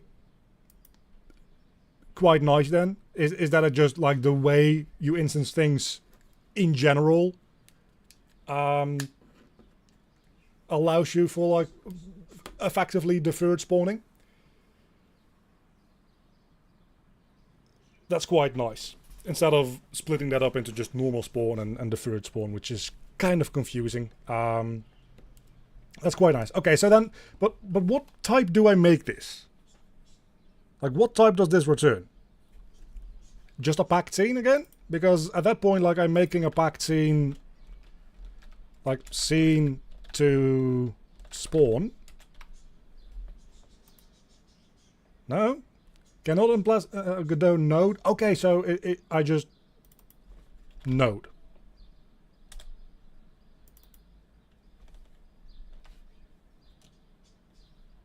It returns a node.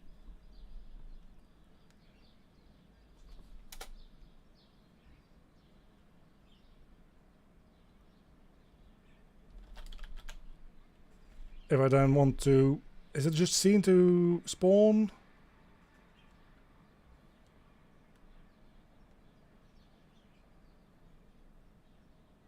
Yeah, the base class for the card. So we have a card scene here, which has the set card details, and the root for it is a sprite 2D. I don't really care about getting the sprite 2D. What I want to get is the set card details script that is on it.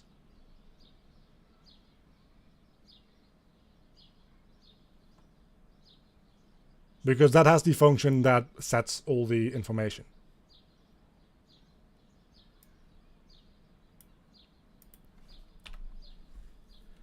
You can cast it as set card details if it fits the C# script's name. Okay, so can we just cast to set card details?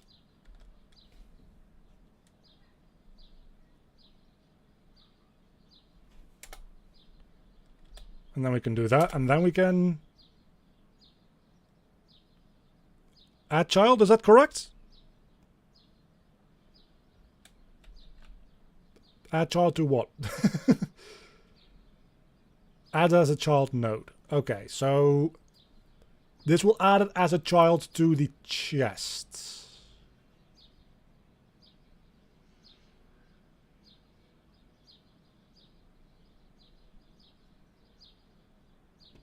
For now, I can live with that. This should then, eventually this will have to spawn in an inventory screen, which can be a child to the chest. That's actually not a problem. That's probably fine.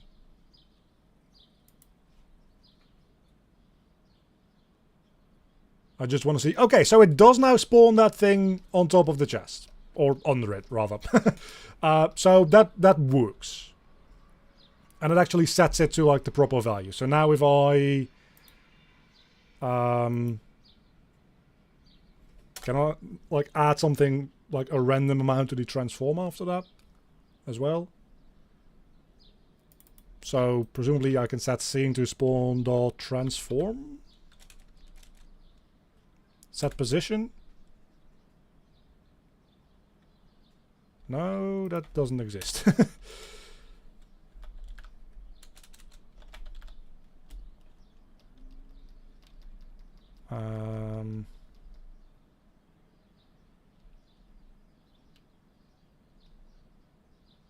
Instance as. Oh, you can instance as. So we can.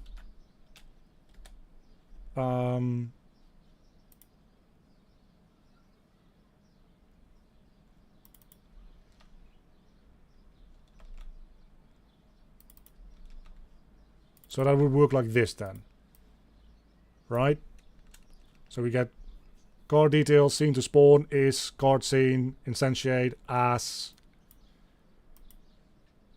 And now we can immediately just do that. This should also still work then, right? Okay, cool. Thanks. Thanks for the help. It really actually does help a lot. Just gonna test whether or not like I am going insane. No, that's still okay. That is a much more compact and nicer way to write this. This is like this almost sounds like English, which is like part of the reason that like people specifically probably will like to use GD script and people like to use things like Python.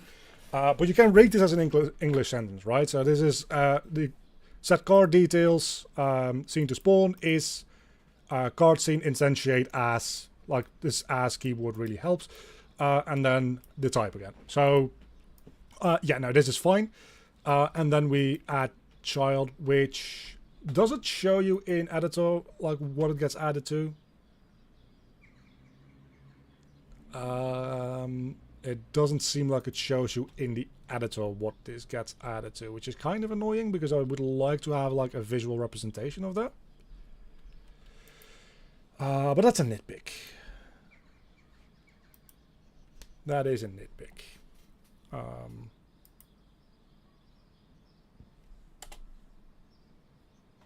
Now, the scene to spawn, again, I would very much like to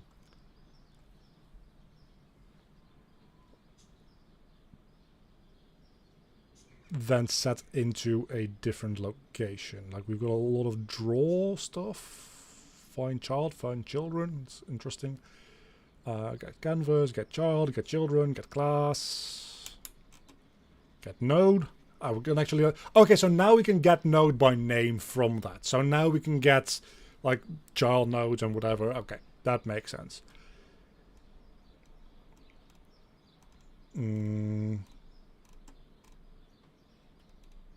we need to get the root node for that?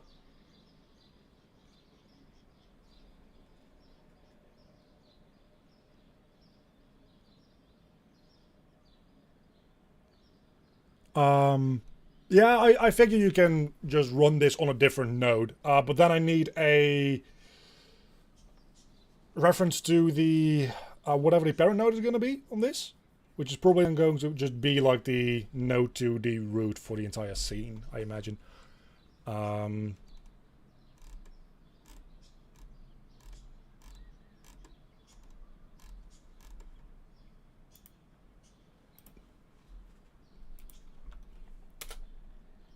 Godot node set location, set position.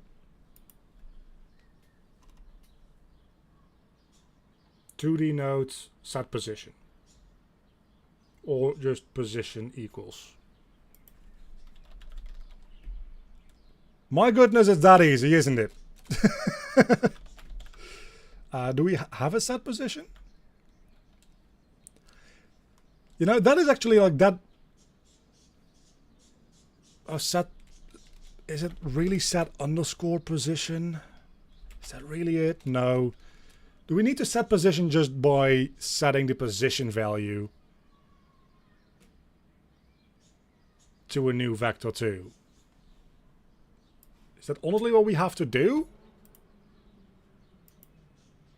Because that's a little... That's a little... vector 2 position is equals to... I guess we can just like plus equals it, right?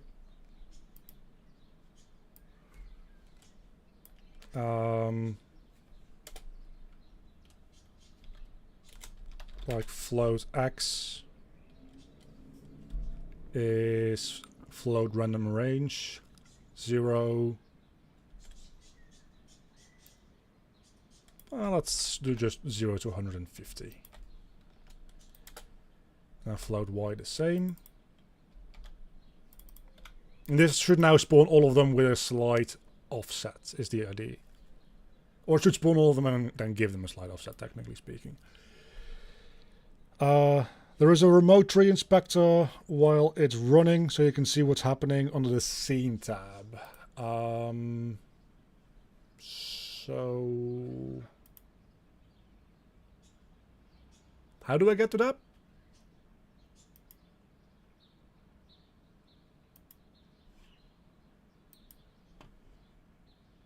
Anyway, I'm going to test out whether or not this spawns in a couple of different locations now.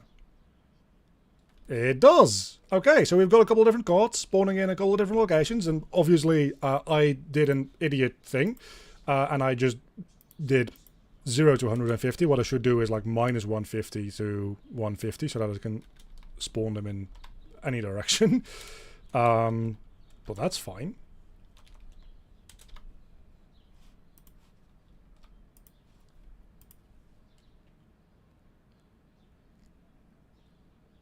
Yay, restreams. Happy that I got 100 messages. Congratulations. Okay, now we're spawning these in random locations. This is just for testing purposes. I really don't like the fact that it's stuttering. I know that it's like... because I know that it's not my code. It's just like the engine being weird. Last night I spent like an hour, almost 2 hours trying to troubleshoot that. Restarting my PC fixed it. Like that is honestly so far like the only real issue that I'm having. And that seems to be an issue that is pretty limited to me. See the remote over the node tree. Hold on. Oh, remote, that's it. Okay, so we've got remote, there we go. And then we've got sprite 2D here, which is the chest, and that instantiates all these cards. Okay.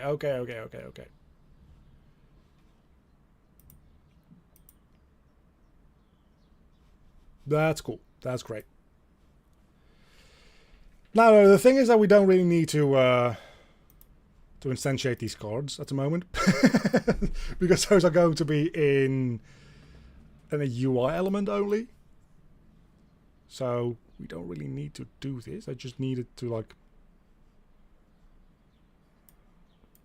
kind of test this to figure out how it works, really.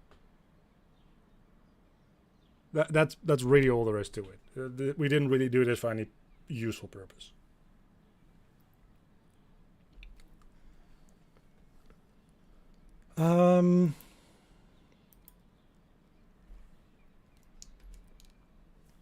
Okay, so then now the next thing to do is, instead of doing this on gen card list already, is to do gen card lists whenever we are close to it and press a specific button.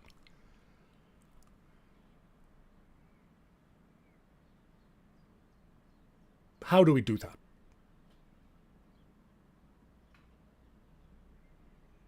I assume that the most logical way to do that would be to have some kind of input on the chests, which, my god, I'm actually going to go in here and change the name for this thing to chest because I'm losing my mind. And I'm like, straight up just going to delete this node and pull in another chest like this, and it's still called sprite 2D. Oh, because I didn't save it. So now if I pull it in, it will be called chest, right? Fucking better be. Chest. There we go. If I pull in another one, it's going to be chest 2. That's fair. Card scene. Oh, I probably should have... oh, it's just the default values. That's, okay, cool. So yeah, here, do we have like any like input stuff or whatever? Like, do all objects just always listen out for input?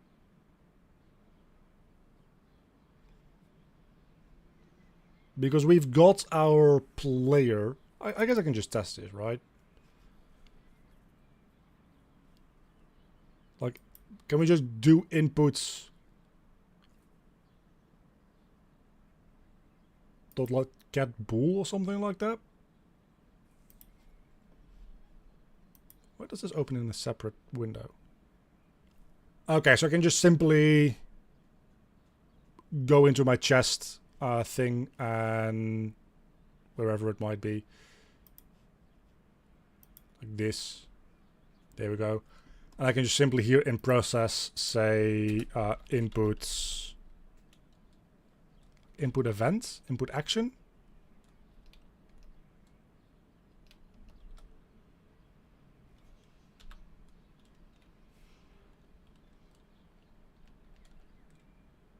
So just input dots action press. Open chest.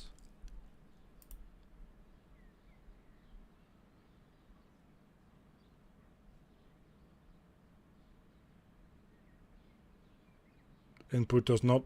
Fucking Copilot is killing me. Is action just pressed? Yes, because we only wanted to do it once. So we call that interact.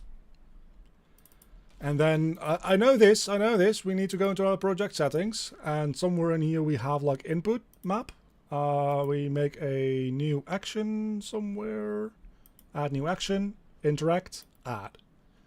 Dead zone doesn't really matter. Because we're going to just give it keyboard inputs for now, and that'll be... Can I just... like...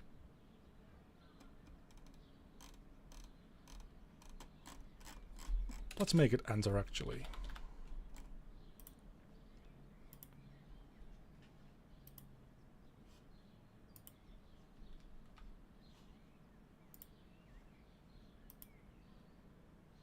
And this returns a bool, I'm guessing, then? Yes, okay, so this should be in an if statement. And not with one of those. So, if gen card list. So now every time I press the enter button, it should generate a few cards. Is the ID. And it does! Fantastic! That's remarkably easy. That's so easy. I love that. I love that. That's one of the things that I will say about Unreal Engine with its like player controller and input systems is that if you want to listen out for inputs on things that are not being controlled by a player controller, it's a little iffy, to say the least. And I understand it. Because for the most part, you want to be able to just only really impact your gameplay through your player controller. Like, if something is not possessed by a player controller, what business does it have listening out for inputs, right? Except, like, there's a lot of reasons that actors that you're not currently possessing might want to be listening out for your inputs. And they can. It's a little annoying. The fact that you can just check on any damn script here. Hey, did this just happen? Is fantastic. So now we only want this to happen when we are within a certain range, which means that this thing is going to need to have a reference to the player, because it needs to have the distance to the player, right? So is there a convenient way for me to automatically get that at ready, or do I need to manually supply that? I'm going to assume that there's a good way to automatically get that. So let's say that this is, I guess we do that as a node, right? Not a nose, a node.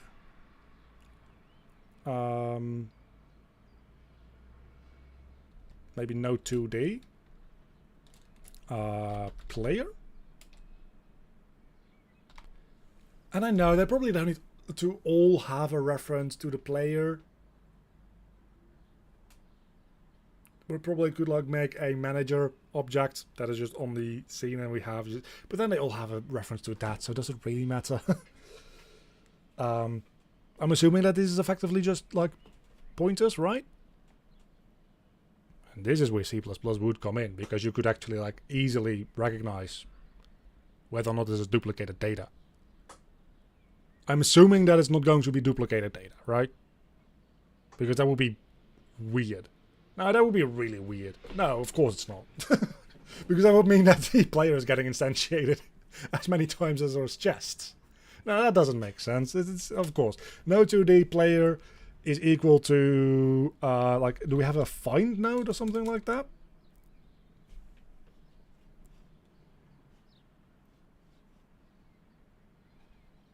C# is mainly ref. Yeah, that makes sense.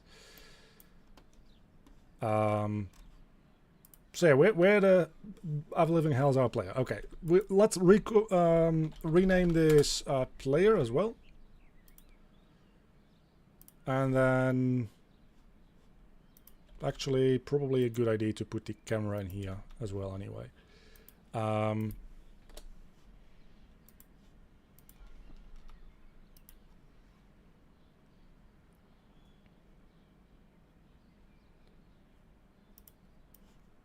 Putting player back in there. You could do a group for the player and use that to find it for now. So what I was thinking actually is to just have like a scene manager. Well,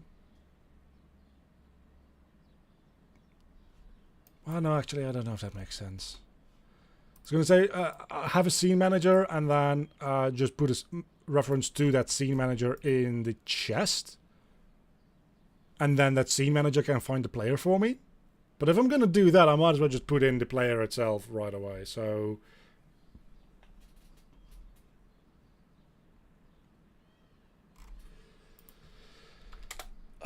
let's see what Google has to say about this. Godot find node. Like by name. Because get node, as far as I understand, when I do get node, it only looks at the nodes that are children, right? I probably should just check this. Probably should just check this. Like, get node.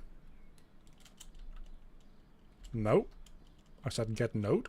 Node 2D. Root world player. I don't know about that. I just want to get the player. Well, let's just get a node in the entire scene, because if it does that, that is fucking insane. A field initializer cannot reference a non-static field method property.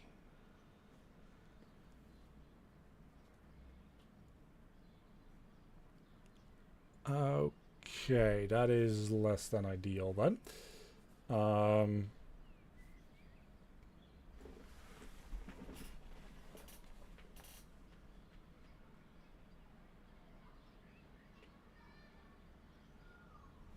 So this requires a node path, but it can't tell off of that, right?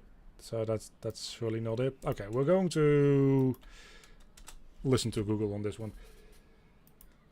Find node by name.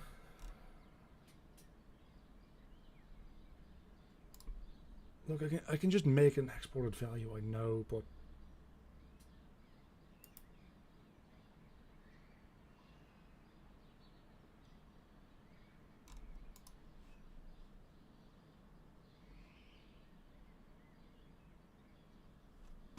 Oh, you have to do that in ready. That makes sense.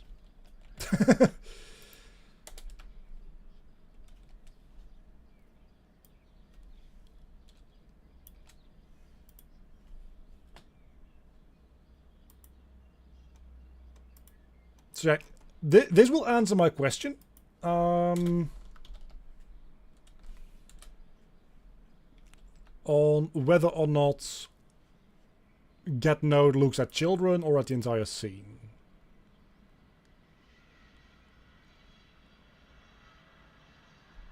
Yes, I don't think it found anything. We have like some debugging stuff, 2 errors. Ready, system null, reference exception. Object reference is not set to an instance of an object. So yeah, this failed.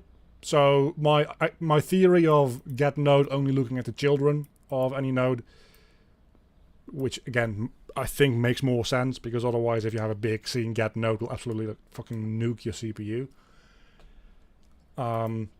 Seems to be true. That is good, because that means that I understand how this works. It is bad because it means that I still don't know how to get a node somewhere else in the hierarchy.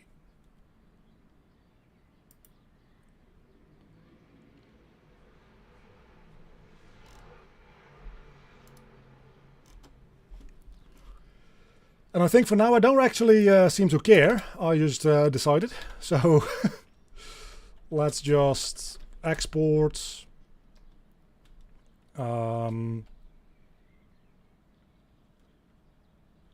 What will it be, like node 2D player? Oh. Player?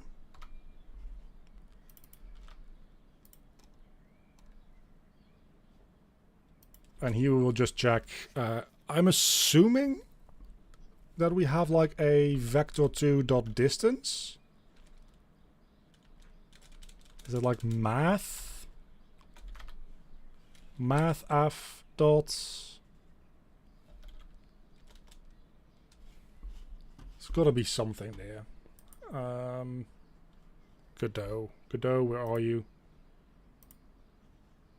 I have way too many tabs open. Godot, where have you gone? Distance. Just got to figure out where it is. Like what fucking class or library holds this.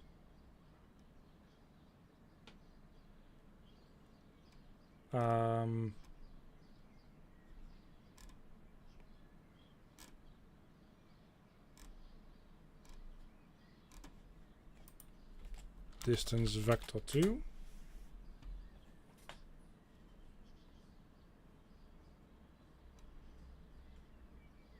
I swear to God, if it is in advanced vector math.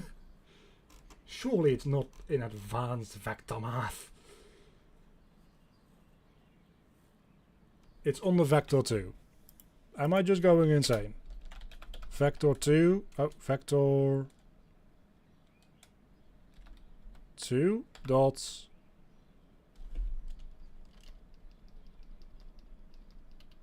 I don't see anything about distance here. Distance 2.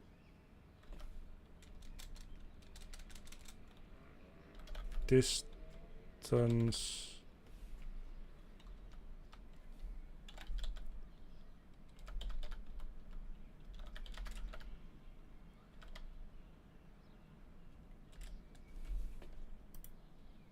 I mean, it does help if you type this properly, but still, vector 2 is ambiguous reference in. Oh, it probably needs to be Godot vector 2.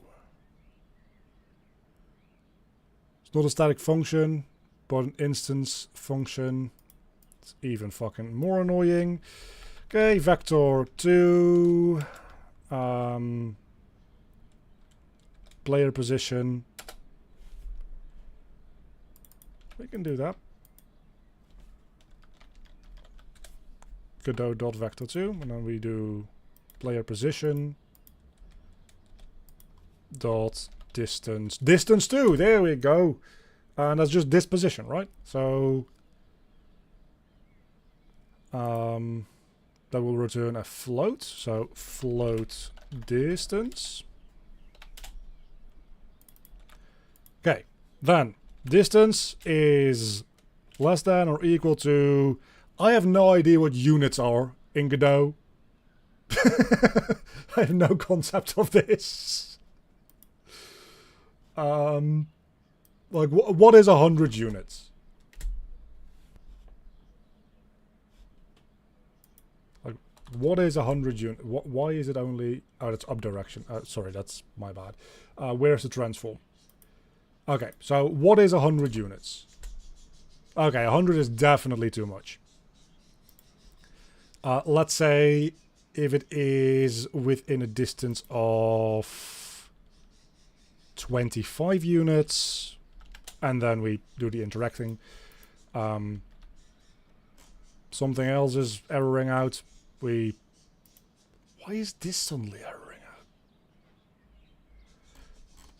What the hell happened? Oh, is it because this? Yes, that's it. Okay, cool. Thanks for the help, everybody. You guys are making this so much easier on me. I don't need Google. I've got chat. Thanks.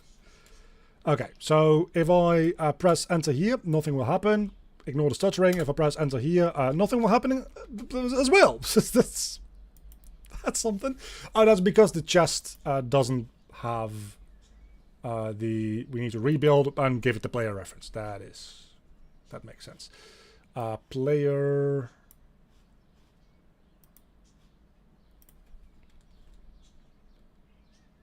So again, nothing happens. Cards spawn in. Okay, cool. We've got our basic interaction stuff. You should remember to use it on any position if I remember right. Yeah, so it's not a static function. It's just, yeah, like, what's your name?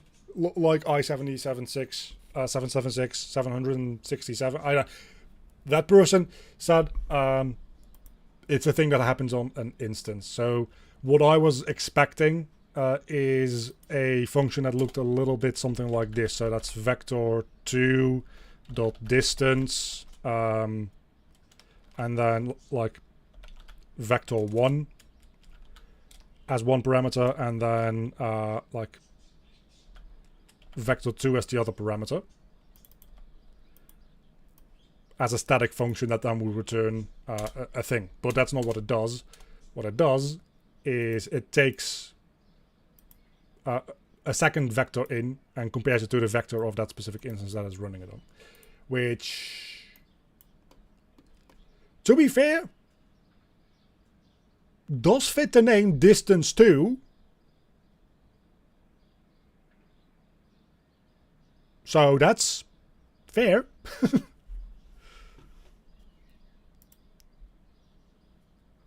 Let's pause and restart the recording real quick so that the files don't get too big, just for editing purposes. Yeah, so I think now what we probably want to do is start making a UI to display the cards instead of just spawning them randomly in.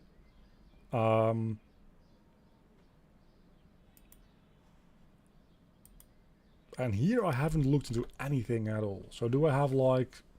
We have a sub viewport. I don't know if that's what we want to be using.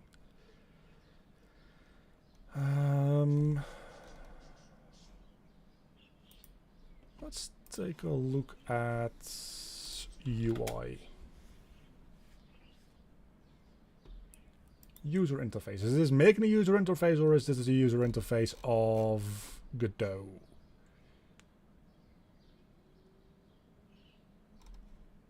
UI building blocks, size and anchors. This seems like...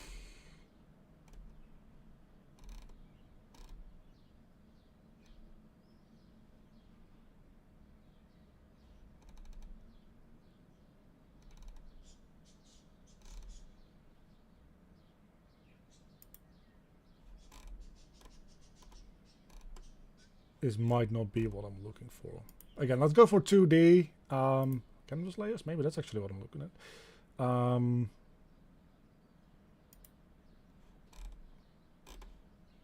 Maybe not. Control node nodes are the UI. Okay, so let's take a look at. Oh, okay. So we've got the node 2D, node 3D, and then control. So we've got container, text edit, color rectangle, graph edit, item list. Ooh, item list. A vertical list of selectable items with one or multiple columns. That's pretty much what we are going to need, I think, for our menu. So that's real good. So yeah, I'm assuming that the container here is what we're looking for.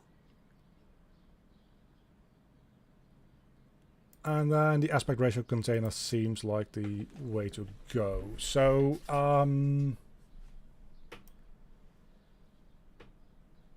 do we just kind of like make this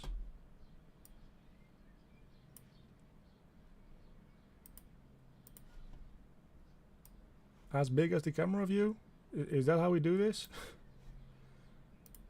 Now align it to the center. Ah, now let's just like set card details. Let's just add in a card, right? I'm kind of losing my mind. I've been live for like 5 hours. So if we add in a card here, does that then like stick with the viewport? Is that the idea? It definitely does not. So does this need to then get like parented to the player? Is that the idea? So that's kind of fair. That means that you can like make UI elements that, I guess in the end it doesn't matter that much. Now that I think about it, because the moment we open this up, we're going to take away control from the player to be able to move around. But I guess this is the way you should be doing it, I think.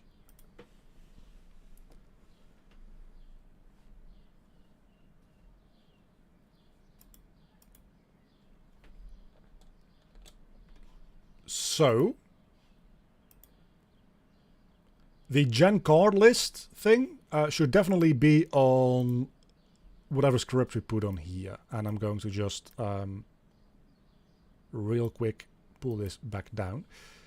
So yeah, let's add in our chests inventory. And like whatever this did.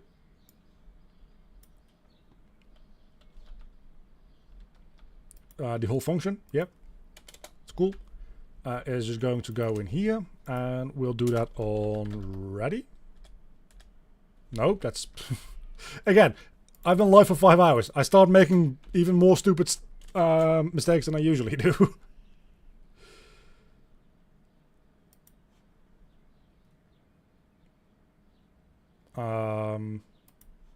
Okay, yeah. So this gets a public cards as well. I guess we just give this actually a reference to the chest, and then the chest itself just holds the cards anyway. Yeah, that makes more sense. So public doesn't need to be public actually. Private. No, it does need to be public because the chest needs to set it once it spawns. Public chest. Sometimes it's as easy as that. And then in chest.cards, right? So and then we have chest.cardscene as well. But that is private, so let's make that la public. And now this function works on the other class.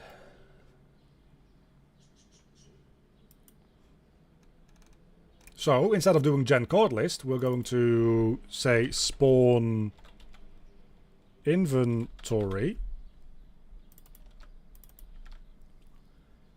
We'll get rid of the for each loop.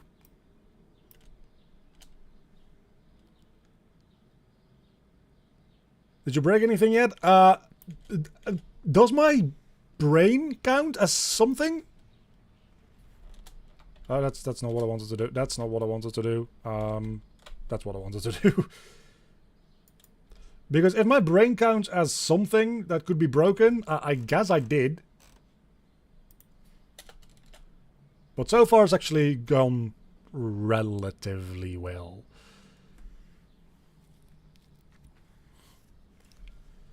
Okay, so now instead of spawning our card details, what we want to spawn in is...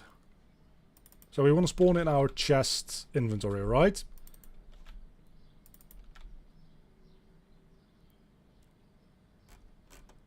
Which is not our card scene.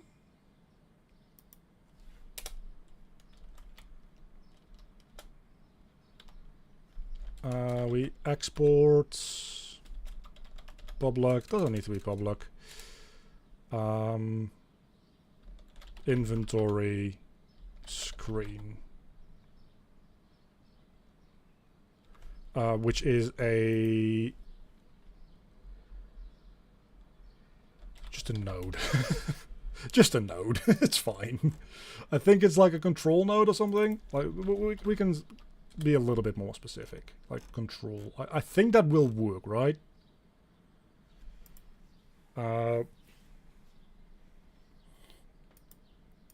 So we don't need to do that. We can add it to a child of our own. Then again, we can also add it to the player, right? So we can just say player.addChild, and then we'll add it to the player. And then we don't need to offset its position. So in theory, this should now spawn in an inventory when we... And then that inventory spawns in cards in random position still for the time being, but we'll... One step at a time. One step at a time. So if we look at the chest now, we need to, well, first and foremost, of course, make this the chest inventory scene, which immediately also means that we can delete it from here because we're going to instance that.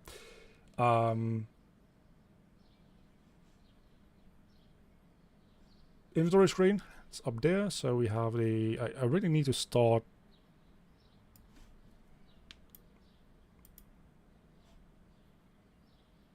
Allowed is control. Yeah, so that's not how that works, apparently. Because this is definitely a aspect ratio container which inherits from control. So if I just make this... Oh, it's because it needs to be a packed scene. That's what it doesn't... It shouldn't be a control. It should be a packed scene. Because we are instancing the scene, not just that node. Right? I think. I think I'm getting the hang of this. I think I'm starting to like wrap my brain around it a little bit more. So again, if I press enter here, nothing happens. If I press enter here, nothing happens as well. Fucking fantastic. Why not? Debugger. Let's debug this.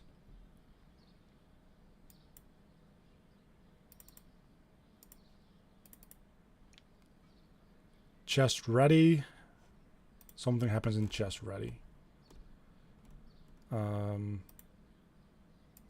yeah, no, we need to remove that because we're no longer using that. But that's not the issue.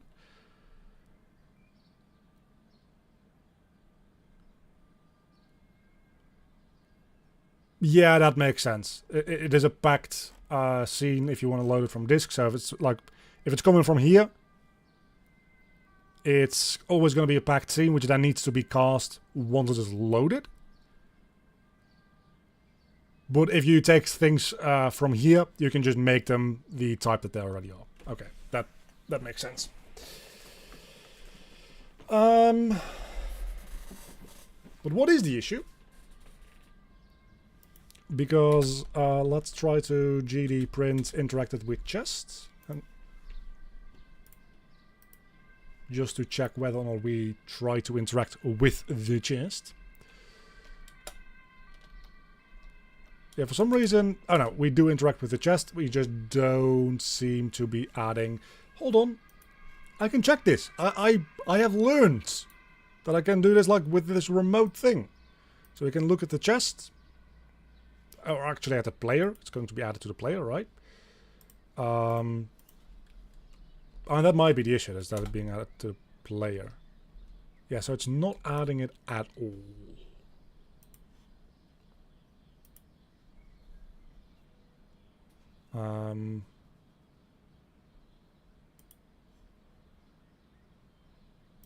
So for now, what we're going to do is we're going to remove this real quick and see if that changes anything. I don't think it will.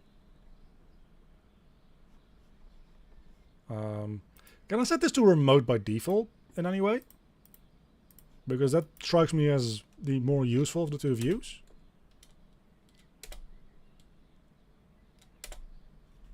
Okay, so now it's just not instantiating anything. Why not? Well, let's go back to the debugger. Parameter p child is null. Where is it null? Where's this happening?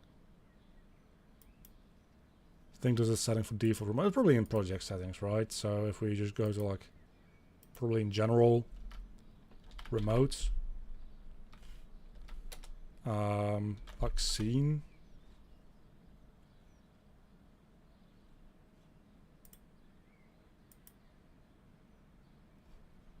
We'll look into that later.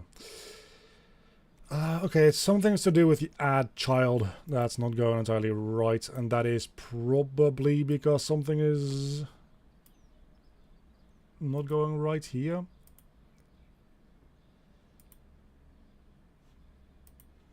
So we spawn card details, chest, card, scene. Oh, no. No.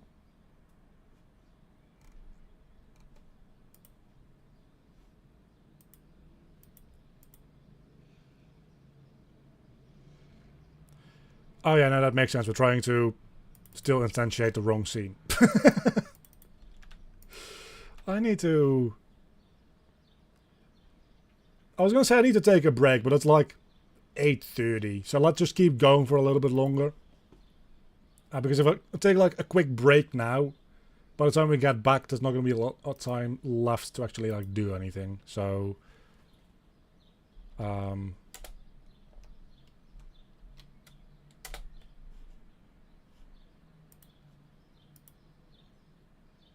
object is not set to an instance of an object. You wanna bet? Oh, chest inventory card. No, that is fair. That is entirely fair. I forgot to do that. I think. Because what we're doing is we're getting card for chest.cards, but we're never setting the chest value here. So what we want to do first is we want to set chest to this. I have such muscle memory that after I do something in VS Code, I go to Control-Alt F11 to live code to build for Unreal. You don't need to do that. Okay, so it spawns them in now as a child of the chest. Now that we have that working, let's go back to trying to add them as a child of player.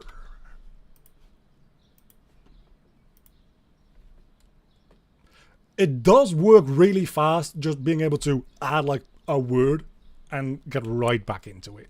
I really do like that. And now they are parented to the player. The stuttering is getting worse and worse, but again, ignore that. Okay, that's cool. I'm going to top up my drinks a little bit, and then we'll probably look into displaying them instead of at random places in one of those like little lists that I just found out about. Because that sounds really freaking cool.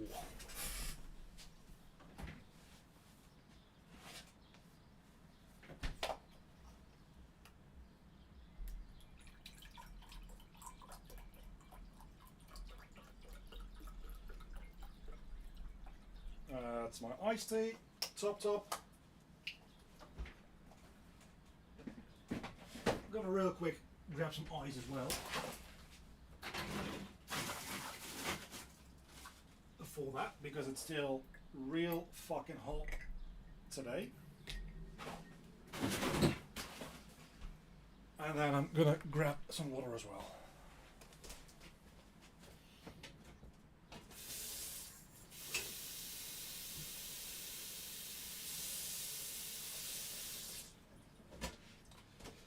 And then we should be ready to keep going.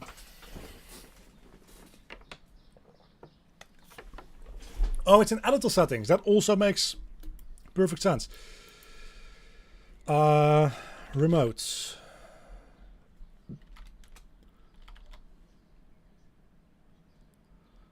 Type remote. I don't see it. And it's under debugger. We're just going to look for debugger then.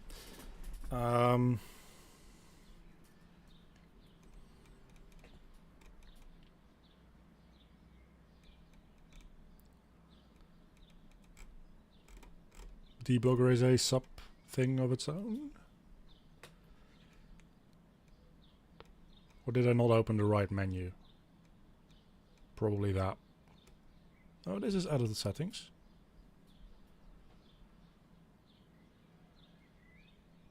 Oh, did I?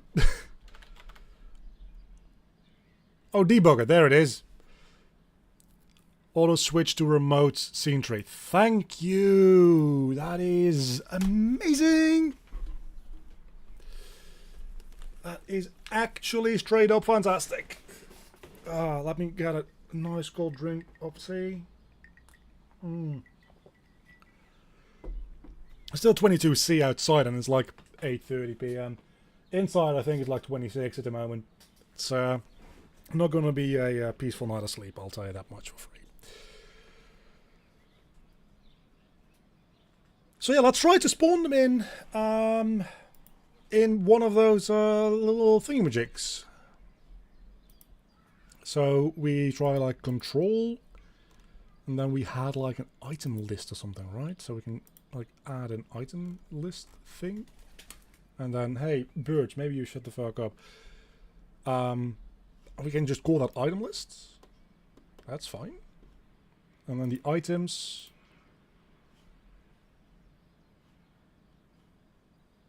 Icon. Is that just an image? I would very much prefer to just like display objects in its entirety, to be honest with you. Let's see if it'll allow me to do that. Cartoon. It will not. Well, fuck.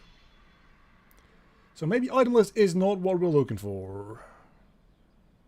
We also have a grid container. I would like a list. But grid also is fine, honestly. Like 4 cards, actually, maybe a grid makes more sense anyway. Let's do a grid container.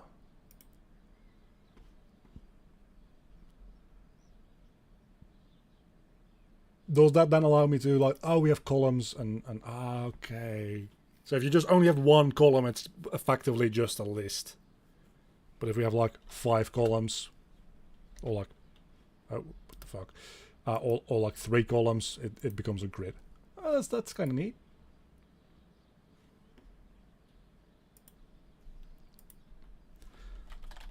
Item grid. Proper capitalization, please. Item grid.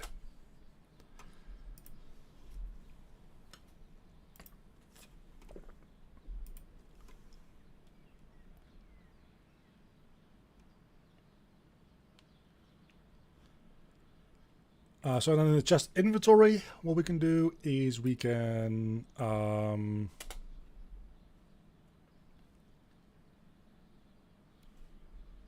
What was it called again? Grid container, right? Grid container. Grid? Yes. We called it item grid capitalization.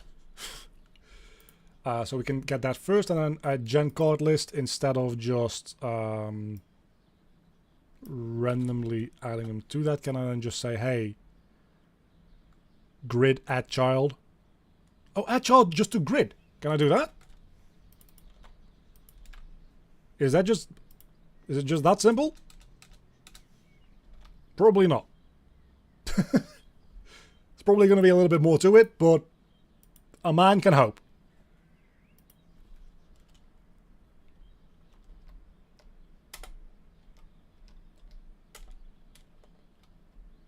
I mean, it did something. It added one. Or it added all of them in the same... it added all of them in the same place. Is what happened. Okay.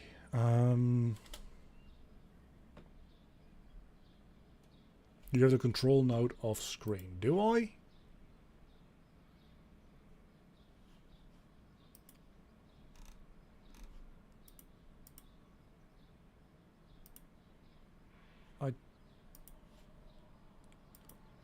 We'll check that out real quick.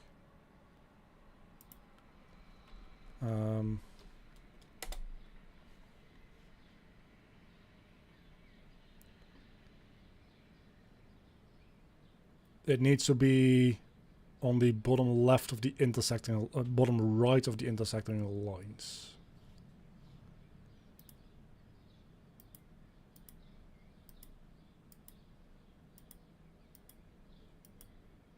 All that aside, like that is something to look into. That does not explain, I don't think, how to set up in the original script. Yeah, no, I get your point. I would assume that there's something in here rather. Like I can pull this. I actually cannot pull this down. Never mind.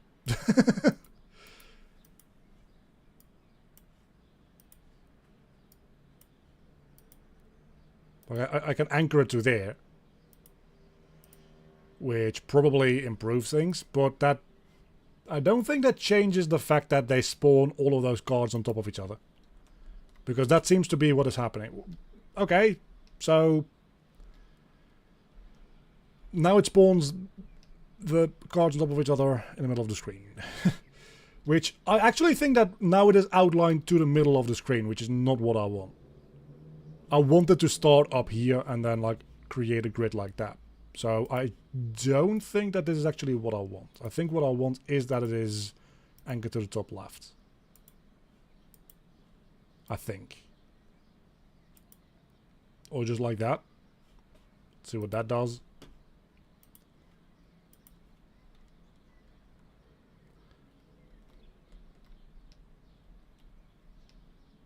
Oh, I need to actually...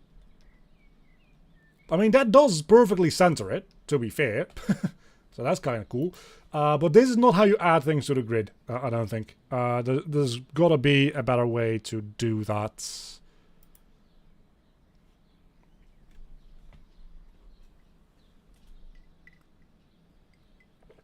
Ah, gold. Nice.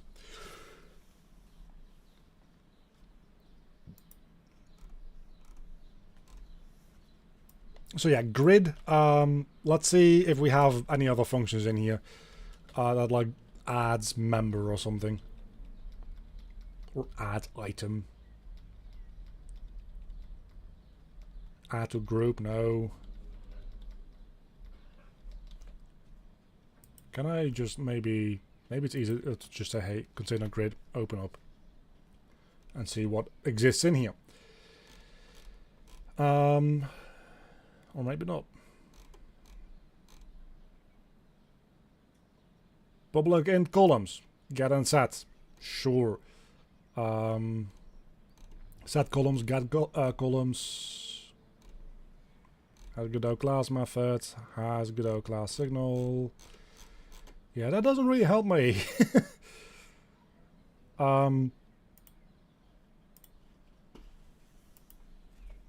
Grid.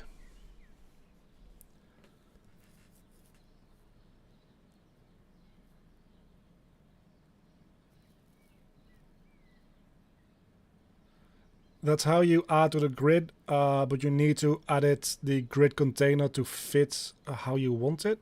If it's not big enough, it won't show, if I remember. Like, it seems like it's pretty fucking big.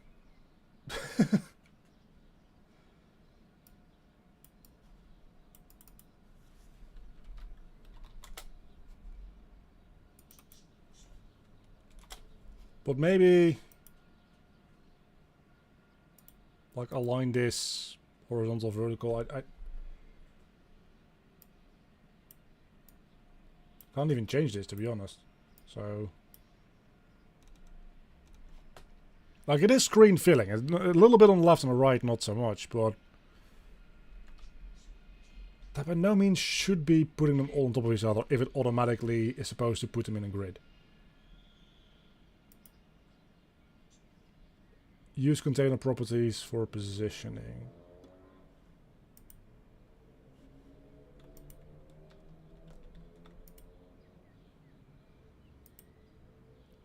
I can just real quick like get the card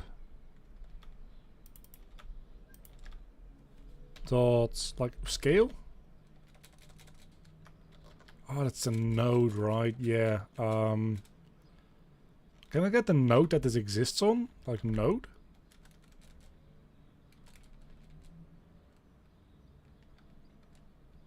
I suppose that is the scene to spawn then. Yeah, I think that might be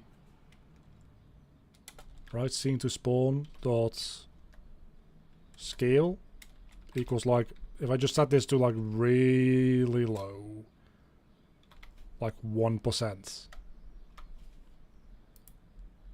What do you mean? Flow to vector 2. Oh.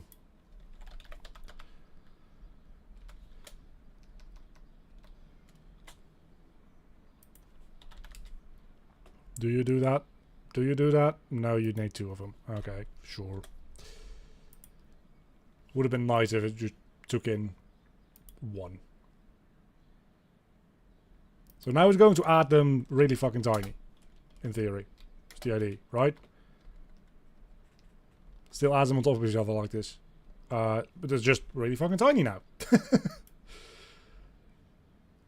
So, yeah, I'm gonna look into the grid container real quick.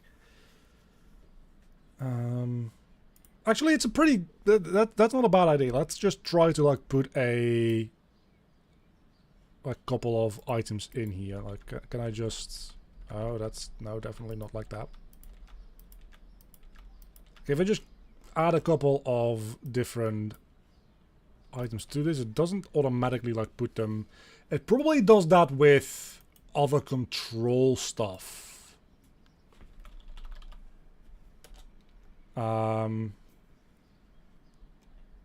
That's probably what it's gonna do. So if I put another, like, control thing in there,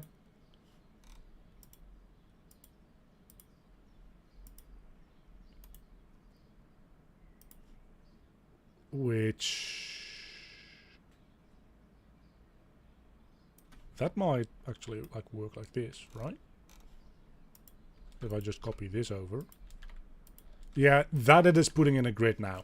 So these controls definitely don't need to have a certain size. But that's how you do it. So we need to make the card scene needs to not be... that's kind of annoying. The card scene needs to be not a... where is it? There it is. Can I, like, add a parent or something like that to this? Oh, no, I don't click on anything weird.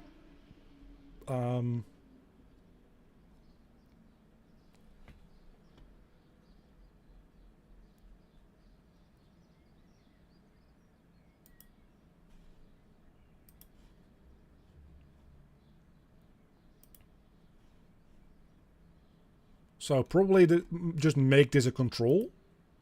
And then maybe, can we make this the root? No. Different ID. Can't paste root into the same scene. We'll get there. We'll get there, I promise you. Sprite 2D. This is going to be our image border, which again we don't really need to do anything with anyway. I actually don't think that this is going to be that big a deal now that I think about it, because this can just like now be changed, right?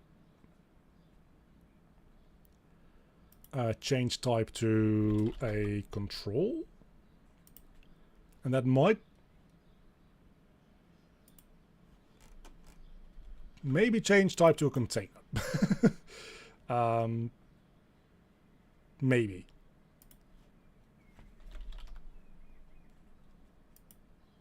Container that maintains the aspect ratio, even maybe something's going a little weird.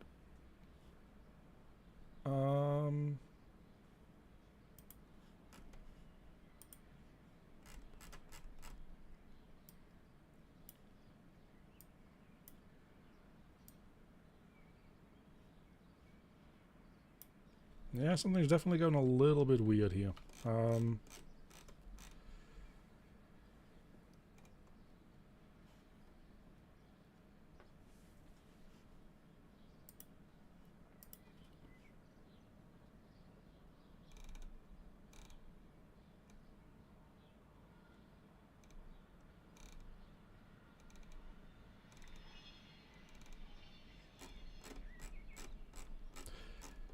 I'm sure that this works fine and very well with all of the pre-existing stuff. Do we have like just like an image container or something like that?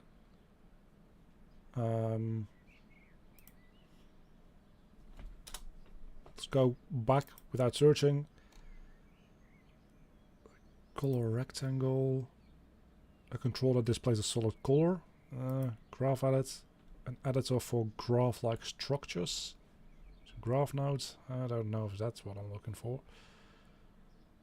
Menu bar, 9-patch rectangle panel. UI control that displays as a style box. This might be what I'm looking for. Reference rectangle. Rectangle hints for designing UIs. Texture rectangle. And that might be it, actually. I might just want to have a texture rectangle, to be honest, which still applies to proper texture here. Now I do want to, so I don't think we need this anymore either then, or this. And this might then also pretty automatically work in, where did we go with this? Oh, there. Like if we add these in here now, the first and foremost way too big, but it does actually display them side by side, so we've got that working now. They just need to be smaller. It's like significantly, but that is probably easy to do, right? Because we just have a scale here somewhere, hopefully. We can just do this, maybe. Or not. We could also not do that. That's also fine. Am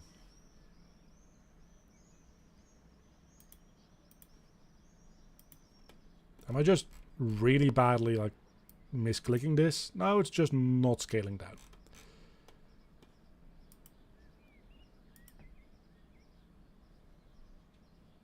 I think it's expand mode. Oh, keep size. There we go. Like fill width. No. Ignore size. There we go. Let's make it small.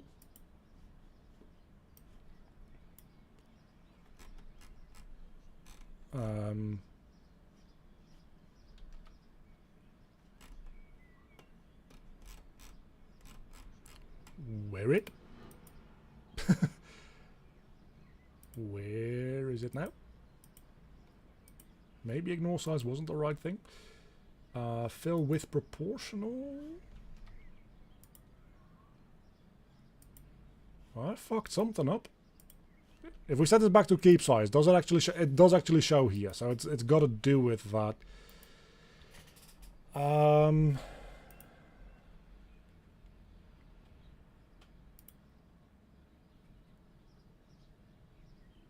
Transform, there we go.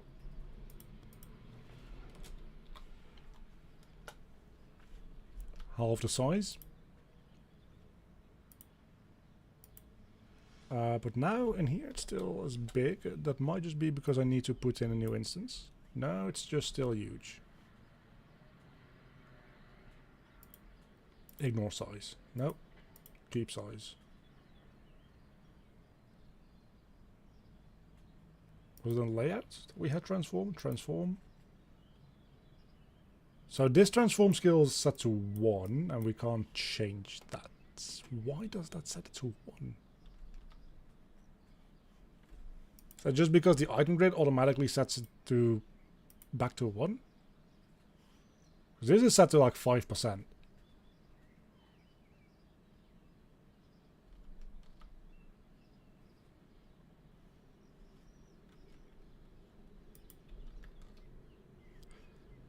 Anyway, let's try to see if we just add this in gameplay. It should now add like 5 cards that are next to each other. Or it can crash the game. One or the other. Oh, because we've got a class somewhere that's expecting a texture 2D or a sprite 2D, and it's now a rectangle thing. That is fair enough. Could you tell me where? Set card details.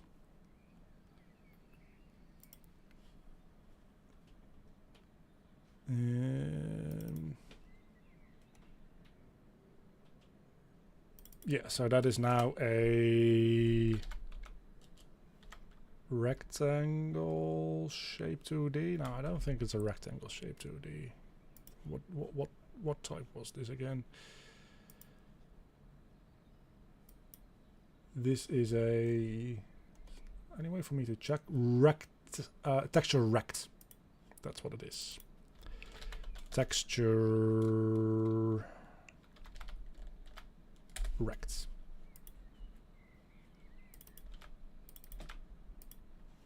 Cool. Let's try again.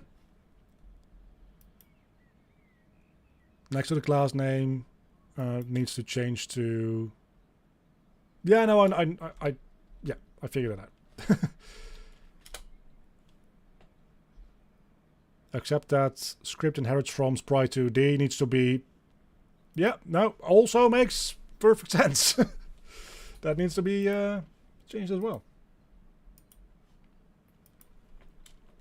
Fair enough. We'll get there.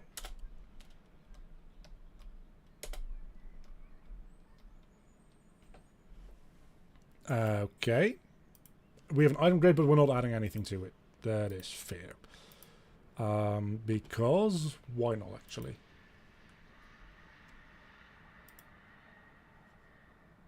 Yeah, why not? Because our chest cards array is empty? Is that it? No, it's definitely not empty.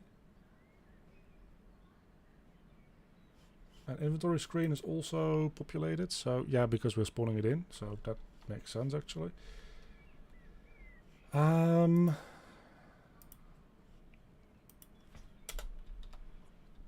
GD print card name plus card name. I just want to know whether or not it's running that loop properly, to be honest with you. Card name card. Only does that once.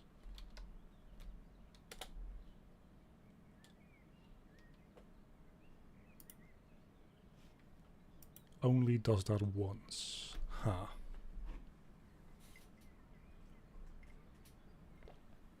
Why does it only do that once?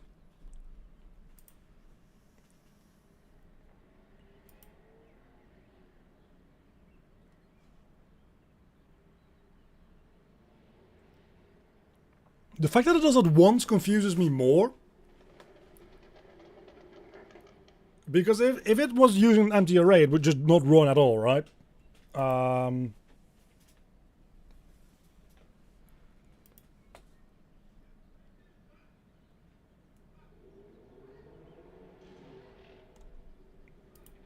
Grid equals...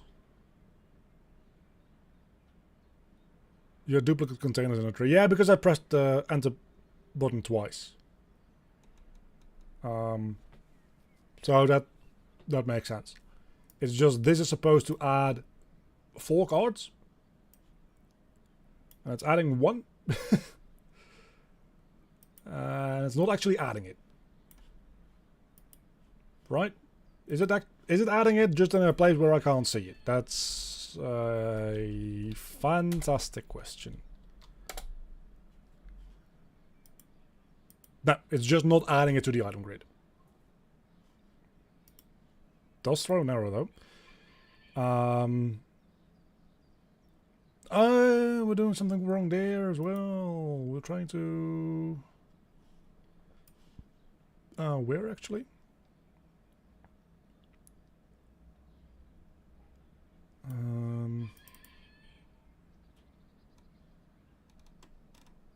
We're casting something somewhere to the wrong type. It's in just inventory. No, it's in the... If that chicken can't shut its fucking mouth, I'm gonna lose it.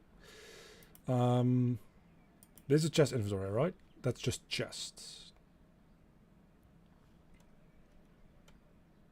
Player is now 2D.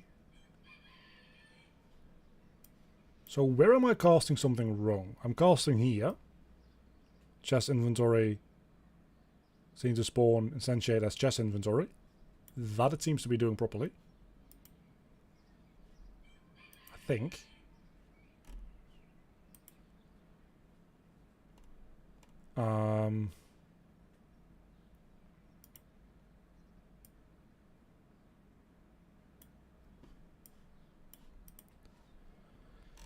Does this not just give you like a file with a line number? Oh, yeah, chest inventory 12 and 26. Get card list, yeah, so that makes sense. And then scene to spawn, set card info. So this cast is failing? Why?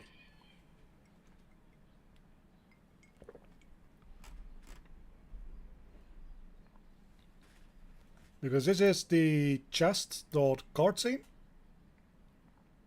.instantiate. Set card details. We did change this, to be fair, from a sprite 2D. Hold on. Side note. Sprite 2D. There's also a sprite 3D. What is a sprite 3D? What even is that? Maybe that's like an animated sprite? A 3D sprite? Sprite with indexes? I don't know. So something is going wrong here with that cast. I swear to God, I will fucking cook you.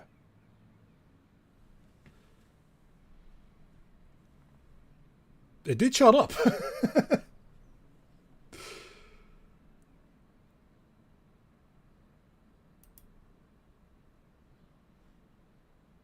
So yeah, this line is going wrong, but I don't quite understand why. Because we have like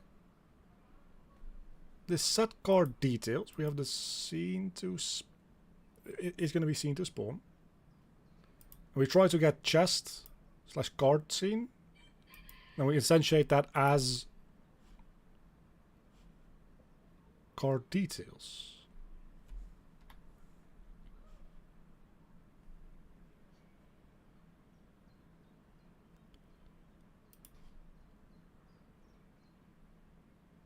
Can I not do that now that it's like a UI element?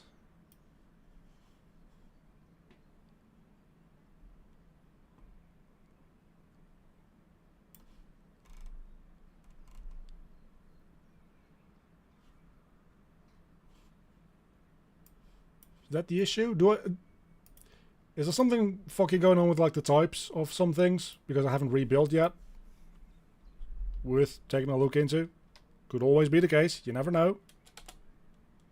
No, that's not it. Okay.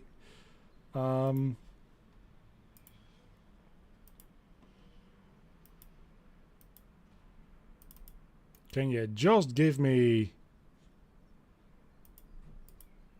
a direction to look in? My goodness.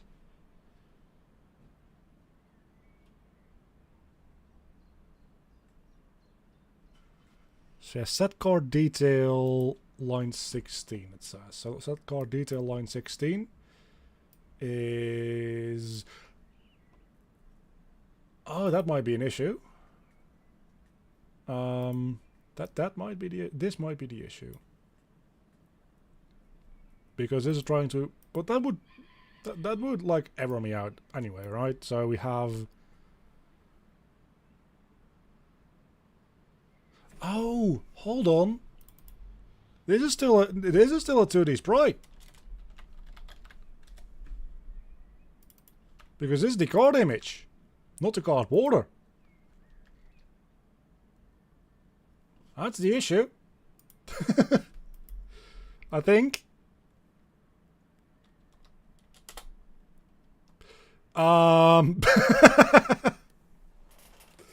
Yeah, okay, so about the size.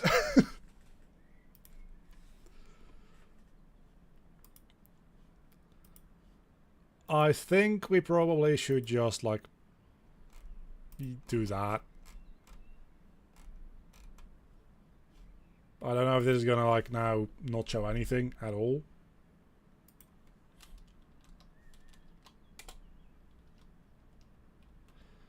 Yeah, I think, the size is pretty big.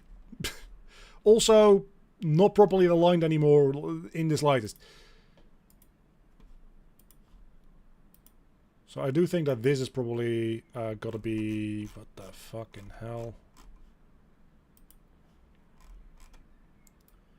So yeah, this probably needs to go like that. Because it's at least anchored and aligned properly. And then we're still gonna have like size issues, I think. Yeah, it's still not aligned properly.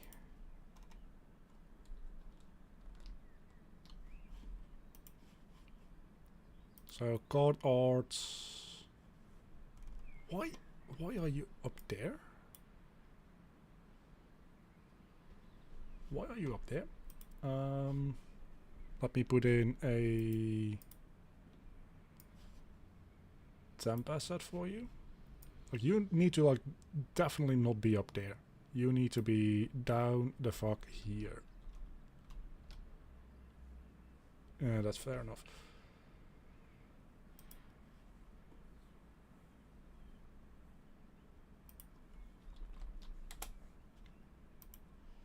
Okay, technically that works, and this, yeah, so this does now line up with the middle of my screen, and it needs to, like, not do that.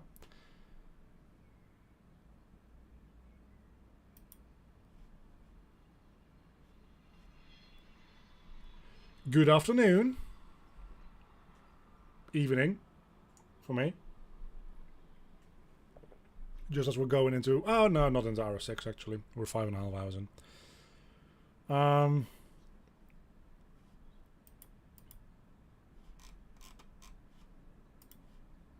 So, yeah, how does, like, any of this even, like, remotely work?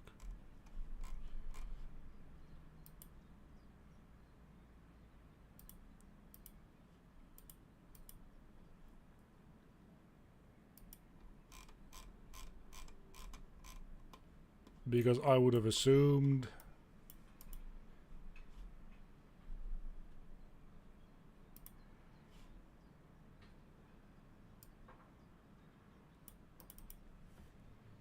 what is 16 banana again? It's like 776 or something? Could actually just, like, calculate that. Like 16 divided by 9. 7777778. Oh, that's it. 778. I know aspect ratio stuff. 4 years of film school did actually do something. I can remember aspect ratios. Holy hell. Okay. Still, this is way too fucking big. How do I make it small? How do I make it tiny?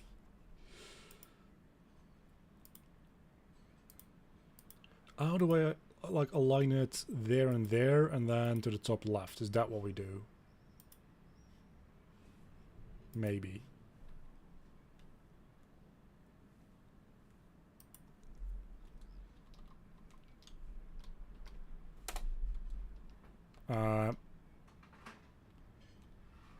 This aligns it to my player.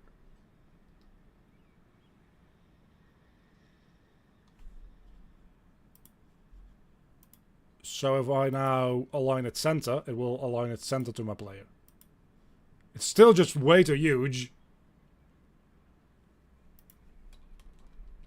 But it will be at least... Yeah, I think now it is centered on my player. It's kind of hard to tell because, again, look at the size of these things. Okay, so why is it so big? Is it just because... I think it is just because the cards are being added to being too big. So... I'm just gonna like when the like chest inventory spawns them in, like we're going to like fucking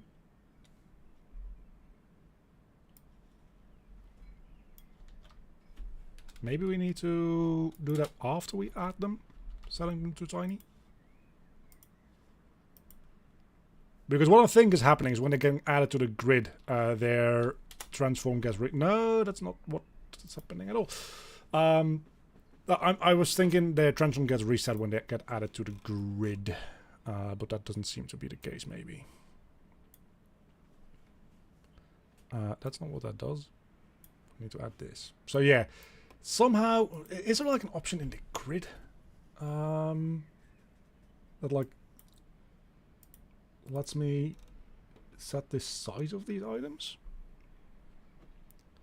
Yeah, the cast problem was very dumb. I was casting... I changed this sprite 2D here to a rectangle texture, but I didn't change this. Like, if we go into the card scene, that's the card art. That is still a sprite 2D. So that's just... I didn't need to change it. I needed to only change this. Again, it's been a long day.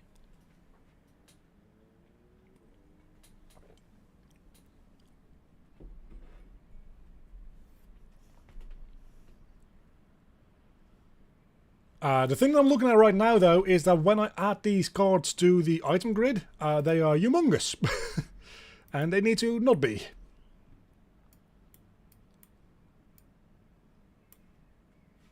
And I don't know how to do anything about that, so...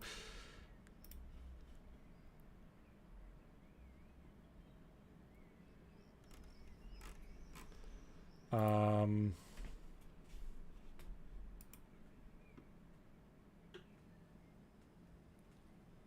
mean, this works really nicely, I will admit. But this needs to be big, smaller.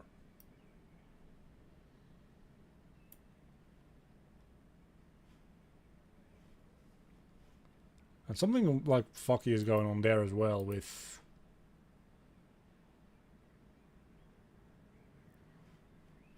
the fact that these things are not... like, where even is the card name and stuff? Like, that's all the way up there as well.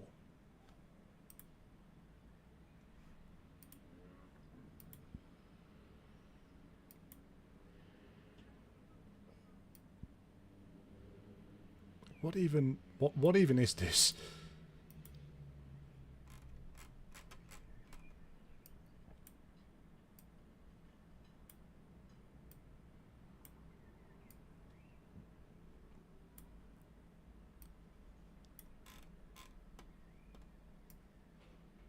Okay, let's try to... I don't know why this is suddenly snapping into place. Probably something to do with the fact that it's now a UI element or something. Just gonna pretend like everything is fine. If we set like these to like fully fill. make this a little smaller. A little smaller there as well. No, that's not it. That's not quite it.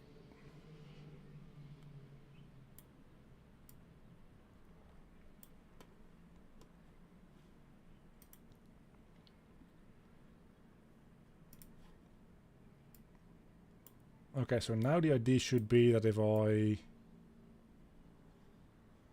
change this, everything changes with it, right? Not quite.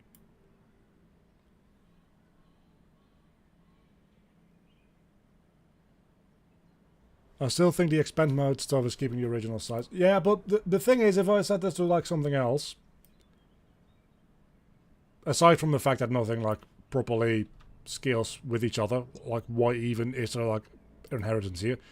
When I set that to anything other than keep size, it just doesn't show up at all. Like I can set this to fit width.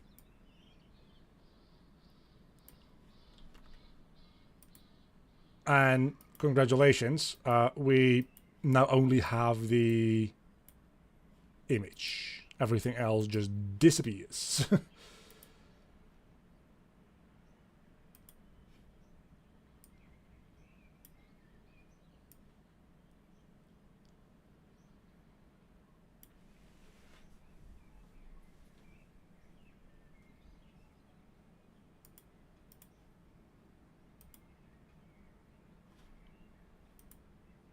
Let's take a look at what this does actually, because it says something about...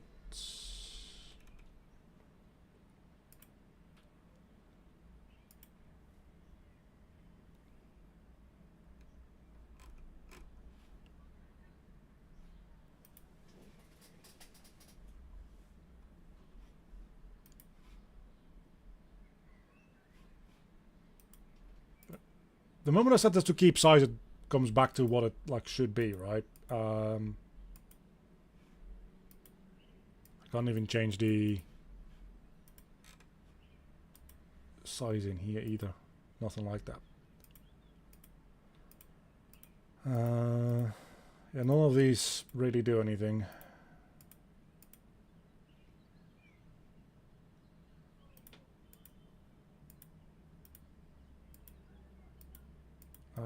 Mouse, focus, tooltip, localization, layouts, like transform. That was my only hope, to set the transform, but I don't seem to be able to set that. Container sizing, maybe? Horizontal?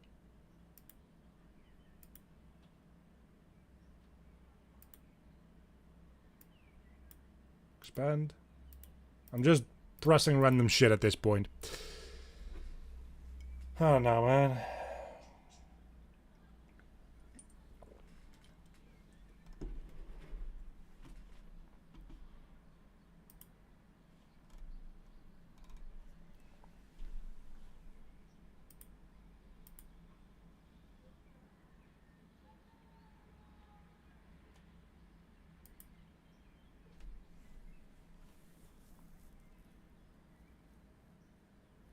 I do think that this probably needs to be a control object as well, by the way. The card image.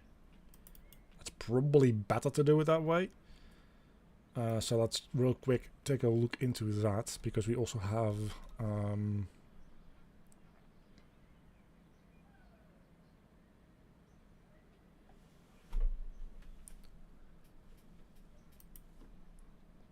like if we do that, that's maybe better to do anyway. And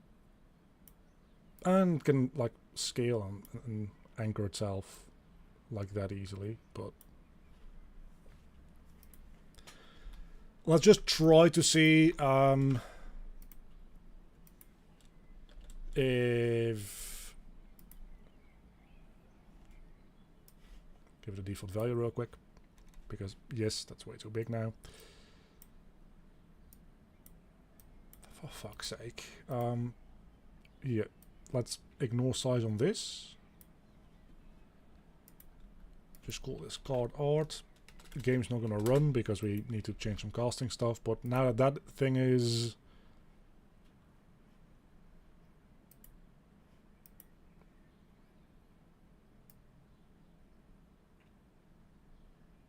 Okay, it's doing some weird ass shit when I scale, so something is not entirely like going as it should be. But I do think making that a rectangle texture is probably a good idea, so let's do that. It's probably something with the anchoring that I'm overlooking.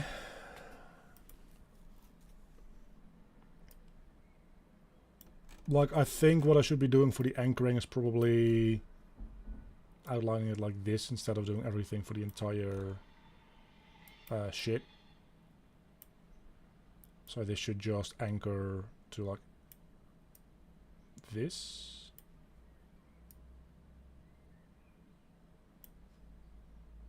Roughly. And then this thing should probably anchor itself to that, and then this should maybe just anchor itself, like, should everything just anchor itself to its like relative position like this? Does that then... Okay, that then makes everything scale up in a sensical way. So at least we've got that working now. I always get mixed up with this anchoring stuff.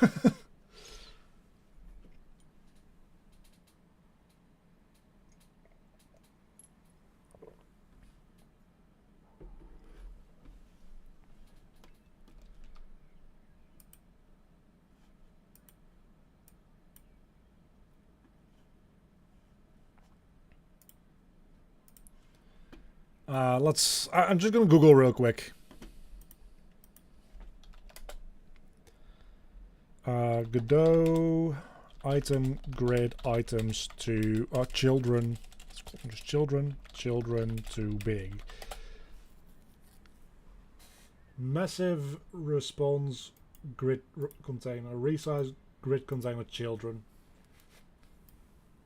Let's see. You can resize by setting min size in rect option.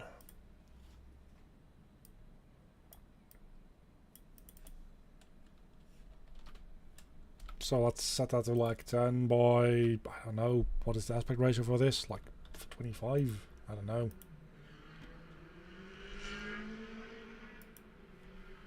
This doesn't feel like it is it's helping.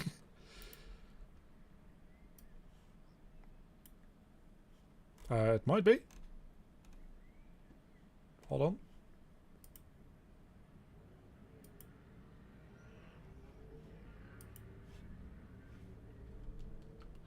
Oh, that might be what's going on. I think I have a more decent grasp as to what is going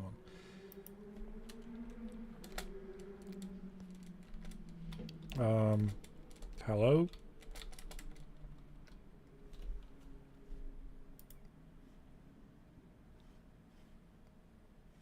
What?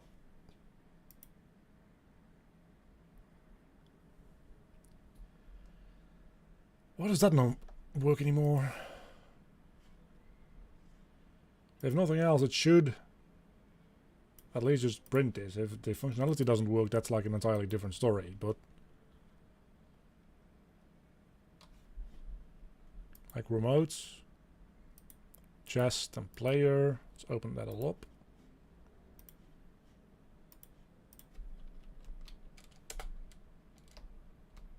Yeah, now it's not spawning that thing in. Oh, no, it spawned two of them in. Never mind, it spawned two of them in.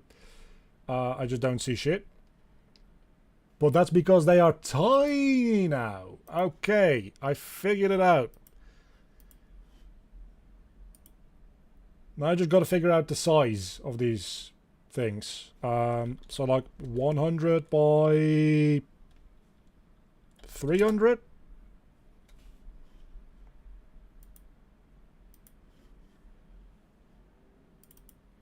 By 150? Like, I think this will be the size of the cards on screen. Except that it's clearly not, now I think about it. Because I have a card in there. Yeah, well, but that was working. Because it did show the cards in there. at a smaller size.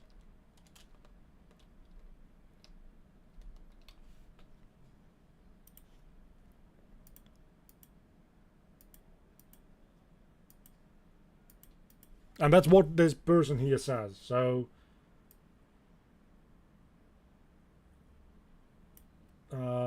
toggle expand option in texture rectangle. Okay, so let's set this back to its default for now.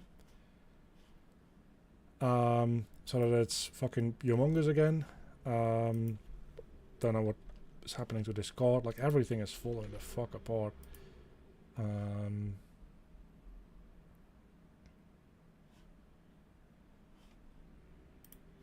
Let's just see if we're back to basics and the things are like really big on screen again.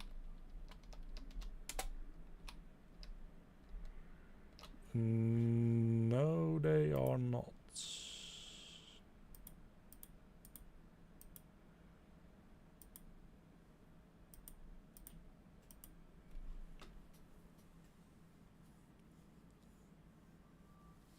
Min size for the card itself. No, that's a thing that the item grid has, I think, not the rectangle texture itself. But now things are just not showing up at all anymore, so I don't know.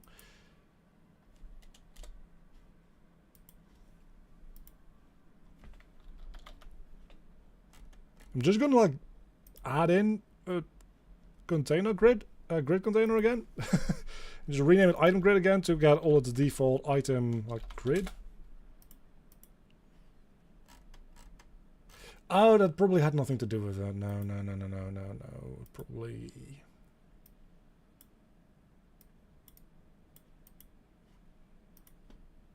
Probably because of this, yes. And this needs to probably be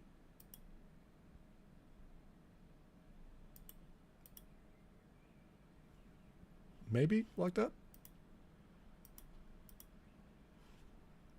I guess we'll see. I do think that we just need to make the card itself smaller, but I don't know how. And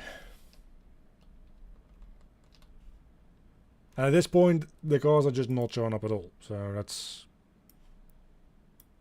like straight up negative progress.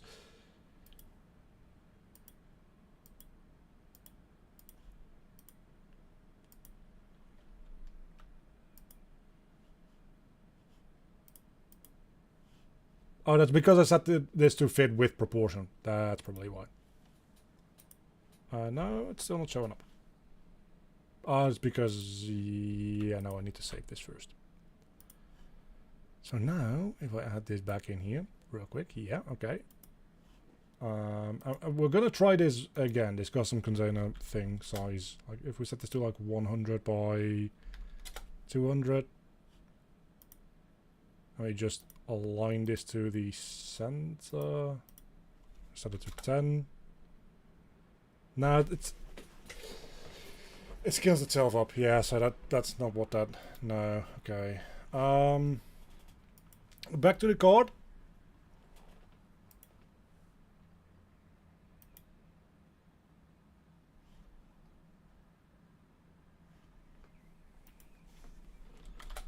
Godot. Texture rect in grid container. How to layer textures over a grid container. How to resize rectangle texture correctly in containers. That is what I need to know. Box container controls the size of its children. This is why I can't directly manipulate with size of the texture box container. To resize rectangle text in a box container, you need to do the next things to your rectangle texture. Turn on expand checkbox.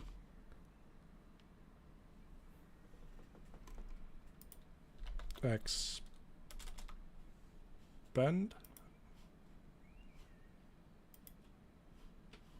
There's no checkbox with expand. So that's a bad start. Now your sprite will disappear. Note that its size became 0. This checkbox will allow you to textures lesser than basic size. Set the desired size using min size property. Yeah, but that's the thing. I don't think this thing has a min size property. So the min size property is for its children. So if I set this to, okay, so now if I set this to like 100 by like 300, just as an example, and then I set this to, instead of keep size, ignore size, or fit width. I thought I was going to do a thing there, but maybe not. So yeah, it still just disappears. So whatever this guy is saying from like 3 years ago. Are you doing a deck builder? I'm doing a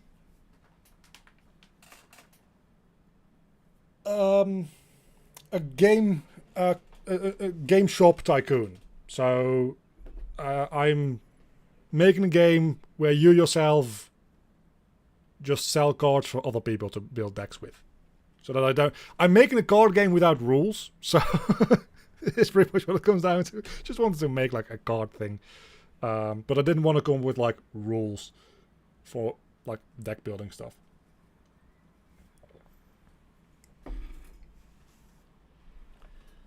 But what I'm mostly making at the...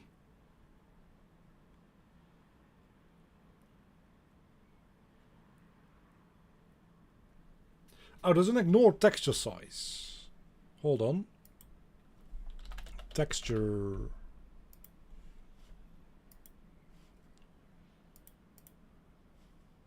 No, there's not.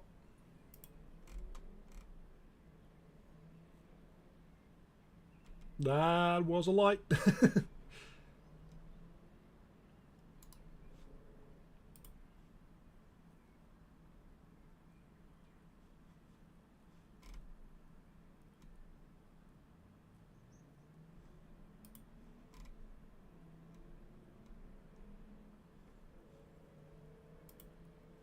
To resize a rectangle texture inside a box container, you need to do the next thing. I think this is just the same part that I was just on, right?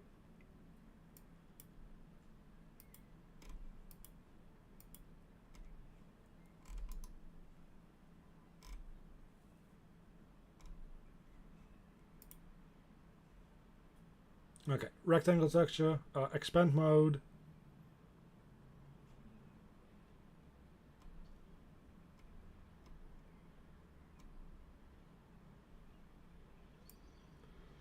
Let's just read what these expand modes do. We have keep size, which is 0. The minimum size will be equal to the texture size, i.e. the texture rectangle can't be smaller than the texture. That is not what we want. We want it to be smaller than the texture.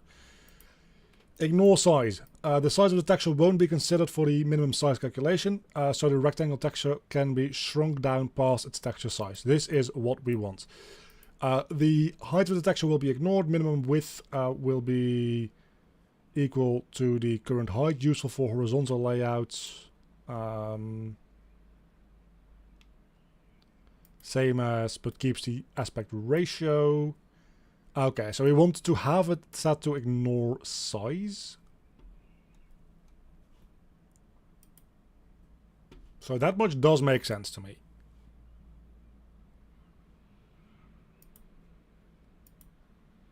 So we ignore size. Which then will allow us to make this thing like fucking tiny.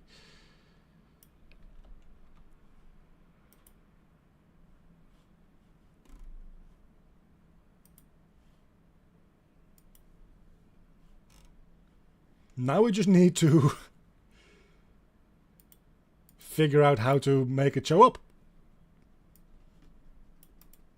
Like if we set it to like a fucking 1000 by 20,000,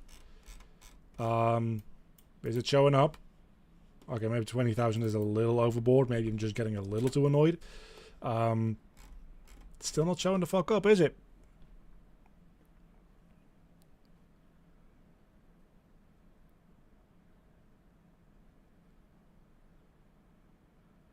So I just made a quick grid container and told it to fit width and set the min size to the texture rect. And it adjusted properly. And told the texture rect child, I mean, we can set this to like anything, but the issue is that it's not scaling.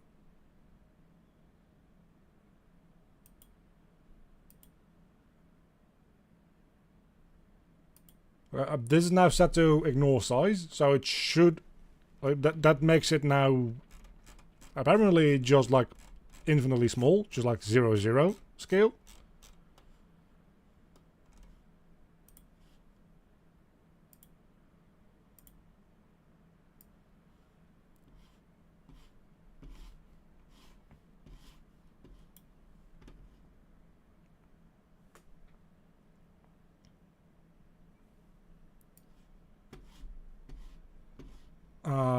I do have Discord. There's a Discord link in the description down below for the server. If you can drop a screenshot on there, that might be able to help me. Let's set like the column set to 3, because why not? We had that before. This node is a child of a container. The container properties are used for positioning.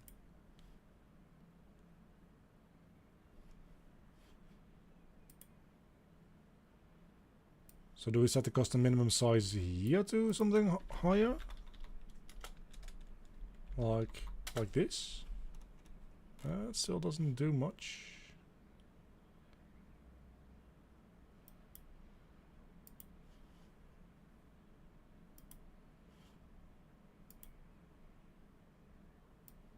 Oh, we've got custom minimum size here.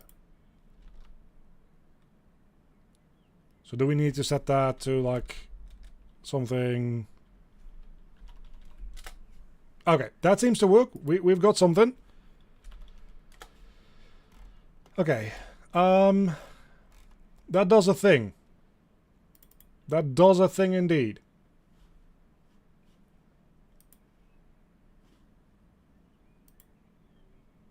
Can we set this to like anything else in here as well though? It's really annoying that we can't seem to set that value in here. Unless we can like do... Can we just like do that? Is that a thing that we can do now? Hold on, maybe it is.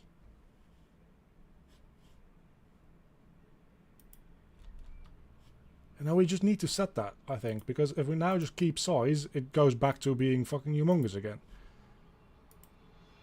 So we can make this as a reference size, I suppose. Does this give me...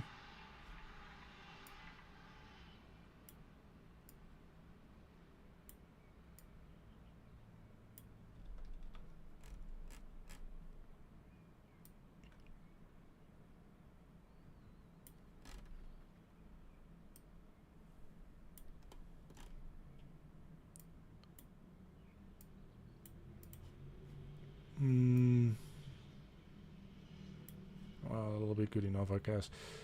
So I guess this is like 160 by 240. The question is, if we set those values in there and we just add in a card now,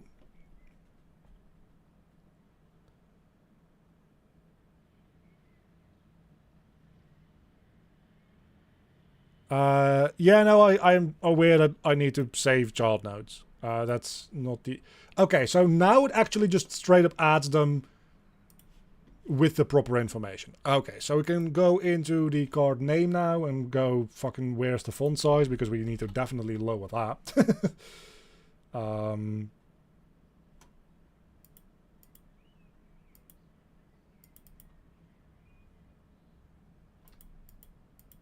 Oh, that's not the font size.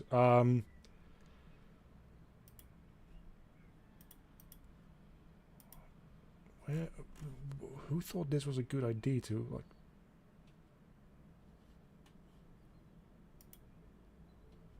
make this work this weird?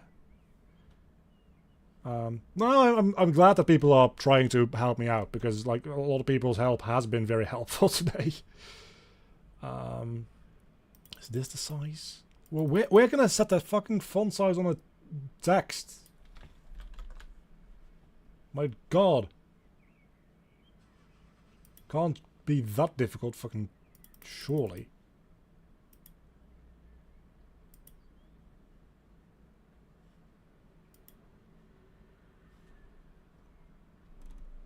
Right, you would assume that this is...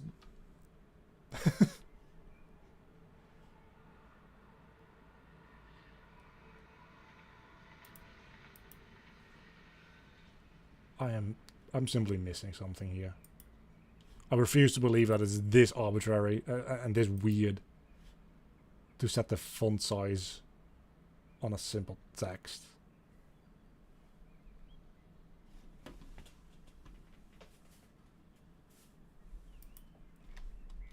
Like that would be fucking dumb. Godot, rich text, font size.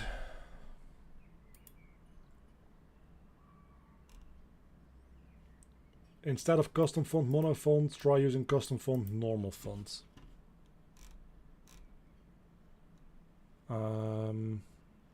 That is what I'm using. Oh, but this one is bold. This one is bold. Hold on, I'm using the bold for this. That might be why. So if we change this to something lower, nope. Nope. Font stretch, nope.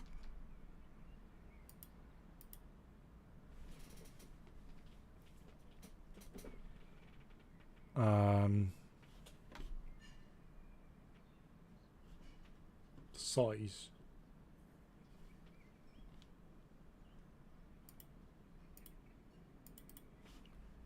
Why does this motherfucker have a size setting? And I don't.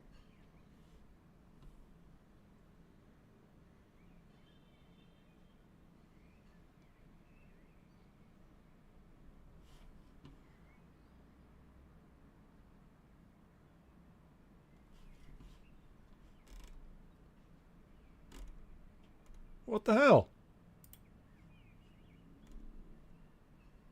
Theme? Oh, maybe it's theme. Oh, well, hold on. It's layout. Maybe just a theme and not a theme override. So theme. Let's just try to make a new theme.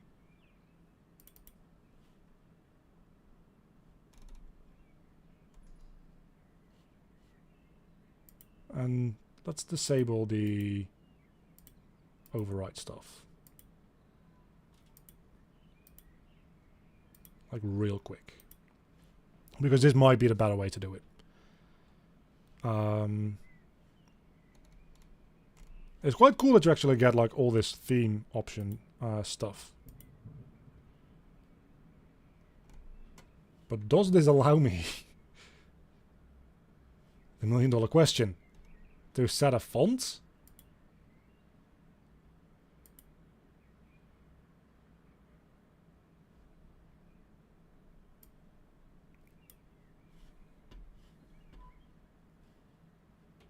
Pretty please?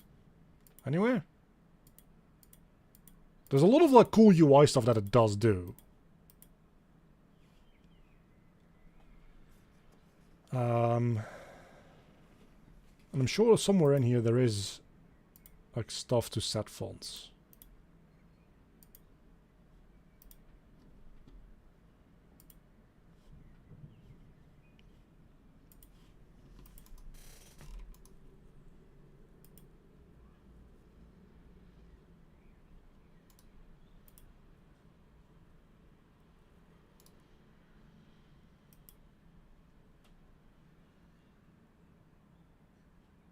You can't directly change the label's font size. You need to import a custom font first.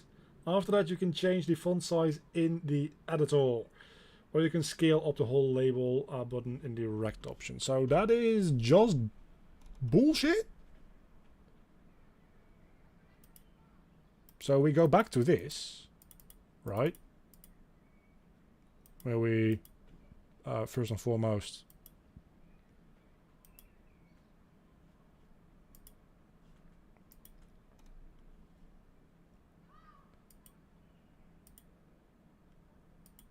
go back to that. And then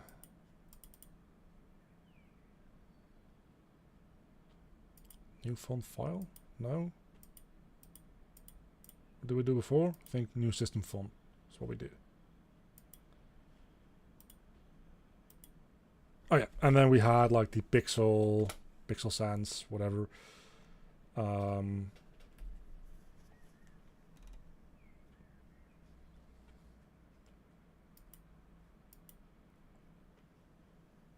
So I do have font sizes here, but they don't do anything.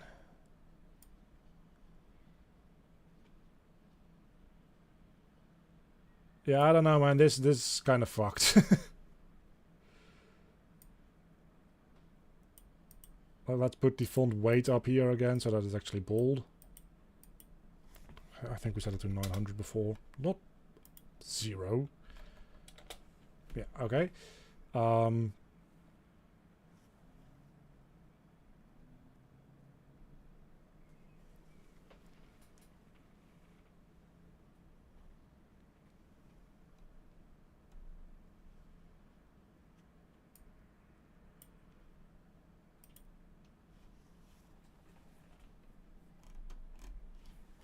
Do we have different types of text? Because I don't know that I like this text. Like,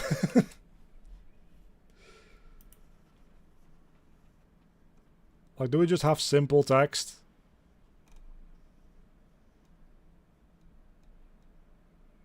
I don't think we do.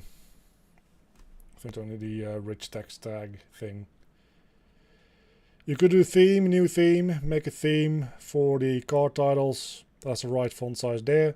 Saves new custom theme. Yeah, but that's what I tried to do. And maybe I just, like, I'm actually too tired to pay proper attention to this new shit.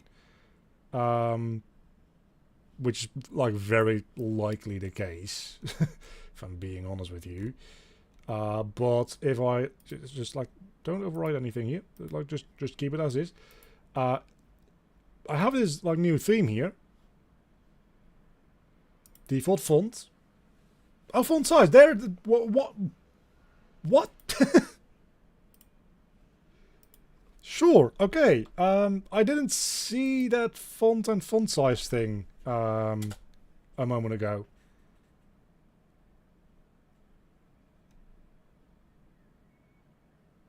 So that's weird, but that's cool. No, don't want to move you. Don't want to move you. I want to...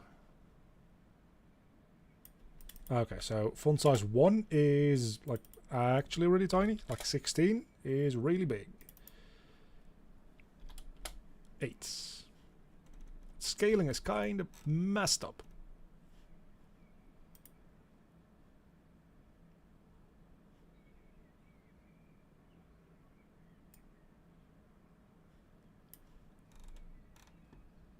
So yeah, what I'm thinking is we probably, before we put like too much time into this, what we probably want to look into doing is checking out how like the UI scaling and the viewport scaling in general works, because I've still got this, like, I don't feel good about this bit where if I go full screen, it doesn't scale up anything. It just creates a wider field of view, which, like, cool, right? We see them all. Now they're fucking huge.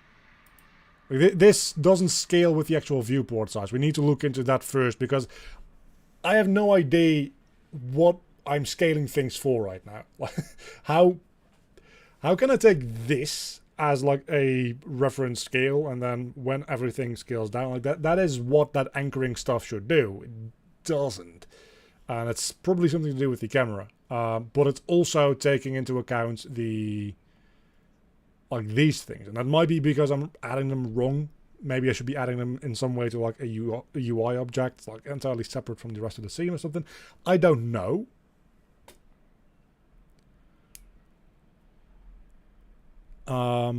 Project settings, window stretch. Project settings, window stretch. Mode is disabled. Viewport? I'm gonna be honest with you. It's kinda weird that that's not the default. I honestly can't think of a game where I would rather changing the resolution change the gameplay experience to that degree. Like, I honestly don't know what game I could make that could want that.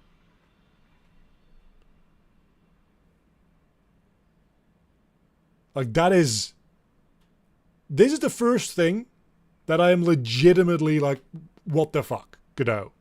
I've been having a good time today, actually. There's been a couple of moments of frustration.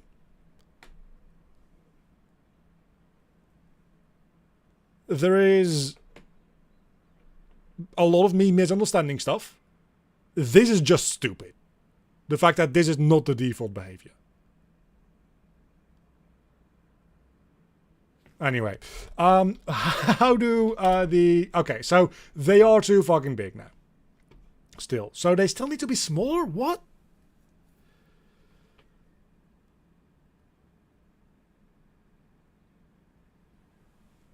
If you look at a million comments, people have different use cases for needing or not needing it. I mean, it's good that both options are there, but I do not see a reasoning for that to be the default behavior, where a bigger resolution effectively just means a wider field of view. I don't know how this impacts 3D games, because I've only been doing this 2D stuff today. So maybe it's like not a big deal in 3D games. Maybe it doesn't do it the same way in 3D games, and that's why it's not that big a deal. I don't think that should be the default behavior. I think that is a bad choice as the default behavior. That said, though, we want to set this text theme to the theme that we just made, right? So that's like quick load. Load. Did I not like save it or something?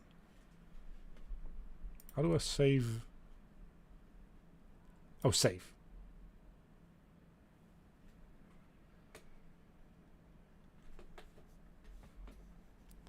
So you use cast too much in Unreal Engine and it's turned into Godot. You just wait for like 2 weeks from now when my casting video comes out. I made a specific video about casting and why you should use it. Well, more when you should use it, not why you should use it. So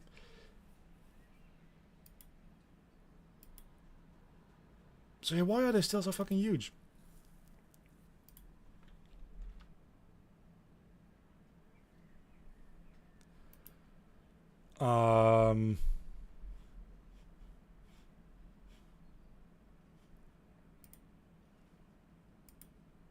So if I go back in here and I say the custom minimum size, if I set it now to like, I don't know, 80 by 120 instead, and we remove this one, just because we're done testing with that, I think. Will it now add these as even tinier? Or like actually a reasonable size, I should say, not even tinier, because they are... Okay, they are smaller now. But this is really annoying the way that I have to like do this, because now I have to like manually every single time set these to the same value. And then I have to... Like, this is starting to be, like, very blurry at this point. And they need to be even tinier. So, like, 60 by 100?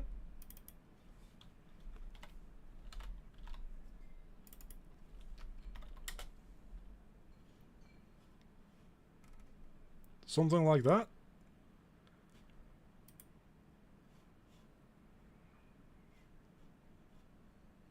And then in this theme, the default font size is going to go down to like 3 or something.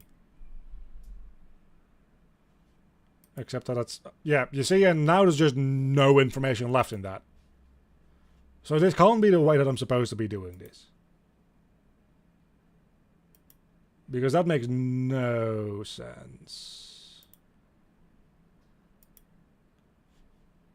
Also, I just made that theme, didn't I? Do I need to save it as?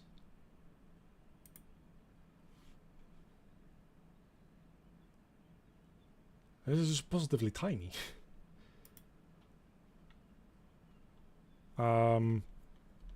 Card text. I don't fucking know.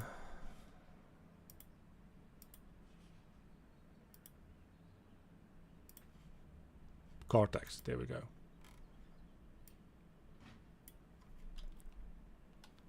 They're so tiny that it's even starting to be hard to move things around properly. So I don't think that this is like a reasonable method of achieving what we want to achieve here. Like, they're now the right size on screen, but if I make them big, the text is just gone. So what is happening? I think I have an idea. What is happening is we're first making it very tiny and then we're squishing it back up in resolution. And the issue probably is that the window, the default size is just, the default size is just bad. So we set this to like 1080p by default instead.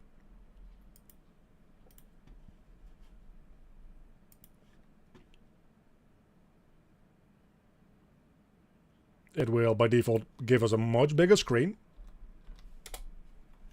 And now these things can be a lot bigger. Okay. Well, there we go again. Like 150 by 210.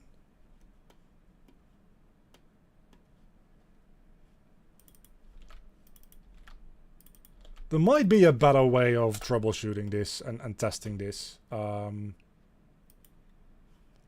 I have grown beyond caring. It is about 10 PM. Once this looks halfway decent, we're ending the stream because it's been 6.5 hours. Yeah, that's maybe a little on the big side, but we are getting somewhere. Can I not just...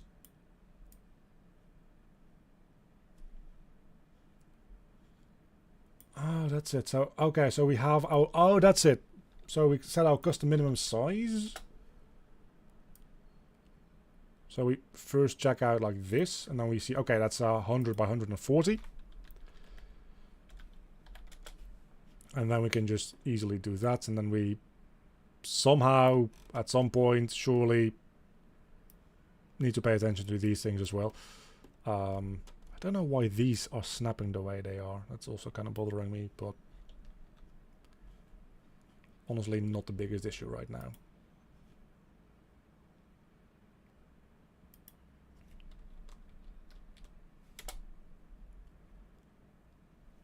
Yeah, so that's still not really doing what I wanted to be doing, I don't think, but it's a start. So what if I... Okay, so what now if I just make these that big?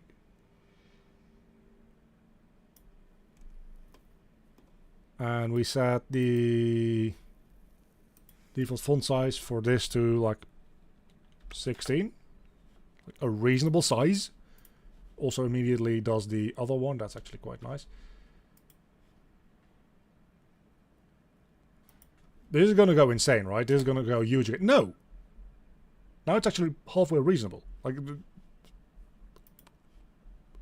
I don't know what's going on.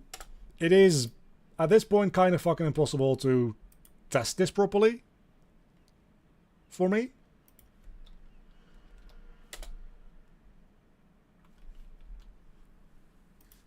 But...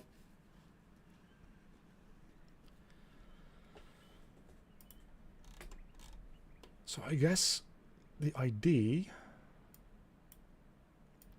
is that we can make this thing like actually nice and big now.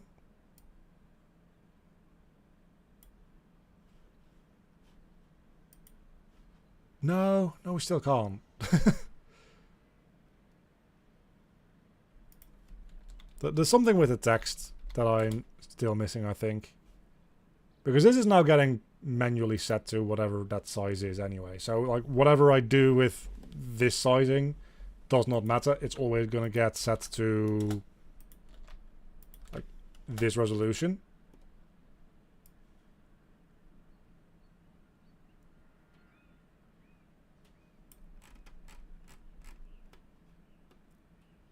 And then going to get blown up again.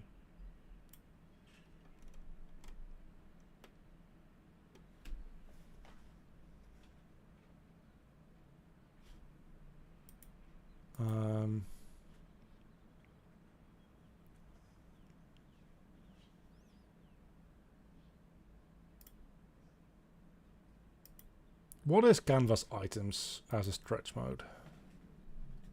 Maybe this fixes all my troubles. Because that does seem to be like canvas related. This still does do a thing.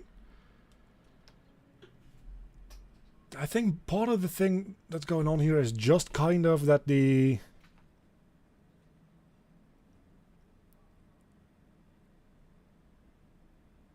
I don't know what's going on.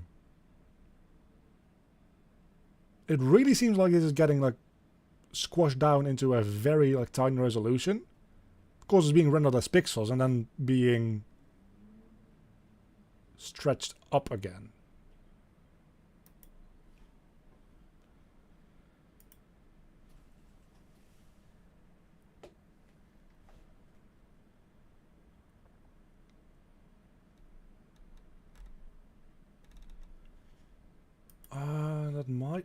That might be because of this. Hold on, it might be because of that.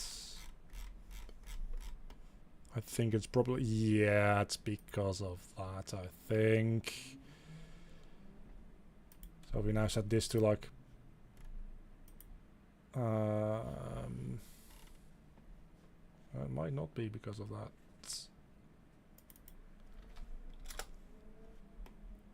Okay, hold on. That seems a lot more sharp.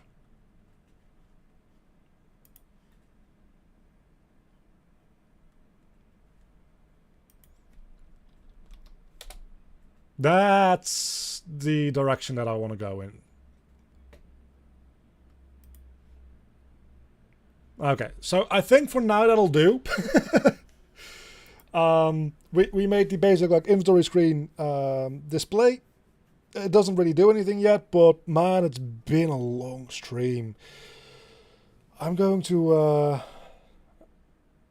just hang out for a little bit, and then I'm going to go to sleep because tomorrow a new work week starts. I'm gonna probably... I don't know if I'll be streaming this throughout the week next week.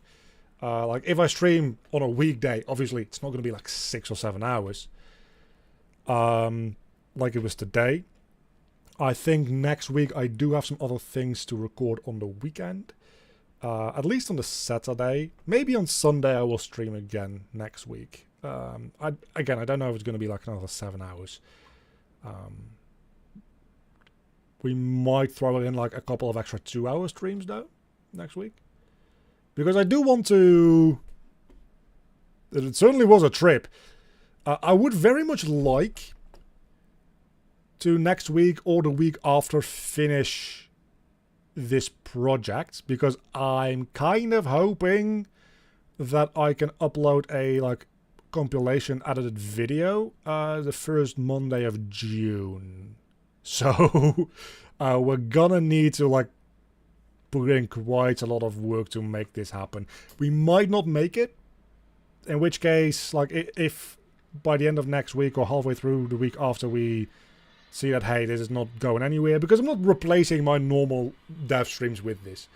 Like, Tuesday and Thursday we're still going to be working on the boss fight.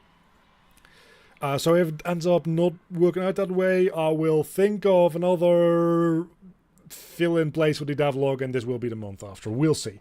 For now, it's been a good one. And I will see you all back at some point if I am still alive. Which, At the moment I don't... Oh, hold on. GitHub. Stream 1 description added player chests, chest inventory, and cards. We're going to commit that, and we are going to... Did I not stage it?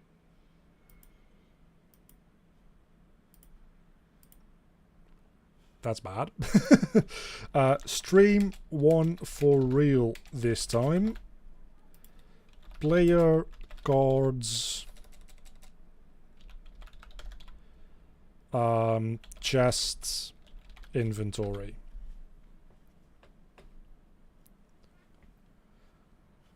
Now we commit and we push. Which brings me to, let's see, GitHub. I should probably put a link to this in the description, is what I'm thinking. So my repositories, TCG Tycoon,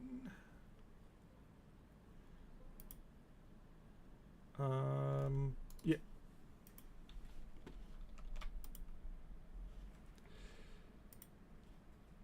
Where is my stream? I've got so many windows open, it's hard to find my live stream. Ah! There it is. Holy hell. GitHub. Added it to the description. So if you refresh the page now, or whenever this stops going live, it will be on the top of the description. You can clone the repository as far as it is right now if you want to mess around with my horrible setup. Sure, go ahead. I'm going to end the stream now. See ya.